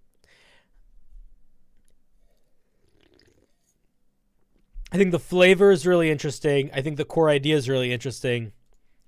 I think where the metal meets the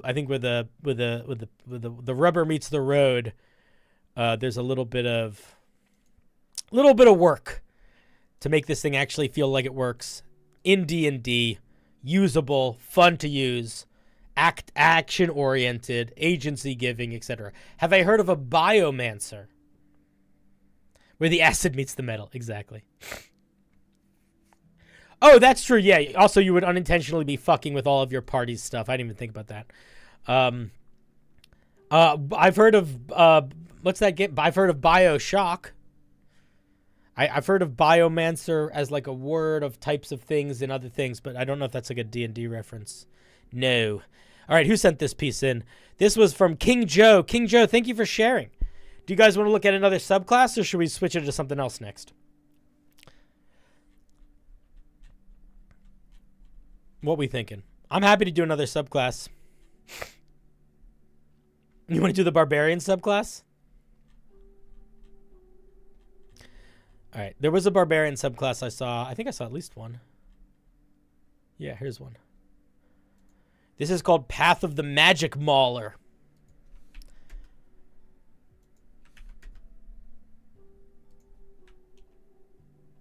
This is a subclass that is about fighting magic people. Do you remember the feedback that I gave the person about how to write flavor text last time and said they shouldn't feel bad about it because everyone makes that mistake? This person also made that mistake.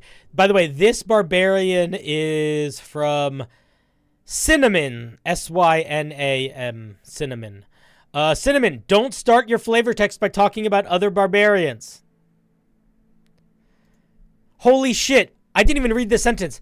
This sentence literally tells us nothing about the subclass. Let me show you. Let me just fucking show you.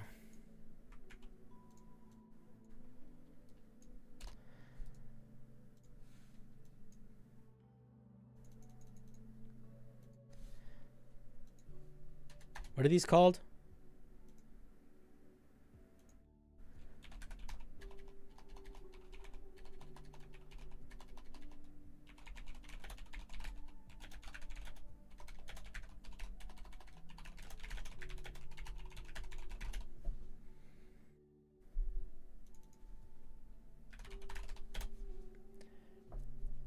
Do you see what's going on here? Is there any more information coming from this than this?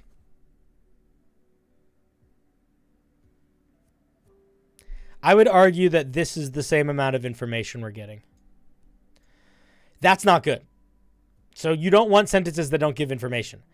There is this tendency that writers have, especially younger writers, that are either in school still or just out of school, or maybe people that just never had to write for anything other than school, to sort of like fill a word length. And I don't even know how conscious we are of doing it, but less is usually more. So just be thoughtful about that. Make sure that every word you're using actually adds something. The other thing that I don't love talking about, because it's kind of mean, but it's true, is that you should assume that whomever is reading your homebrew doesn't really care about it and is not going to put that much energy into reading it. So what that means is you need to make them excited to read it. There is nothing particularly exciting in this sentence. You have to sort of sell the reader, you know? All right. Rant over. Let's take a look. Now, this is one that I think I skimmed a little bit beforehand. We have this very complicated first level.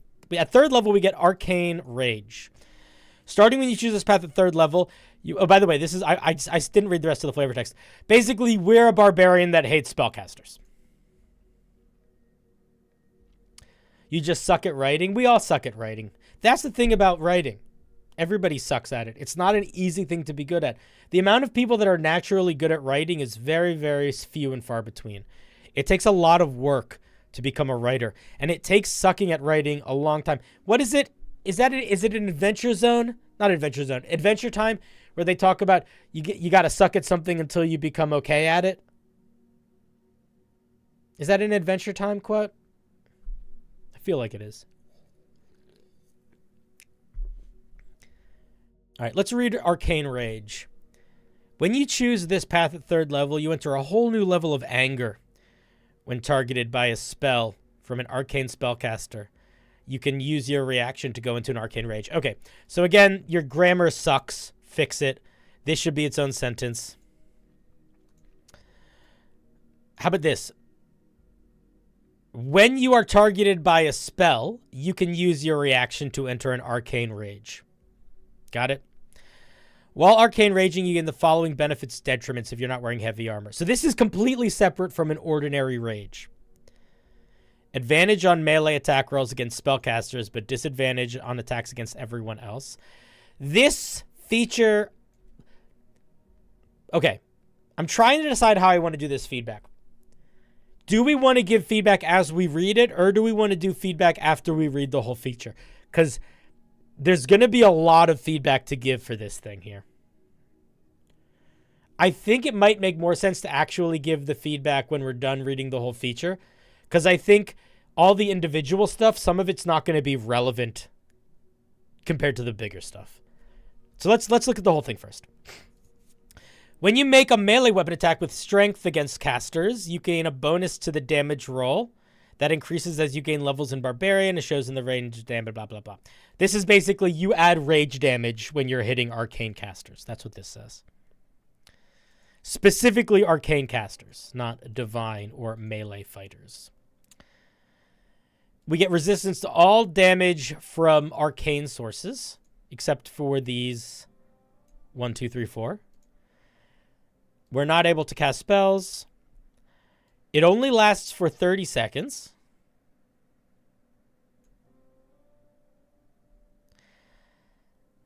We can use this feature a number of times equal to our barbarian level, but it uses... No, we can use this feature equal to our number of rages, and it consumes a rage as normal. and they do not stack. Okay. There is a lot here that is not working. I understand what you're going for, but you are doing a couple things that really... This is not a good feature. It really doesn't work, and I'll tell you why. You are jumping through hoops on hoops on hoops to give this barbarian a unique alternative rage that genuinely is not as good as regular rage 99% of the time.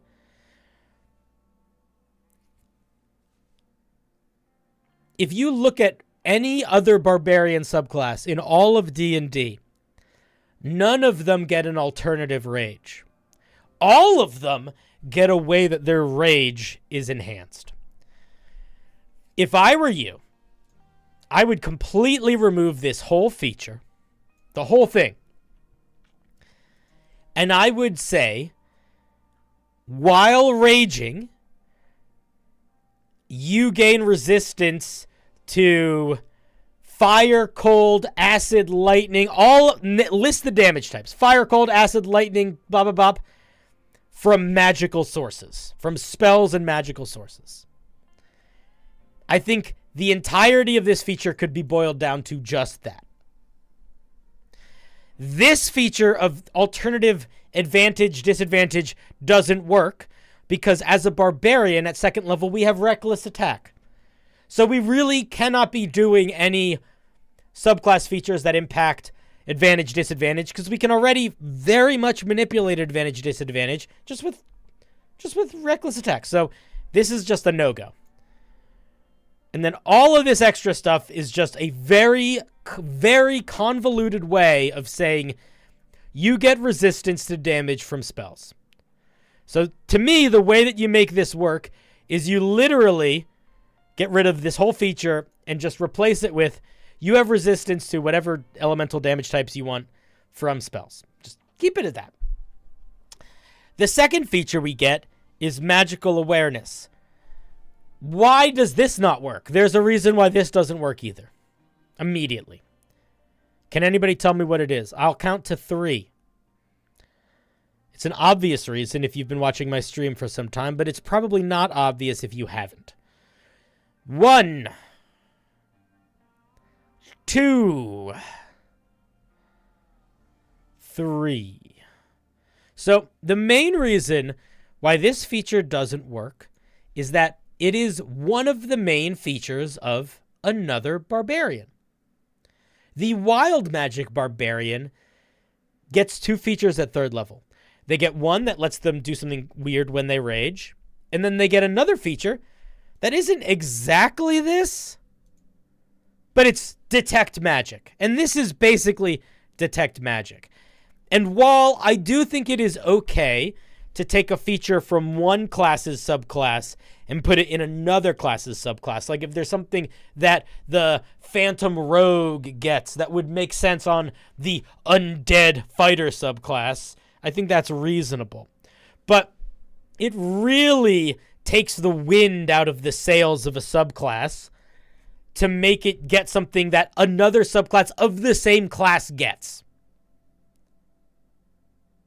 You know? So if I were you, I think you got to come up with something pretty radically different here. The other thing that I'm worried about for this class in general is that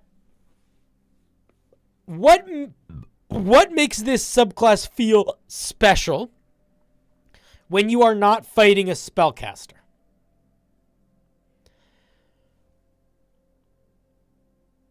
There isn't really anything at 3rd level.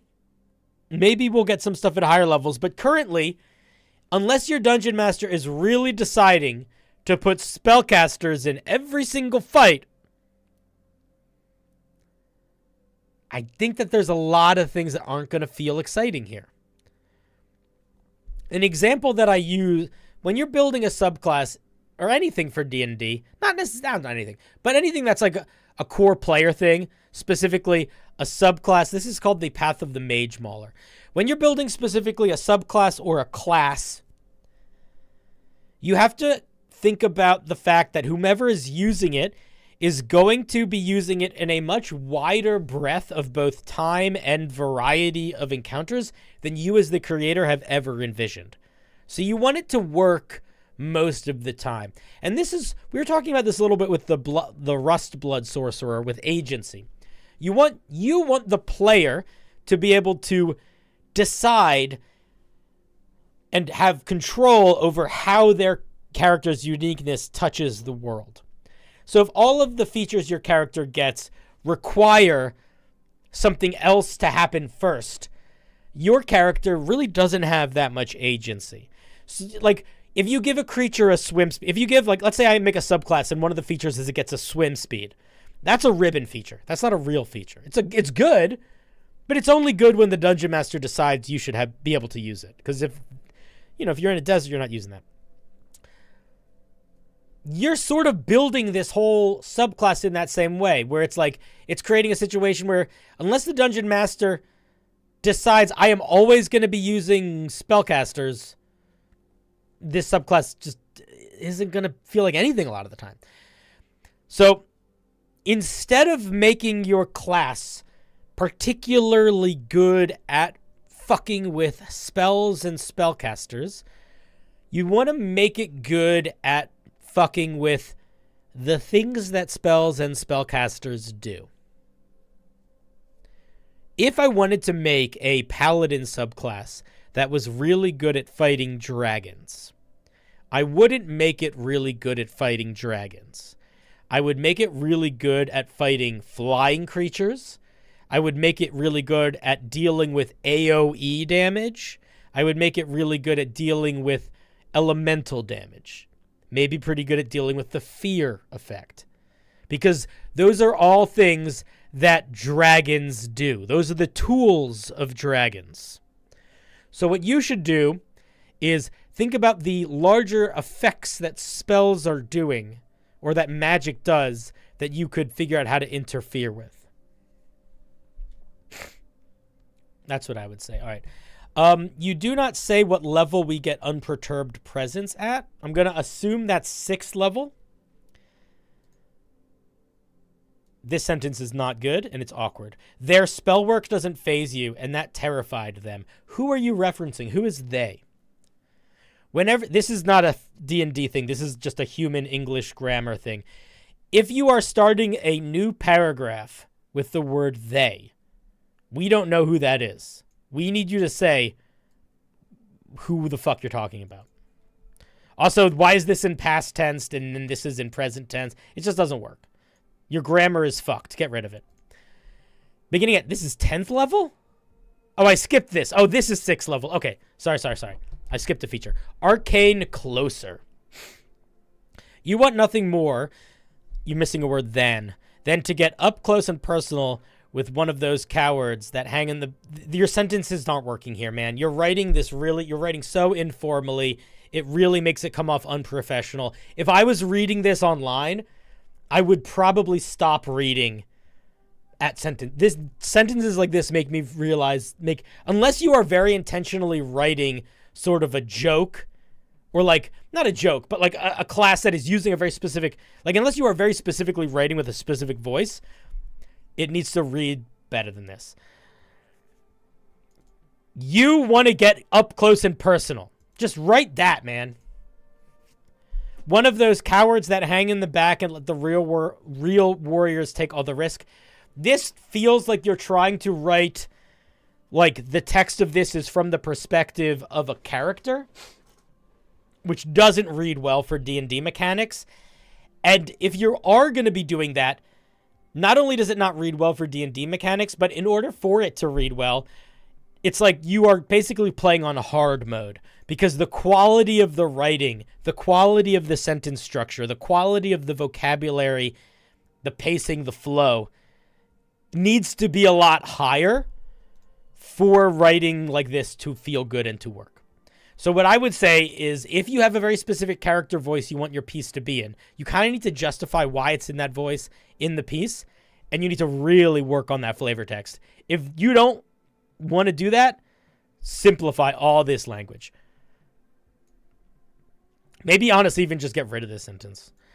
Beginning at 6th level when in combat with an arcane spellcaster, your movement speed doubles. That doesn't work as a mechanic literally at all. And you don't provoke attacks of opportunity while arcane raging. Why? You must use your new movement speed to move close with an enemy spellcaster. Taking the most...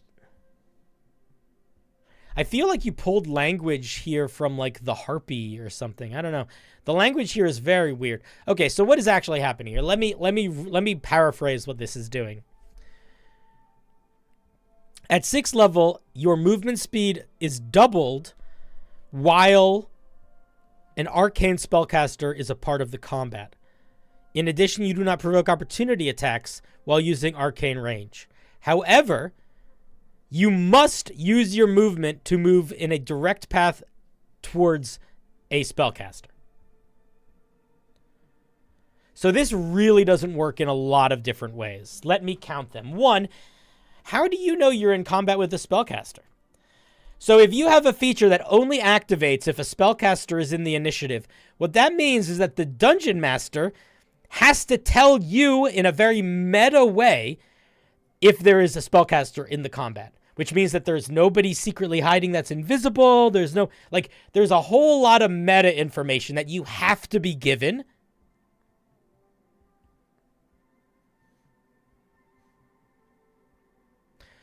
Also, somebody brings up a good point.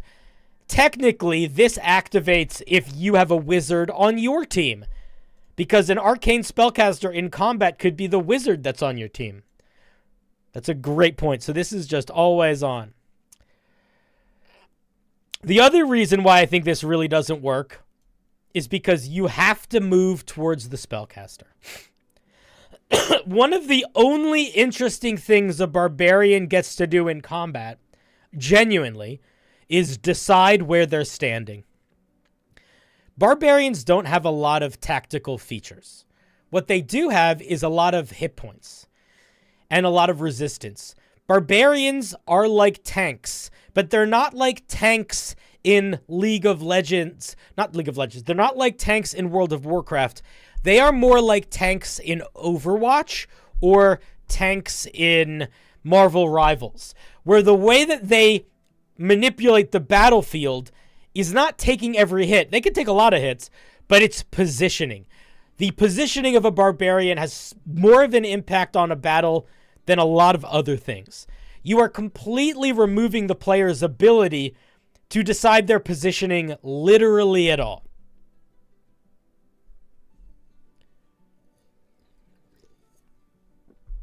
Also, this really doesn't read like a feature that you activate, so I'm not sure why we have a number of uses. That's confusing. So how do we make something like this work? The way that I would probably make something like this work is when you see a creature cast a spell, you can use your reaction to move your movement speed or half your movement speed towards that creature. And maybe doing that movement doesn't trigger opportunity attacks. Something like that. So you could use it to position yourself closer to an ally. You could use it to close the gap between you and an enemy. That could work. That could work. But this is kind of gobbledygook, the way that it's written right now.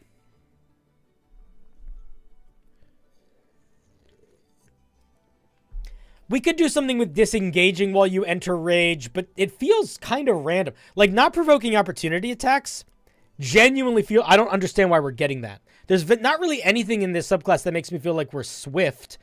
We're just angry and punching magic users. So for the 6th level feature, I probably would completely remove this. Give us some sort of reaction movement feature that's triggered by people casting spells. Something like that.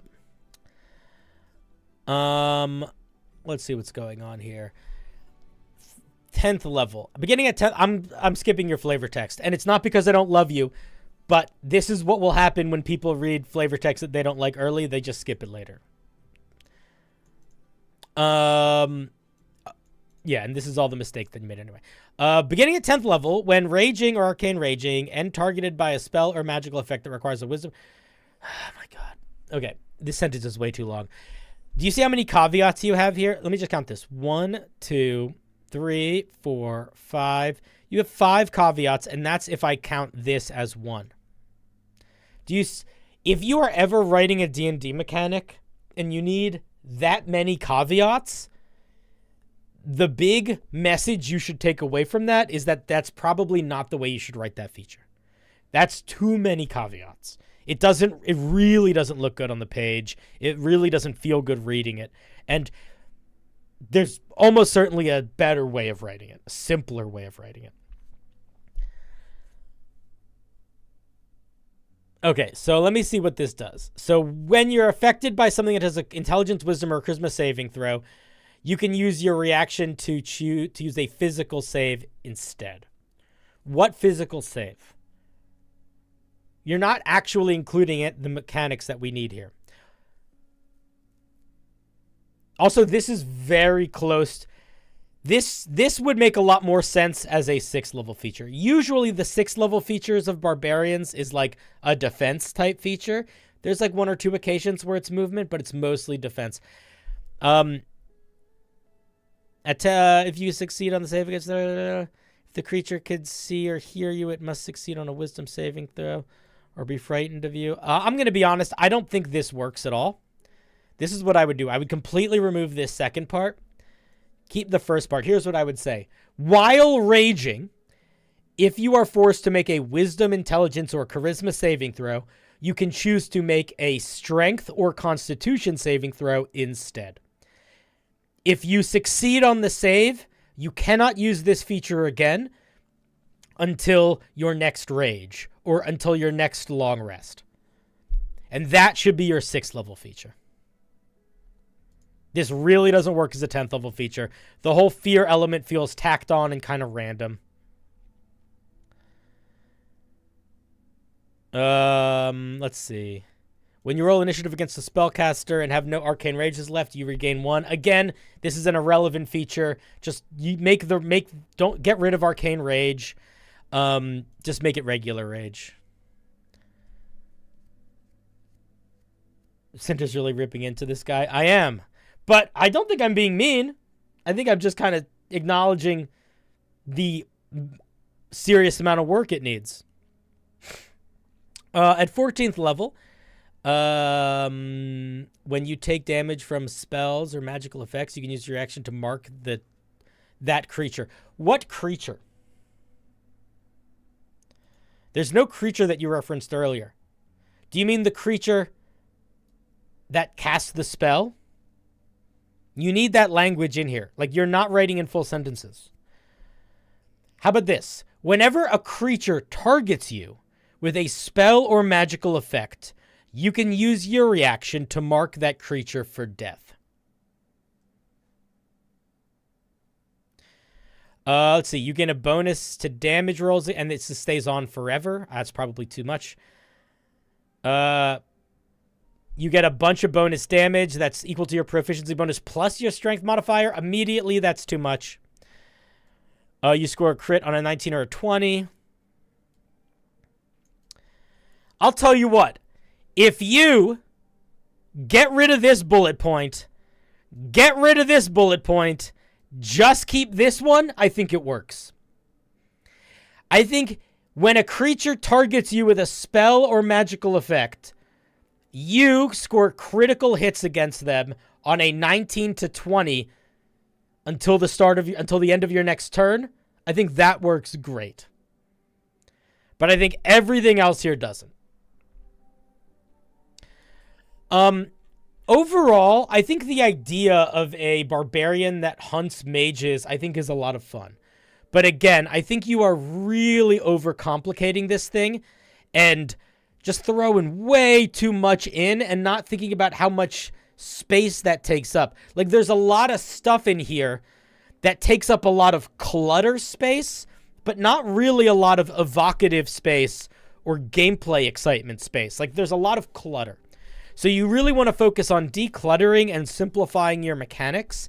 and making sure that they are things that will work in circumstances beyond the basic, somebody's casting a spell on me. And honestly, take a look at the other subclasses, man. This feels like this was built without doing a lot of reflecting on the other barbarian subclasses while writing it.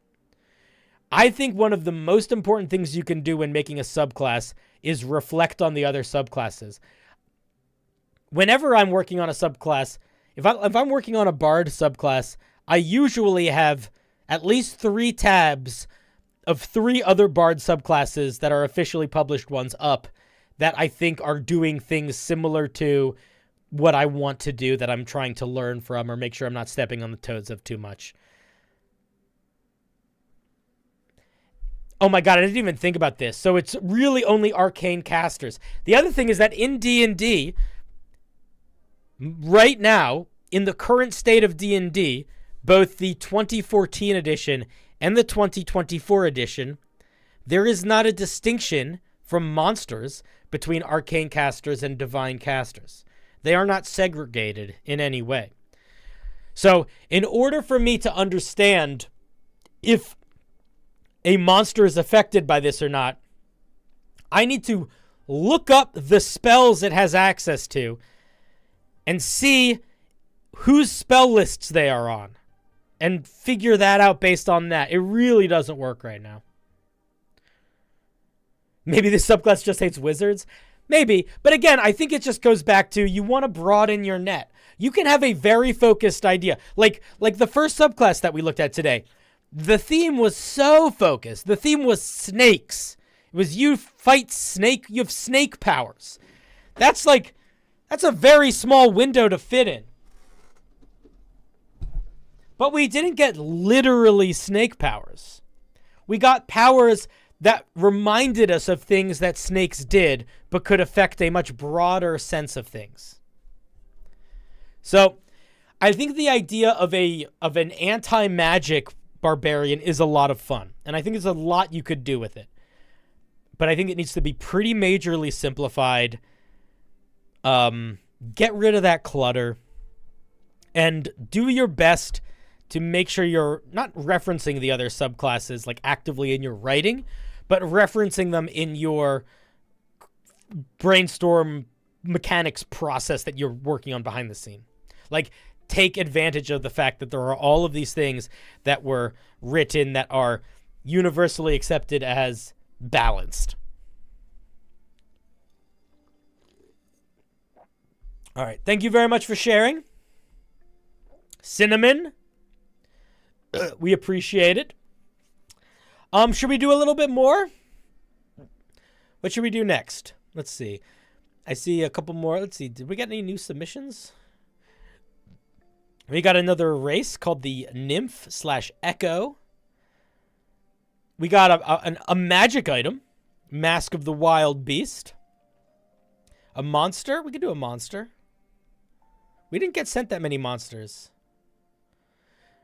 We could do a ranger subclass. I think we actually got at least one of those. Where's monsters?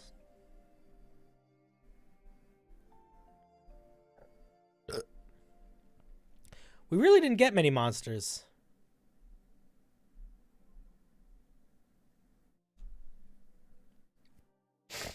You can't seem to share it. It's in the Discord. You have to post it in the Discord.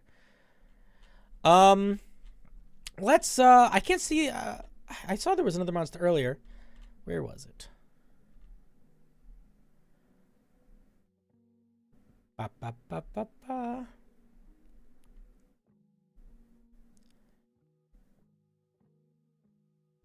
It was called the flying worm. The winged worm. Let's take a look at the winged worm. We could do we could do another subclass or a spell after that. Or some combination of the two. We did not look at your spell yet, Databank. But hi.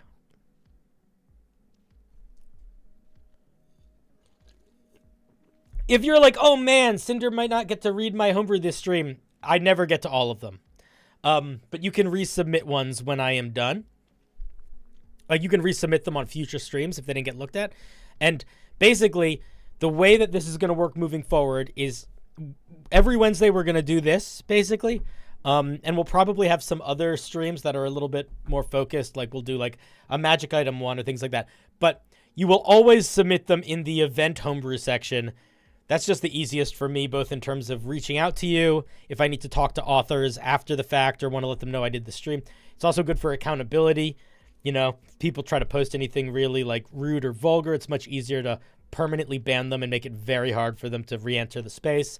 And it also lets me like vet them a little bit. Like, the reason why I was like happy to look at like 3 different classes today, which I normally am not, is because I got to skim them all beforehand. So I kind of was like, all right, I think I know what we're going to need to talk about. This is the winged worm. Brought to us by Fluffcopter. You can submit 1 piece per stream.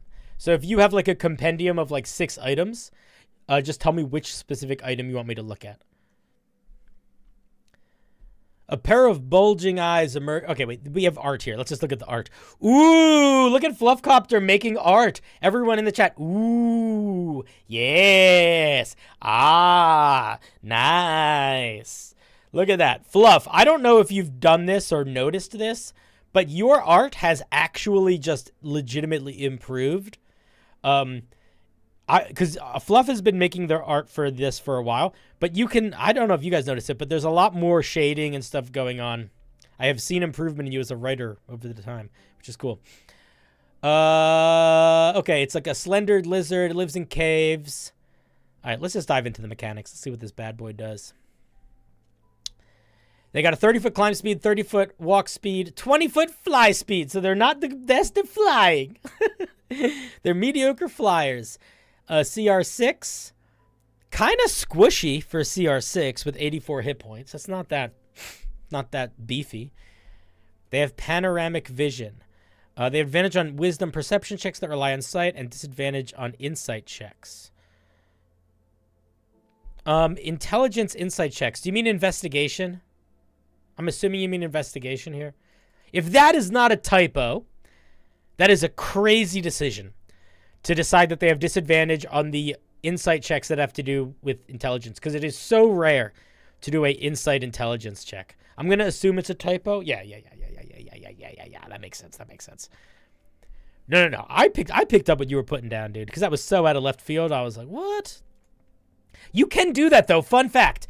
You can call for checks that are outside of what they normally are. Like, you could do a strength intimidation check, in which case you would use you would add your proficiency bonus if you're proficient in intimidation, but instead of it being proficiency bonus plus charisma, it would be proficiency bonus plus strength. A lot of dungeon masters do that. Honestly, I think it's a fantastic rule to follow. I don't know if it's in any of the books, but it's a lovely thing. Strong stomach. The winged worm has advantage on saving throws against being poisoned and is immune to the effects of ingested poisons. I think you could just say, and is immune to ingested poisons. I don't think we need to say the effects of. I don't know if, whatever. It doesn't ruin it, but I think you don't need those words. Wiggly. Wiggly is a really, really good mechanic name. It's in the middle of the book no one reads. That makes sense. While prone, the winged worm can stand back up using only 5 feet of movement. That's very funny. Okay, so far it's a pretty straightforward little dude. Let's see. He's got a big beak. 2d10. Now, this is something I got into a whole argument when I was going through the monster manual with Chad about this, because in the olden days, in the days of 2014 design, the size of the dice and the number of the dice was not random. And it wasn't just, oh, I'm going to pick 2d10 plus 4 because that averages out to 15. There was a thought process behind both the size of the dice and the number of dice. That used to be the case. It used to be if I see a d10, that means that's a weapon that's mostly bigger than a sword. And if it's 2d10, that's a giant weapon. That's an extra big weapon. What this says to me about the monster is that it has a really big fucking beak. It's like a toucan. I don't think the new monster manual does that, and I hate it. Or they have a shit ton of just like rushed numbers that they didn't pay attention to. I think that they might still actually do that, but they just didn't do a good job of editing themselves, because there were a lot of things that was like, the math here is wrong. Like, there's no reason for a Hobgoblin Warrior's sword to do 2d10 damage while the Hobgoblin Champion's Greatsword does 2d6 damage. It doesn't make any fucking sense, but it does. That's what the way they're written. It's so stupid. Anyway, that's a really big rant that has nothing to do with you. That is about, when I read this, what I see is this thing's got a giant beak, which makes sense with the art. This thing is all beak. Let's see what we also have. We have a shriek. The winged worm makes an insufferable screech. All creatures within 30 feet of the winged worm who can hear it must make a Constitution saving throw. On a failed save, I don't think this needs to be in parentheses here. I think this just be out. Thunder, we take some thunder damage on a failed save, half as much. Creature that fails save by 5 or more takes 18 thunder damage and becomes deafened for 1 minute. I love this. This is like having like tiered failures. It's basically, I think it's one of the best mechanics. We see it in a couple monsters in D&D. It's in the, what's the name of that? The Catoblepus with their death ray if you failed the save by too much. I also think that like it's either the Dryad or the Pixie, or there's a Fey creature that has to do with charming that if you fail by too much, it fucks with you. All right, what is this final thing? At the start of its turn, a creature that isn't surprised can cover its ears to avoid the saving throw. So this, I think, Fluff, I don't know if you're here, but here's what I'll say. Oh, you are here. I see.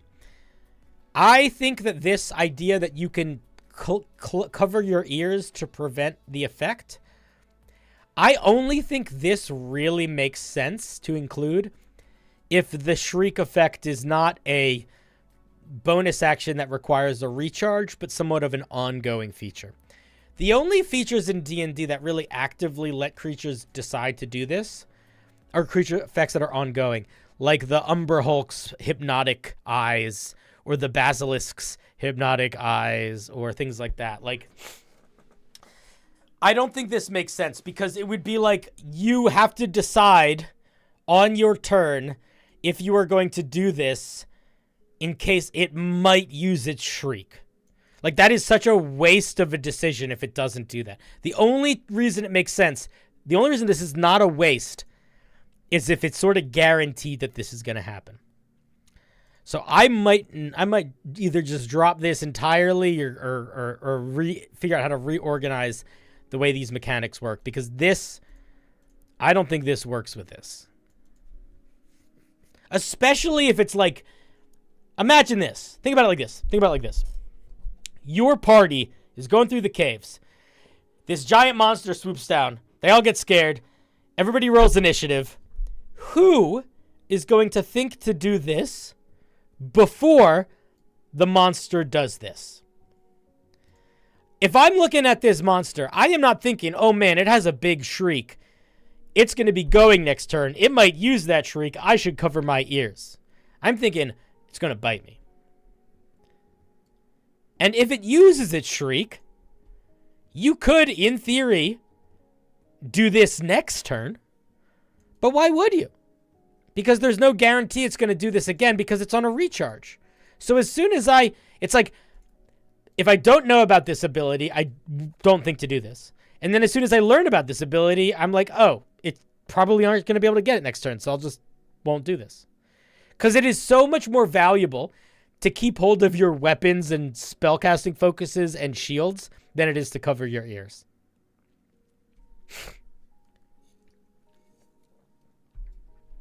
I don't know, man. Even with this just being an activatable feature, I think this is a little bit, this mech misses with it in a weird way. What I would say is you know what you could do is you could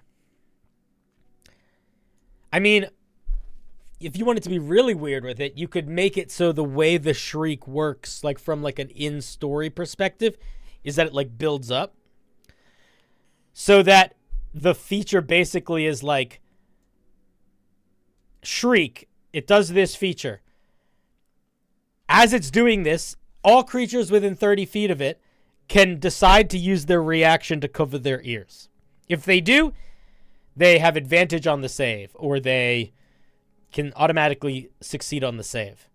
So it basically is like an AoE that can either force a creature to eat its reaction or have to deal with the effect. That could work also. But yeah, this is not a CR6 monster, man. This is much closer to... And like, holy shit, this damage is so bad. It does 15 damage once. Its action economy is so bad. Like, this thing needs multi-attack. Shriek could probably do closer to 6d6 damage. Or 5d6 damage. Yeah, this feels more like a CR4 monster. For sure. How would a player know that they can even do this?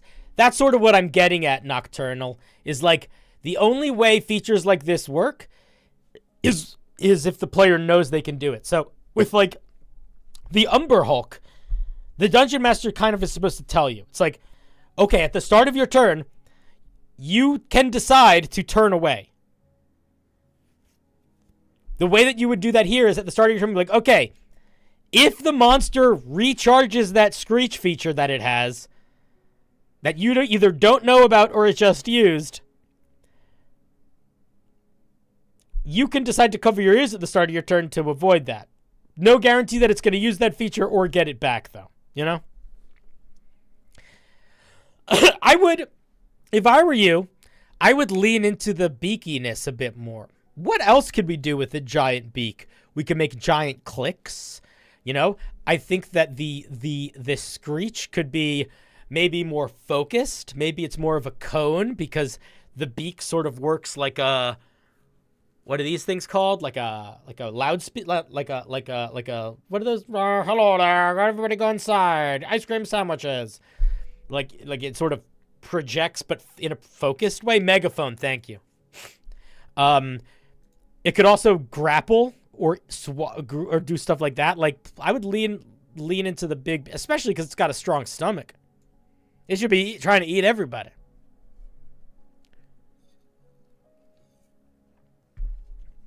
You know what you could do if you really wanted to be a scumbag? I don't think you should do this, though. If the whole point of this creature is that it's in the dark, it's got a giant beak, it's really good at eating stuff, what if it could eat creatures' items? Beak attacks, +7 to hit. On a hit, the creature has to make a dexterity saving throw, or one of the items that they are wielding is swallowed by the winged worm. That'd be fucked. But it would also not be that hard to get back because you just kill it and cut it out. I think that the art is doing a whole lot. I think that one of the things that is really nice when you're an artist is you can come up with a cool idea, which this is, and then you can make art. I don't know what you did first, art or idea, but the art is doing a lot. What I was going to say, I didn't finish my sentence. The art is doing a lot to inspire ideas of directions we could go in with this if we wanted to. I think that the stat block is, it's like, honestly, it's like 3/4 of the way there. It's really not that far off. But if we are trying to make this thing a little bit more flavorful, a little bit more of have its own specific bite to it, no pun intended, lean into the art. Like, this thing really, it's just a big dopey beak. What is a big dopey beak do? It's just biting that stuff, trying to eat it, you know? I don't really have much more to say about it. I think it's a pretty simple monster, but I don't mean that in a bad way. I think the best monsters are simple because they present a specific gameplay loop or interaction. I think this does that pretty well. I will also say panoramic vision might not come up. This is one of those features that really might not come up, especially if the dungeon master doesn't sort of go out of their way to sort of show it in game. But it is a great feature. This is a weird example of 9 times out of 10, when you are building a monster stat block for D&D, you don't want to put any features that are not going to pretty directly impact the feeling of the encounter. This might impact the feeling, it might not. But regardless, it really does impact the feeling of the monster and how the monster sees the world. Like, this is doing a lot of legwork, whether intentionally or not, to help understand how to play the monster from like a role play perspective and like a strategies in combat perspective.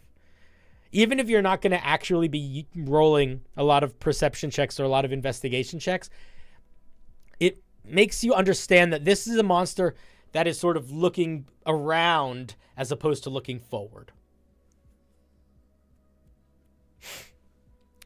Anyway, thanks, Fluff. I think it's pretty fun.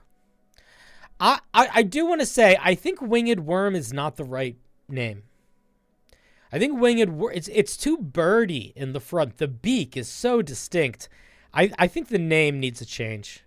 When I think of a winged worm, I either think you're using like worm, like W-Y-R-M, like what'em, like you're trying to say dragon in a different way, or I think like a leech or like an earthworm, like something that's kind of faceless. This has a really distinct face. So I would maybe change the name. That's a real opinion here thing, but anyway, thanks for sharing, buddy. Who's raiding me? Robert Hartley, you dirty dog. You sensual Tyrannosaurus. You wee-snaw with the flea-snaw. We out here reviewing D&D Homebrew. D&D Homebrew that you have written. If you want to submit some Homebrew, all the instructions are done through my Discord. You can check it out if you want. But also, no worries.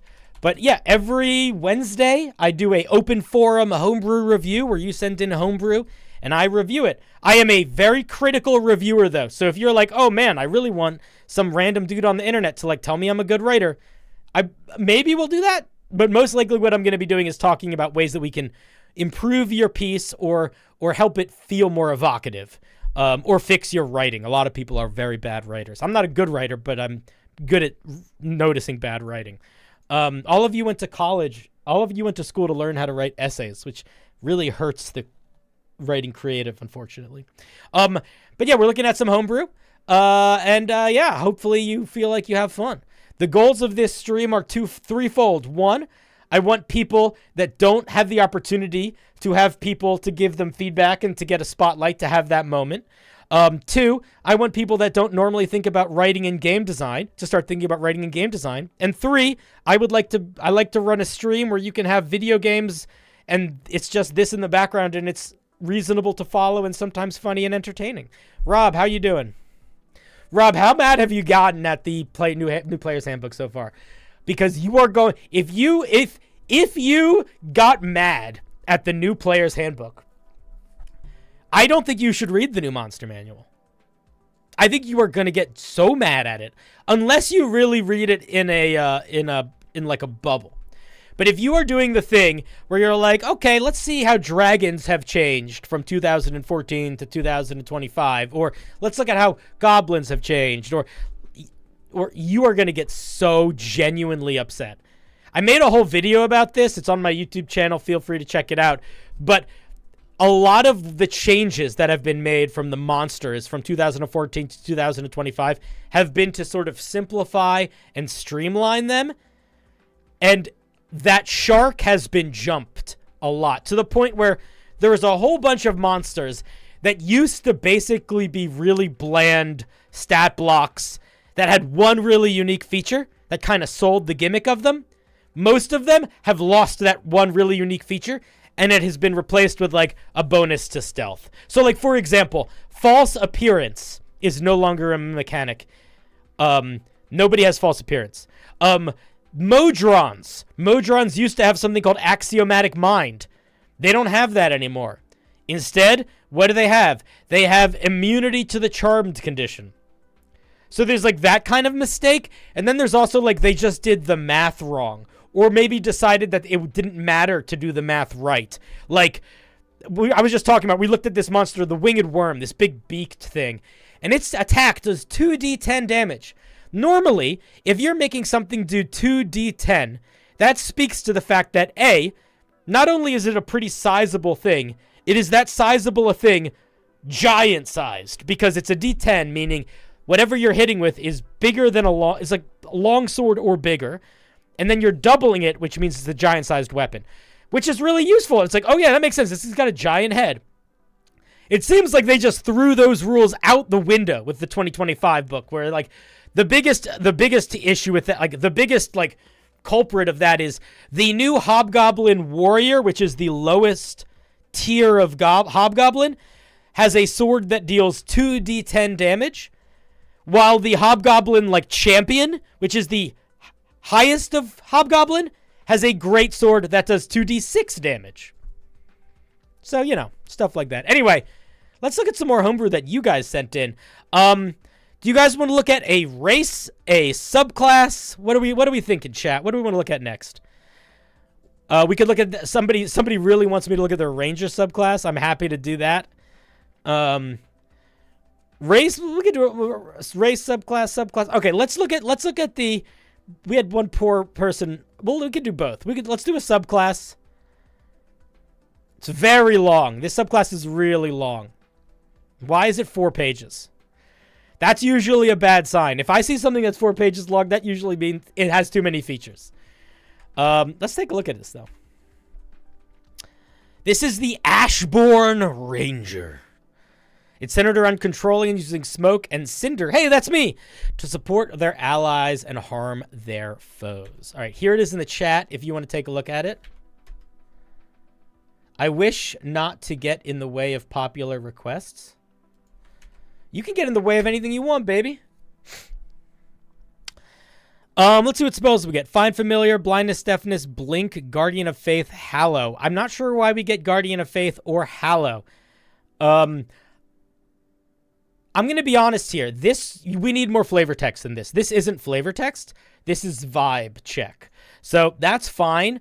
But without any amount of flavor, if we don't know the story your homebrew is trying to tell, it's kind of hard to help focus the feedback, because the feedback has to be then a lot more focused just on how balanced everything is and much less on like how evocative it is, unless we can really clearly tell the goal of it, like the goal of the story of it is supposed to be. Regardless, though, I think that we can definitely look at it, but there is literally, I see no logic behind literally any of these spells other than blindness, deafness.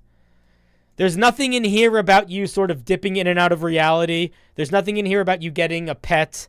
So I don't think the spell list really makes sense. That's what I would say. Let's look at 3rd level.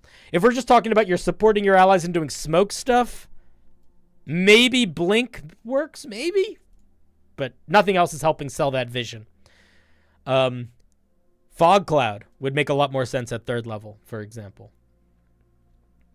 What's that step that lets you turn into mist? Gaseous Form. Isn't Gaseous Form a 4th or 5th level spell? Shouldn't one of these two be Gaseous Form?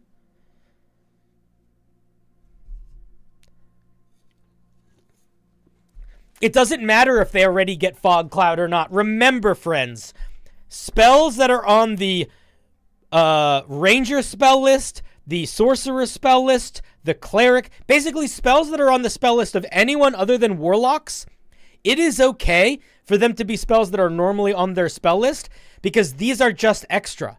It's not like you didn't used to be able to cast this and now you can. It's like, now you get this for free. So you can pick other things too. So a lot of Paladins have spells on their spell list that Paladins already have. A lot of Rangers do. Everything other than Warlocks. Warlocks are the only class that their spell list isn't inherently just extra spells they get. I think that you Deshaun, every decision that you made for spellcasting to avoid concentration, I don't think that was good. I disagree. Like, unless Hunter's Mark, like, I think you are giving Hunter's Mark too much space. Because again, Hallow makes no fucking sense. Guardian makes no fucking sense. Find Familiar makes no fucking sense.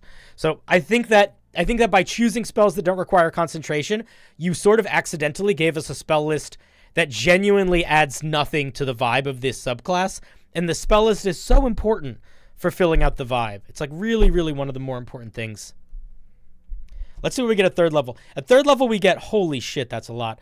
2 features. One of them is insanely written. Hopefully it's not actually that long, and hopefully that's just a lot of extra words.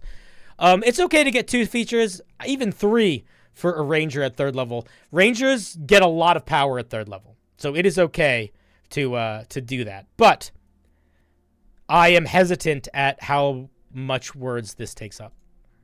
Let's take a look. 3rd level, Ashen Miasma. Lots of options, not lots of features. Then it might just be the way it's organized on the page doesn't work well. Your formatting might be working against you here. As a bonus action, create a cloud of magical smoke in a 10-foot sphere centered on you. This cloud is an emanation and will follow your movement and always centered on you.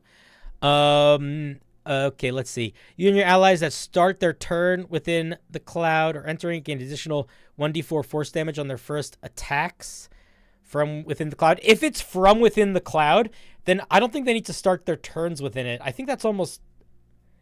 Well, we'll see how often we can use this, but this, I would say when you or one of your allies, like once, basically, I would say something, I wouldn't word it exactly like this, but I do think it's reasonable to say when you or one of your allies hits a creature within this cloud, they take an additional 1d4 damage, and that is caveated in once per round, or once per turn. I think, though, that in order for that to feel balanced, it needs to be... I have no idea why you wrote it this way. My guess is they copy-pasted it from a program that they're using. This is nonsense language. This looks like it's code. So my guess is this is something that they have in, like, Foundry or something. But yeah, you wouldn't want to do that. You would just say D4. You just get rid of both of these. The other thing is that in order for this to be balanced, I would say I don't think the creatures attacking should be within the cloud. I think the creatures being attacked should be within the cloud.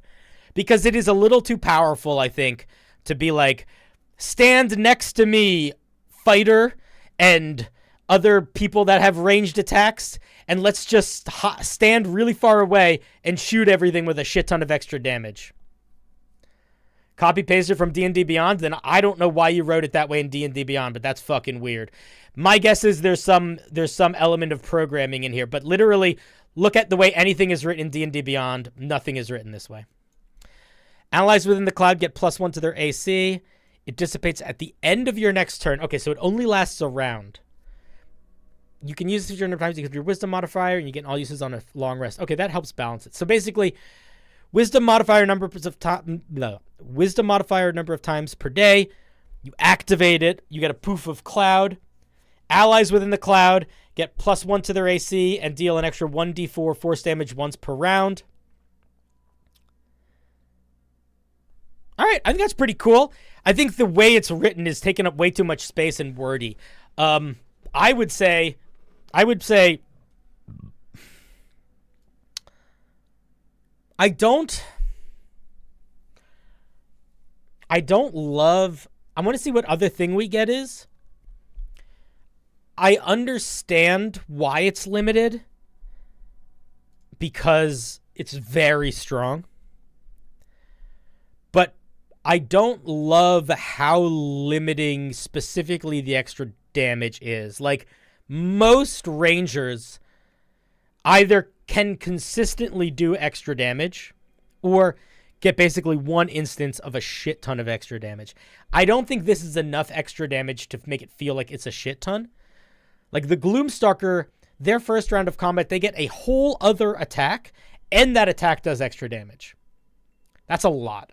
This is 1d4. Max, this is going to be like 4d4 max, which is good, but it's not crazy. I don't know. So that's not going to be the case a lot of times. So I think it's fine. I think I'm going to know how I feel about it more when I look at the second level feature. The thing that's missing here that kind of confuses me is there is literally nothing about sight. So there is like, we are building like smoke and ash, but we are doing nothing to do with visuals, you know? Like everybody can still see everybody just as fine. Everybody can see out of the smoke and into the smoke perfectly well, which is feels a little off to me, sort of throws me off a little bit. It makes me want to say maybe you shouldn't go with the smoke aesthetic. Maybe you should pick a different aesthetic that could sort of be like a magical plume of some sort.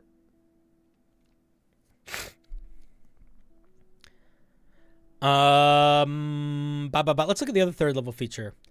Smoke and ash are seen as a byproduct of the destructive nature of fire. You have found a deeper connection to it. This is too much flavor text, I think.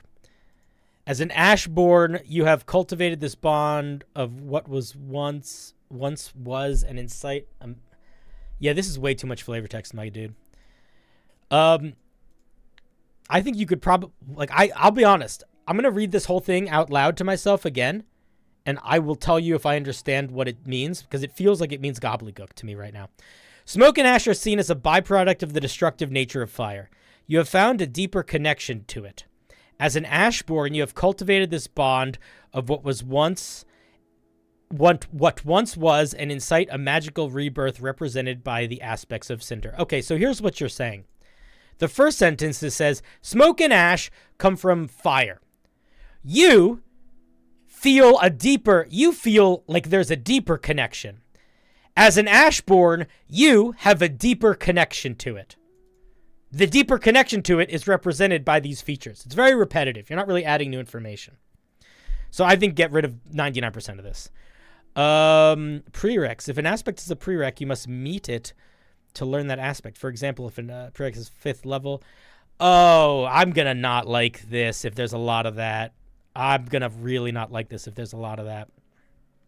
I'm going to tell you right now, you're playing a very dangerous game when you give a lot of options and you give a lot of complexity to those options, because you are essentially it's almost like deciding to play very hard mode, because not only do each of those individual options need to be balanced, they need to be balanced in any configuration of each other that works, and they need to be balanced against each other in a way that one isn't so much better or so much worse that it is the optimal choice most of the time. All of those things can be done, but if you are not doing all of those things, it is hectic, and it won't work. Okay, let's see. So you can replace them when you gain a level. How many do you get? You get 2. Do you always have 2? I guess we'll see.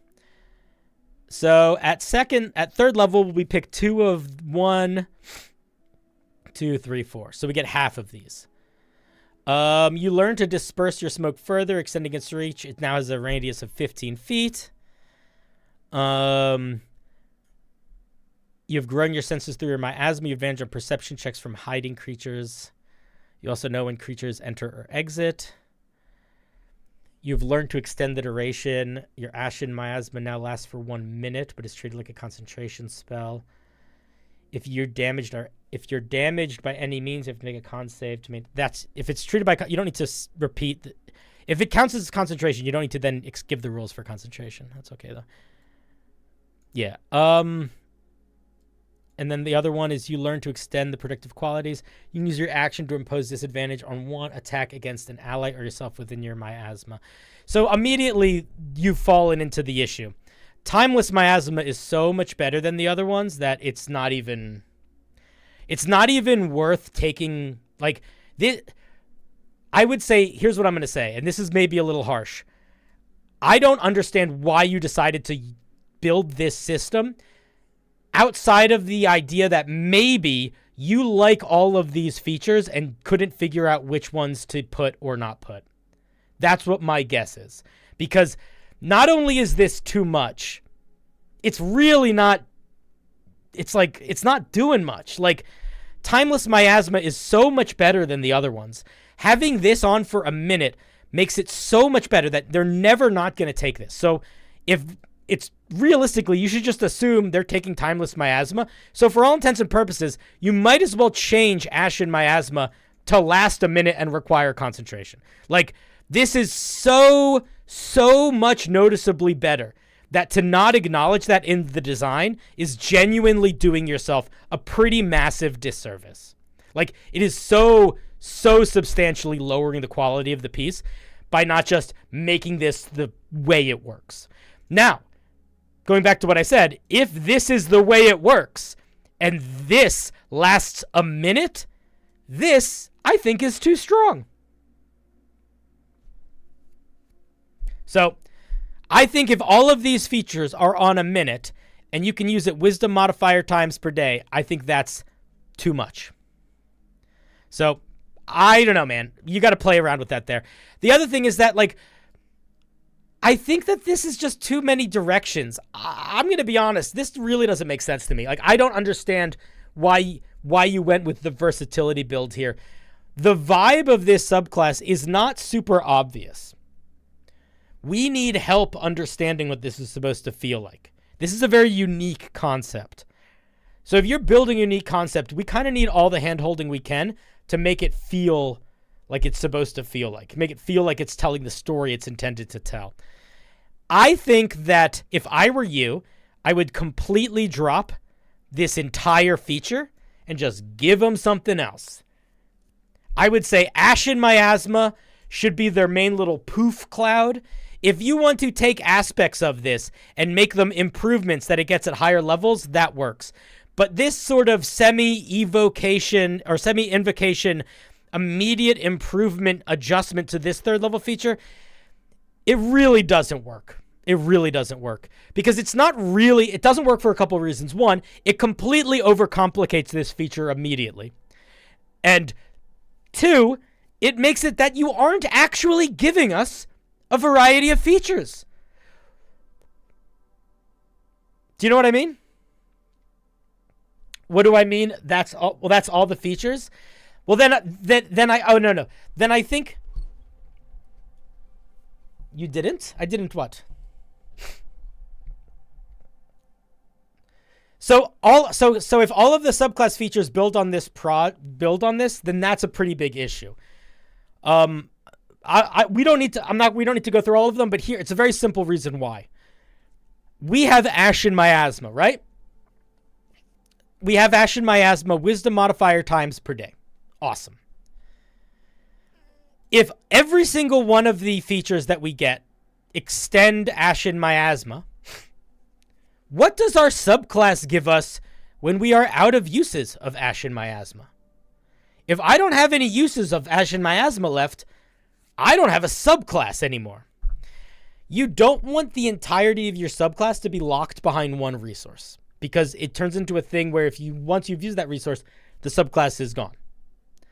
Which is why you will see a lot of subclasses that are basically, they get something where it's like, okay, 3 times a day you can do this, but also you get proficiency in persuasion and a climb speed, because you just have those. So you always feel a little bit like you have a subclass.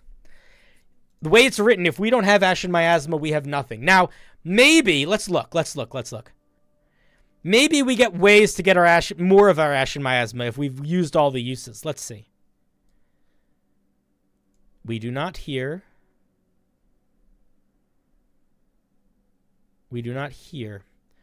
So, okay, so that's not even an issue that really matters. What I was going to say is maybe your solution was you get ways of recuperating your Ashen Miasma later, which I think is also a logical direction to go in. But then you also have to acknowledge, well, I can't have infinite uses of this thing because of how fucking strong I'm making it, because I'm making everything tied to it. So yeah, we're not going to read through the whole thing. I don't actually think it's going to be beneficial for me to look at every single one of these features. What I will say is this subclass needs to be a subclass whether or not it has uses of Ashen Miasma. You should never build a subclass entirely behind a single feature. If you're going to do that, you should make it a magic item. Like, think about it like this. Imagine if this wasn't called Ashen Miasma. Imagine if it was called Amulet of Ashen Miasma. And it gave you this feature.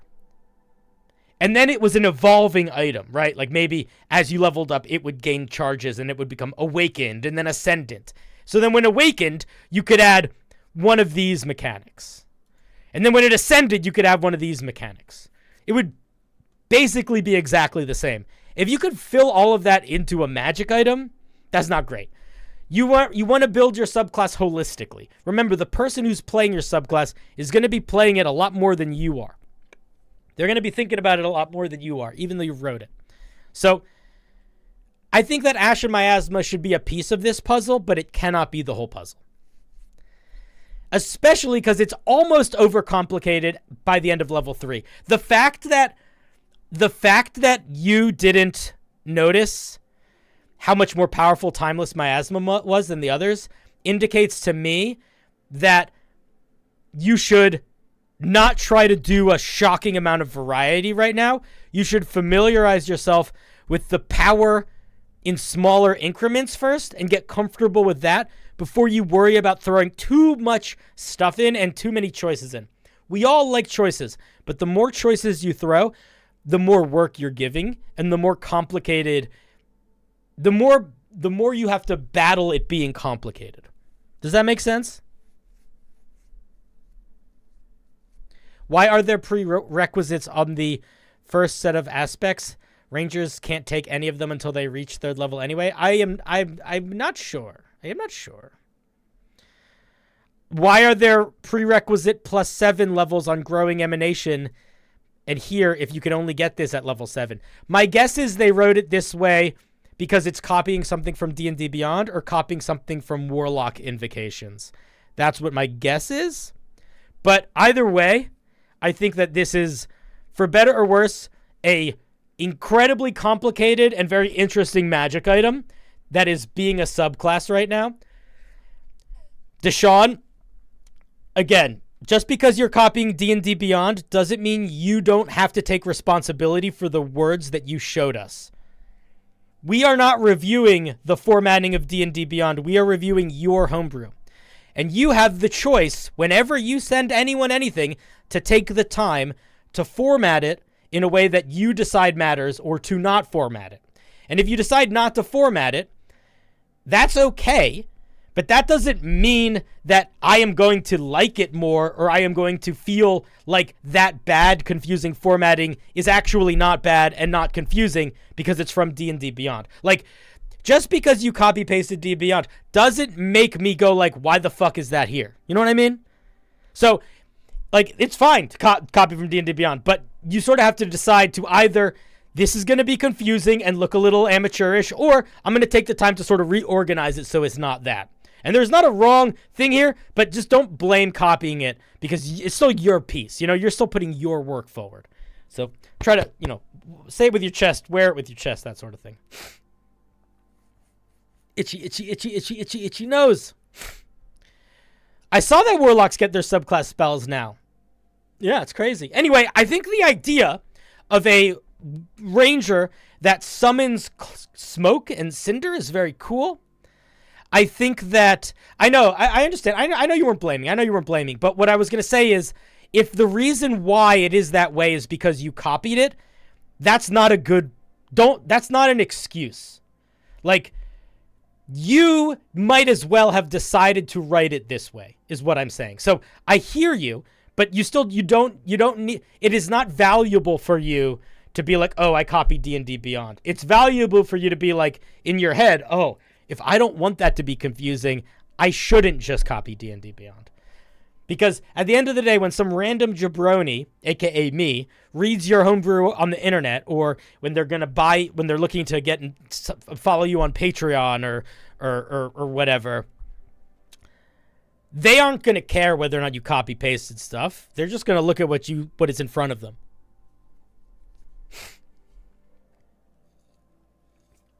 And those little changes have a pretty big impact on the reader. I don't know if we talked about this that much of this stream. I guess we did a little bit. But, like, when anybody reads anything that anyone else writes, their emotional their emotional journey through reading that impacts how much they like the thing they're reading and how much they want to keep reading it more than anything else. And for better or worse, when you are reading D&D game mechanics, one of the key emotional things you're looking for is, does this feel right? Does this feel correct? Because when somebody is reading D&D Homebrew, they are almost always looking for two things. They're looking for, is this cool and is this balanced? Because they're thinking about putting it in their game. And they need that to be balanced and they need that to be cool. And if they see things in the writing that feels confusing or off, what it does is it tells their lizard brain that the person who wrote that might not be the best at balancing. They might not be the best at figuring out, how to express that thing mechanically. And it creates doubt. And then they are entering into your homebrew with doubt in their mind. And that's going to color the way they see it. Think about it like this. The mechanics of your homebrew are basically a room. Okay, there's a room somewhere that is all of your game mechanics. Your flavor text, your formatting, your sentence structure, your vocab, that is the hallway that someone has to walk down to enter your room. If they don't enjoy walking down that hallway, if walking down that hallway feels like work or feels uncomfortable or feels off, they might not ever enter that room. Or they might enter it, but like be in kind of a bad mood when they enter it because they just went through a really confusing hallway. And that's kind of what I'm getting at with the formatting stuff. Which, by the way, just so you know, Deshaun, that's not a you thing. That's an everybody thing. Like the reason why I was sort of hounding in wasn't because you were doing anything wrong, but because I think it's such an important thing for creative writers, for homebrewers, anybody that has the goal of making homebrew that they are sharing outside of their home game. It's so important to either decide to take the extra time to really make it look clean, or to really decide that you don't give a shit. And if you don't give a shit, knowing in your heart that that might have an impact on the reach your art gets.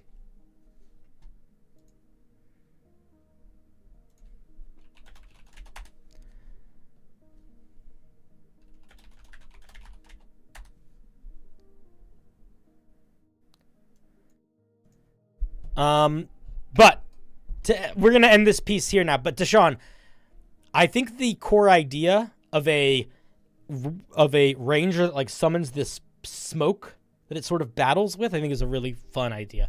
I don't know how much you looked at other ranger subclasses, but there is a lot of different stuff going on in the different ranger subclasses, and you can like, I don't think you should copy any of them, but I think that looking at them in terms of their complexity, number of features, that sort of thing, will also help a lot in figuring out how much is too much, how much is enough, that sort of thing.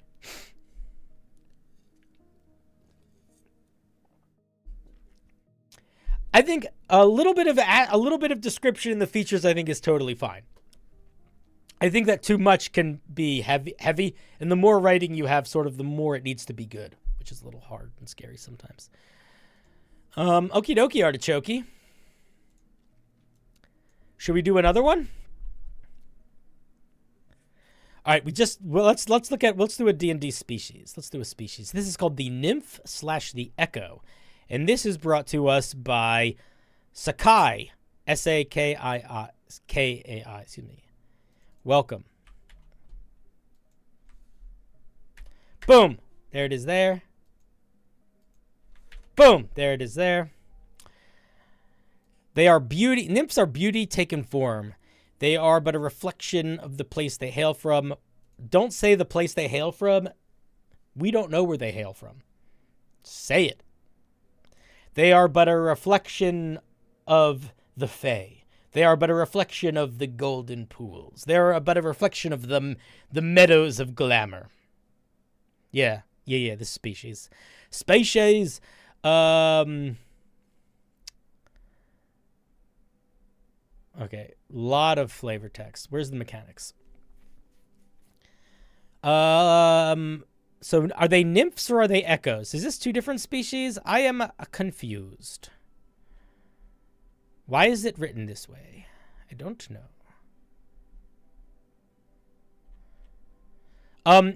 This paragraph being, we're going to talk about formatting again.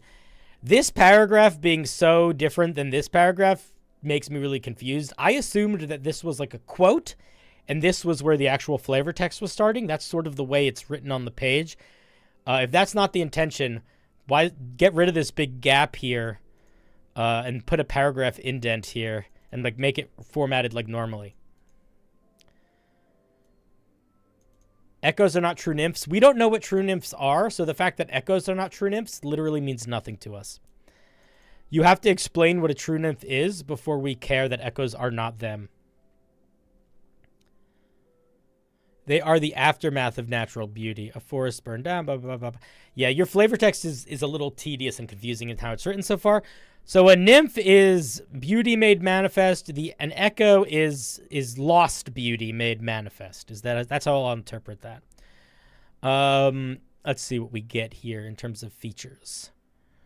We're medium. We can walk normal. We get common and sylvan, fey, ancestry, blinding beauty. As an action, you can force all humanoid creatures that have sight on you, that can see you is the word you use here. Within, you're missing an H here. Within 60 feet of you to make a con saving throw or become blinded until the end of your next turn. The DC equals 10 plus your charisma modifier plus your proficiency bonus. That is way too powerful. Bold, underlined, exclamation point. Way too powerful. 60-foot radius being able to blind is insane. That's fucking crazy. Also, the fact that it's 10 plus charisma plus proficiency, so it's actually higher than a spell save DC. Because the way you would do a spell save DC would be 8 plus charisma plus proficiency. So this should be 8 plus charisma plus proficiency. Honestly, I would not do that. I would just make it 10 plus proficiency bonus. I think that's fine. That means it would start at 12 and it would end at 16. Both of which are incredibly reasonable for a racial feature, a species feature.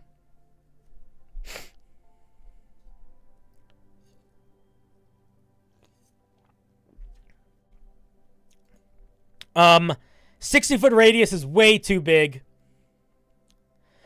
Also, the blindness not lasting until the start of your next turn, but the end of your next turn. Really strong. I would probably drop the radius of this to like 15 feet maximum, and I would give them blindness until the start of your next turn. And I would make this DC 10 plus your proficiency bonus. Let's see what Nymph Craft does.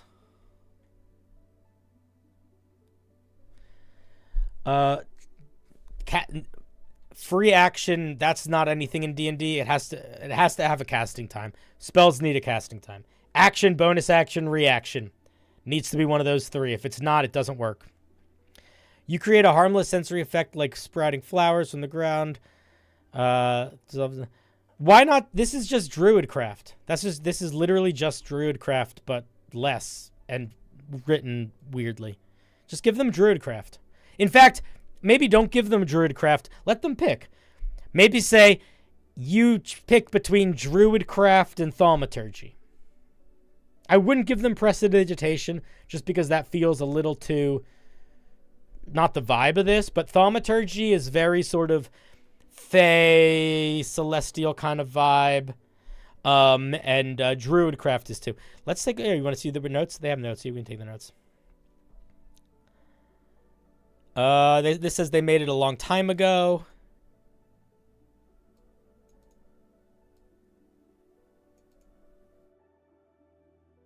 It's not balanced. Yeah, okay. I mean, their notes are not really any notes. The notes are just sort of saying the thought process. It doesn't matter if this is affecting allies too. Also, Nocturne, I think you're pretty behind in the chat if you're just responding to that now. It genuinely doesn't matter if this is allies too. It's just way too strong. I think it's an interesting idea. I'm going to be honest. it kind of just feels like a better elf in a lot of ways. Like, a lot of this is just what elves get. Like, elves get everything up here, plus a little extra spell.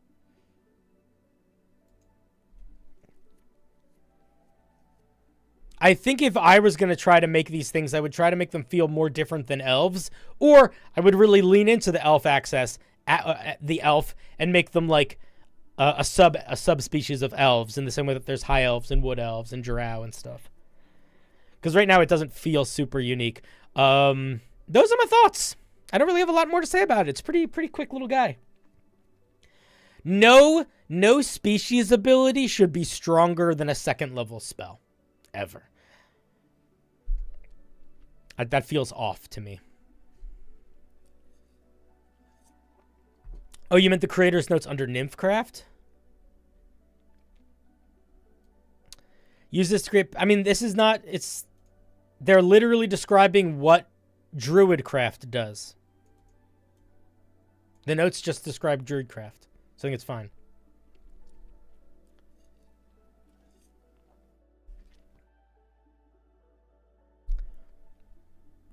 Yeah, I don't really have much more to say. It feels exactly like the notes here. A little bit unbalanced. Something's kind of copy-pasted. The main feedback that I would have for you, specifically Nocturnal, if your goal is to keep working on this, is to spend a little bit more time looking at the 5e versions of elves, all the different elf subspecies, half-elves, because I think this does sort of sit somewhere in that space, and I think that will help you figure out how to tone these features in a direction that might either just make it an elf or subvert it in a direction so it doesn't feel so much like an elf and kind of tighten those little guys in. But a 60-foot AoE blind is crazy. That's nuts. That's bananas. Anyway, thank you very much for sharing. Kaboosh!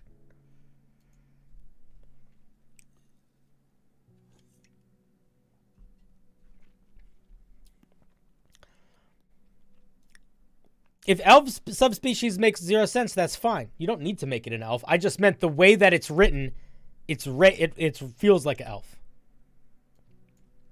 Like, mechanically, it feels like it'll feel more like an elf than like anything else in its current state. Wow, guys, we have been fucking going. Okay. I actually think we're going to call it here. Nocturne, thank you for being our final review for the night. I appreciate looking at your Echo/Nymph. Could I encourage you to do something, Nocturne? Because there's one thing that I think you were missing with yours before we finish. You go out of your way to describe how the Echo and the Nymph are different. Do you know what I mean? Make them different. Make the mechanics different. Make one do a blinding flash and one do some other kind of flash. Maybe one, or lean into like the glamour and the woe. So maybe instead of, I don't know what the nymphs are from the olden days, but like I could very easily see it being like, if one blinds everyone in a little area, maybe the other one like frightens them or makes them sad or something. Like, I don't know, play with it. But like, to me, the most interesting part of the flavor that I read from yours was the Echo versus Nymph. I think is an interesting dichotomy.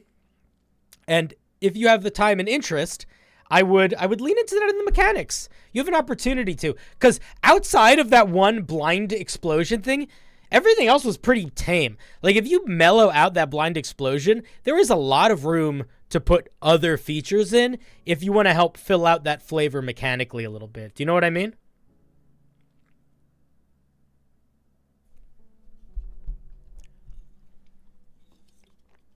Well, you don't need to make them one for one what's in D&D. Remember, Fred, we're making Homebrew. The whole point of Homebrew is we are making things work for us because we want things to be a little different than they are in the official game. So only be beholden to things if you really feel like you need to. But like, if I were you, I would say what is going to be the most fun and interesting for my game world's lore and my game world mechanically. And I wouldn't give a shit about anything else. Unless your goal is like, I am making a subclass or a magic item or a compendium with the intention of not necessarily using it for a home game, but for sharing it publicly. If your goal is to share something publicly, whether it's through a Kickstarter or a Patreon or just posting it on Reddit, then I do think you need to think a lot more about how it fits in the context of everything. Maybe not from a lore perspective, but certainly from a mechanics perspective. But I would say never feel the need to, not do something because the lore isn't doing it the way you want. Fuck the lore. Make it do what you want. That's okay, Cinnamon. So for folks that don't know, we're going to start doing this every Wednesday. I think this is the new format. Be on the lookout. I will unpin this week's message, and I will put another message that's basically the same thing with the rules again. And anything after that will be added to the list for next week's Homebrew. I'm going to do similar to what I did this week, is I'm going to try to do a combination of a variety of features. So, if you are going to post something next week and you notice there's already like 13 barbarian subclasses, maybe don't post a barbarian subclass, maybe post a magic item. But the other thing is that in my Discord, there is a whole section of D&D peer review. And it's very, very active, so you could post stuff in there if you want to. Just stopped by. Yeah, sorry, buddy. We started at 6. I've almost been going for 12 hours. No, not 12. 6. 6 hours, which is a long stream for me. I don't normally do streams that long. But I do think this new format has pretty dramatically helped feel like that was good. But guys, you don't even know this. If you're new to my stream, you have to watch the end because we have a fun little end. So to everyone whose homebrew that we looked at, in fact, if everybody doesn't mind, can we just get a big round of applause to everybody that submitted homebrew? It is a scary thing to do, to send homebrew in, especially to me, where I'm probably going to yell about it. So to everybody, whether we looked at your homebrew or not, thank you so much for sending stuff in, for trusting me to be respectful while I tear you to shreds, and for wanting to participate. It really, really does mean a lot to me. So yeah, big old thank you. You guys are the best. And now, if you have not ever seen the end of my show, we end it by saying thank you to everyone that supports the channel. How do we do this, you wonder? We do this. We do this with our very bespoke ending credits. Where are they? Here they are. And you might be like, I don't see any credits. And I'll be like, wait a second. They're coming. Look, watch. Here they come. Look at them. Look at all these people we gotta say thank you to. John Kane, Duncan, DeJute, Dan Baker, D, James, Zarugrul, Black Death, Squiggy, Neon. Oh my god, we got some new subs and resubs. Dice, Ash, Bildo, Champions, The Pasta Champion, new members, Let's Go, Sponge, Raymond, Riddick, Chronicles of Devon, Cethero, Quispy, Pixie Pallets, Foundation, Bildo again, Hobblegaw, Tick, Alabaster, Nuka, Philip, Kajeta, Over the Taco, Tom Woodford, I3, MB, Minnesota Nose, and Matthew. And let's not forget our lovely moderators, Bildo, Matt Thorne, Pixie. I don't know why you weren't on that list, but Pixie's here too. And a super chat from Skim Milk.